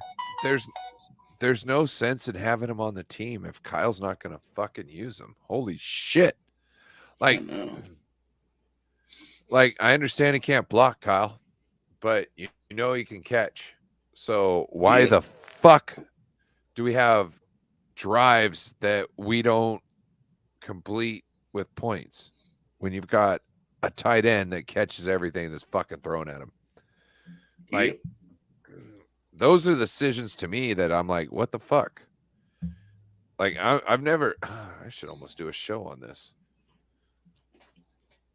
You know what? I might have to do a what the fuck Kyle show. I like it. But yeah, just like you don't use check, just like, you know what I mean? Like, I don't understand why he doesn't use certain positions like this, or certain people in positions like this, because a tight end on third down that always catches the ball. Holy shit. Tell me a team that wouldn't fucking love one of those. Yeah. You know what I'm saying? Oh, yeah, we should. He should be out there on third downs. Oh, fucks. Put him out in the split where some fucking slot guy's got to fucking try and fucking got to guard him on a slant that he fucking catches. You know what? 110 times out of 100. Austin Hooper was with Kyle Shanahan in 2016. Oh, you trying to bring back trees, huh? But you trying to drop trees in this, huh? Well, and in 2022, he was the backup tight end because he only started 2 games. But he had 41 receptions, 60 targets, 444 yards, 2 touchdowns. I mean, I'm sorry. for a just number 2 tight end, that's pretty good. Yeah, we need a guy who could be a number 1 tight end. And that's the thing. We see, this sounds so horrible because like here we are, the Niners. We got somebody who can be a number 1 tight end on any team in the league -1. And the only reason why I say that is because of scheme. Like Kittle's not gonna be better than Kelsey in Kansas City scheme. But Kittle will be better than any other tight end in any other team's scheme because he can do so much. Cameron Brate. Cameron. We talking about free agents? Yeah, I'm trying to let. I mean, they typically rank them like that's probably the top 3 tight ends we're looking at there. That's 6'5", 31 years old. Come on, that's kind of old, but that's why the Sam Laporta guy is so amazing in this draft. If we could find a way to get him, like I'd take him over a right tackle. The reason being is because whoever's playing at right tackle, you could put George Kittle on the other side of him, give him some help, and that D end isn't going to know if Kittle is going to block him or not at any point in time, and Kittle can always act like he's going to and then break off into coverage, giving that tackle more time. It's like a fake block. You know what I mean? It's just a hezzy. And you could have Sam Laporta on the other side where everybody except the offense thought it was going to be a run and now it's a pass. You know what I mean? Like there's so much you can do there. And I think adding another player like that, going all in for somebody like that might pay dividends because our 22 personnel could be the new 21 personnel. And if you want to talk about having to make a decision on getting rid of Debo or Brandon Ayuk, imagine being able to switch up from the 21 personnel where you had Brandon Ayuk in there to a 22 personnel, a 21 personnel where you had Debo in there to a 22 personnel where you had another George Kittle. You know what I'm saying? It could be essentially the same offense, but just in a different package. You just lose Debo as like that weapon, and you gain another wide receiver as a tight end and a blocker. So to me, it makes you more physically dominating. Like that might be a really big move if you were to move off Debo to get capital to get Sam Laporta, and then maybe try and get a right tackle. Imagine that. I know you don't want to face the cap hit from moving off of Debo right now, but imagine that if you could get a Sam Laporta and him be another George Kittle and be able to get a tight end, a right tackle, that would be amazing. I would be happy with just those 2 rookies this year because of how Kyle plays rookies. But so Dalton Schultz, he missed 4 games, but he had 57 receptions, 577, and 5 touchdowns. The year before, he missed 2 games. He had 78 for 808 and 8. That would be he's legit when it comes to tight ends. Yeah.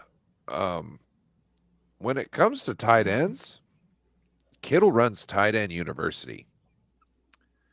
So any tight end in the league that I was looking at, I would go to George Kittle first, and I'd be like, "Hey, bro, what's your thoughts?"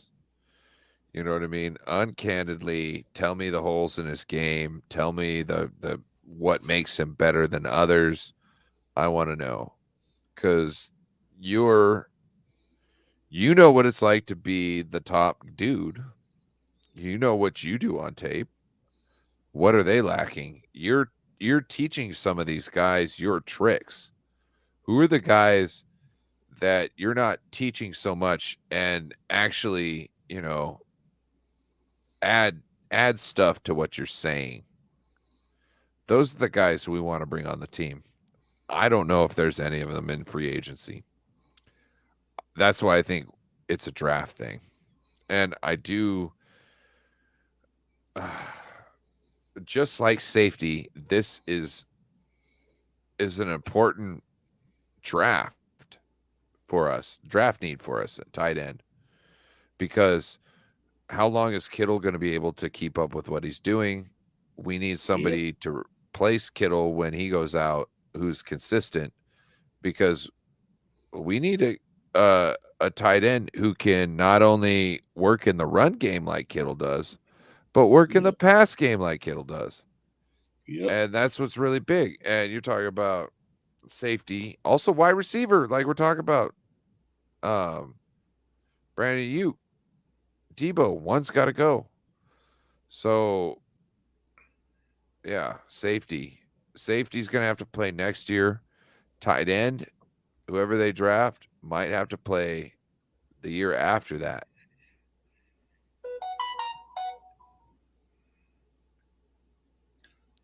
Yeah, no, I'm actually looking at right tackles right now, and it's like, we're talking about right tackles now. I had a question in the private chat. Oh, what's that, Bogor? I said, should we be looking to draft a fullback? Because how old is Kyle Juszczyk? How long are we gonna have him? Dude, there's a guy that keeps, whenever I do a mock draft, he keeps showing up, and he's from NDSU, same school as Trey Lance. Yep. And I actually I looked at his numbers, and I'm looking at him like, is he seriously going to fall to the 7th round? Dude, don't you remember? I think we did a draft and build. I think I did a draft and build. You know, I need to do more of those. That was fun. Did a draft and build, and I drafted him, and we put him as the tight end. Yeah, we did. Yep. Because, yeah, he's short, but he knows how to block people. So, what's the difference between a tight end and a fullback in our scheme, as long as they can run routes? Yep. And block on the line. Like, you don't need height to block on the line. You don't even need height to catch. You just need to get open. You know what I mean? So, like, Kyle Juszczyk gets open. He's not tall. So, the way I see it, I'm not worried about it right now, because I don't think this is the time. He's not like they use him on short down yardage all the time to open the hole. Yeah. He's more of a mobile blocker / receiver. They pass to him more than they hand off to him. Yeah. Which I don't mind, because I don't think he's that good, other than when it's a sneak play. When it's a sneak play and nobody's accounting for him, he can get a good 3 to 5 yards. Yep. If we've used that play lately, they're all over it. So I don't think of using him short yardage is carrying the ball. And it's not like we short yardage and have him lead up the gut with it. It's always something to the side. So, like, we're looking for a different fullback. Hokett is probably the best guy we ever had to fill his role. But the 49ers are going to find somebody, and it's going to be the same make and model. You know what I mean? Like, it's going to be a guy who is not so big, who can run in space, who can make decisions on the fly. Because that's one of the biggest things about fullback in this system, especially in tight end also, because they share the same roles, is because you have to figure out who's going to be your guy and who's going to be the other guys. You're first, depending on if you're first to the party or not. You know what I mean? You have to make a decision. If this guy's too far upfield for me to make a good block on him, okay, that's the next guy's. I got to go upfield and find the next guy. And the guy behind me has to pick up that other guy. And the guy behind him has to be smart enough to see what's going on and see that guy immediately go upfield and go, okay, I'm all in on this guy who he left. You know what I mean? And sometimes that's what makes the best holes. You know what I mean?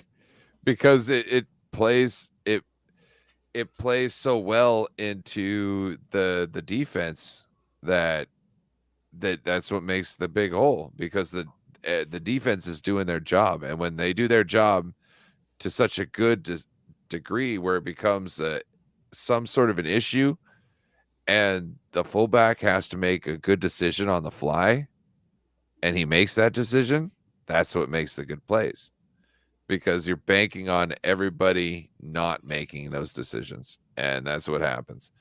So to have those smart people in those positions making those decisions is really the key to the scheme of the 21 personnel.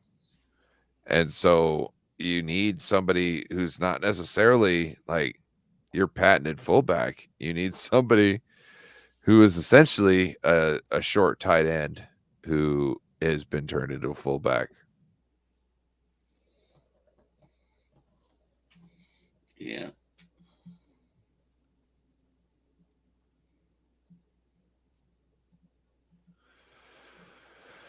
As to better or worse, we lost because of tight end 2. So would say worse. We lost because of tight end 2. We lost because oh yeah. Well, I don't know. You can definitely say that. I'm not gonna say you can't. But you can also say that it was to the initiative of a defensive player to just forget everything and just play fast and just go. You know what I mean? So yeah, yes and no at the same time. Yes and no. It's a good 50-50. But gentlemen, we have broke. Well, 2 minutes will break the 5-hour mark, but that doesn't matter. It's midnight. Unless you guys want to go on any further, I don't see the need to. I would like you guys to shout out anything you got going on. I'll start with Corey. Corey, let people know where they can find you at. You can find me at Corey Davis, KoreyDavis. And you can find me on Facebook at Corey A. Davis. And Twitter, I can't remember what. I think it's Corey Davis on Twitter. And on Instagram, same thing, Corey Davis. But I have going on Sunday. gonna be going over everybody's winnings, and what you miss, what people miss on our Thursday trivia. Or a little recap show. And Yep. For everybody out there, it's at Corey Davis 1 for Twitter. Just so you know. I didn't know. I can't remember what I put. You're good. I knew I had it on the other tab. I checked it out real quick for you. Want everybody know. And that's pretty much it. I'm trying to work on getting another Raider fan so we can talk about their favorite quarterback, Jimmy G.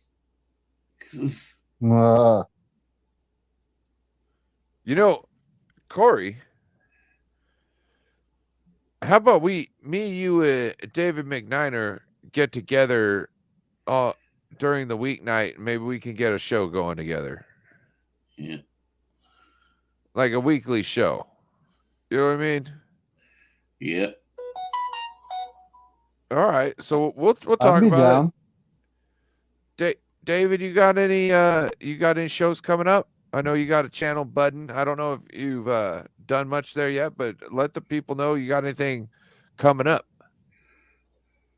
At this point, I'm gonna be on with Corey on Sunday. I'm always on with him. Monday, I was actually gonna start doing a show with Wolf, but he had wife get in the way, so that's not happening. Bryant, I'm always on with Bryant Saturday morning, which is actually tomorrow morning. Bryant's coffee Niner talk, which I'm not sure if he's doing because of the newborn, but if he can wake up, I bet he will. He said I'll be on tonight if I can. I was like, don't you worry about it, sir. You just take care of the missus, and that's the only thing you need to worry about. Yep. You know what I mean? Like, yeah, they gotta get I didn't even send him the link. Youngin. Yeah, I didn't even send him the link. Settled in though. Yeah. So yeah, no, but I think that I told Bryant, I said, I think that morning show is a great idea for you. I told him even like during the week, if you can, I think that's a great spot because, Bryant's such a fan and he likes to watch the shows that why do you want to have a show when most of the people you like to watch are having a show? So, you know what I mean? Like that morning time is a great time for him. And I think, everybody in the chat, go out, subscribe to Bryant Culp. His link's probably in the chat too. I think I still got it in here. Most of these guys that come in airways, I try to put the links in the chat because, give them their shots. Yeah. Next week, always tune in. I always got a show at least one night a week, whether it's on my channel or not. Usually I try to have some. Lately, I've been trying to have something on my channel each night. So please make sure to subscribe, tell your friends to join shows and whatnot, share the links, all that good stuff. Promote this stuff. Get these other guys in there too. David's got a channel. I think his stuff's in the description also. I think Bryant, Corey, David should all be in the description. Let's get these guys going. Love the Friday night shows. Thank you, Nathan. We like having these shows for you. That's why we come here. We like the conversation. Except for when Steve-O's talking crazy shit. Joking, Steve-O. Just having to give you shit. Hope the dog and you are having fun. But with that, want to thank you all. Oh, anything, Corey? Aren't you doing the NWO show on your show channel? Oh no. So that was this Monday. You can actually go check it out in the videos on the channel. That was this Monday. Next week should be, I believe, on Bashar's channel. So 49er Minded. And then Tuesday, it'll be 49ers and Friends on my channel. And then Wednesday will be a show with Joe Stevens and I on my channel. And then Thursday will be a show with Raj from our San Francisco 49ers on his channel. And then a show with Platform 246 on my channel. And then we'll be right back here doing the Friday night call-ins on Friday night. And that's my week as far as I know it. Yep. But I'll probably get a couple more shows in there. I'm going to figure something out. Thursday, you be with us doing trivia night on Thursdays. Yes, I'll be usually tap in at the end of Thursday night at Corey's show. Also, well, anytime I see Corey going live and he's got the link open, I'm usually in Corey's channel. So it's good to subscribe to Corey if you like me and the content, because I will always show up over there to support Corey because he's such a good person in the community. So, and I like talking with him. So, Nathan wishes us a very good night. And with that, we're out. Well, wait. Peace out. Go Niners. Go Niners. Want to thank everybody that joined in tonight. First and foremost, without you, we're not doing anything. We're talking to ourselves. And I appreciate all your input this evening, even though I wasn't so lively or so caught up in the chat. I'm sorry, I was a little inebriated. But with that, again, I want to thank you all for tuning in. Bang, bang, Niner gang. Niner gang. Yep.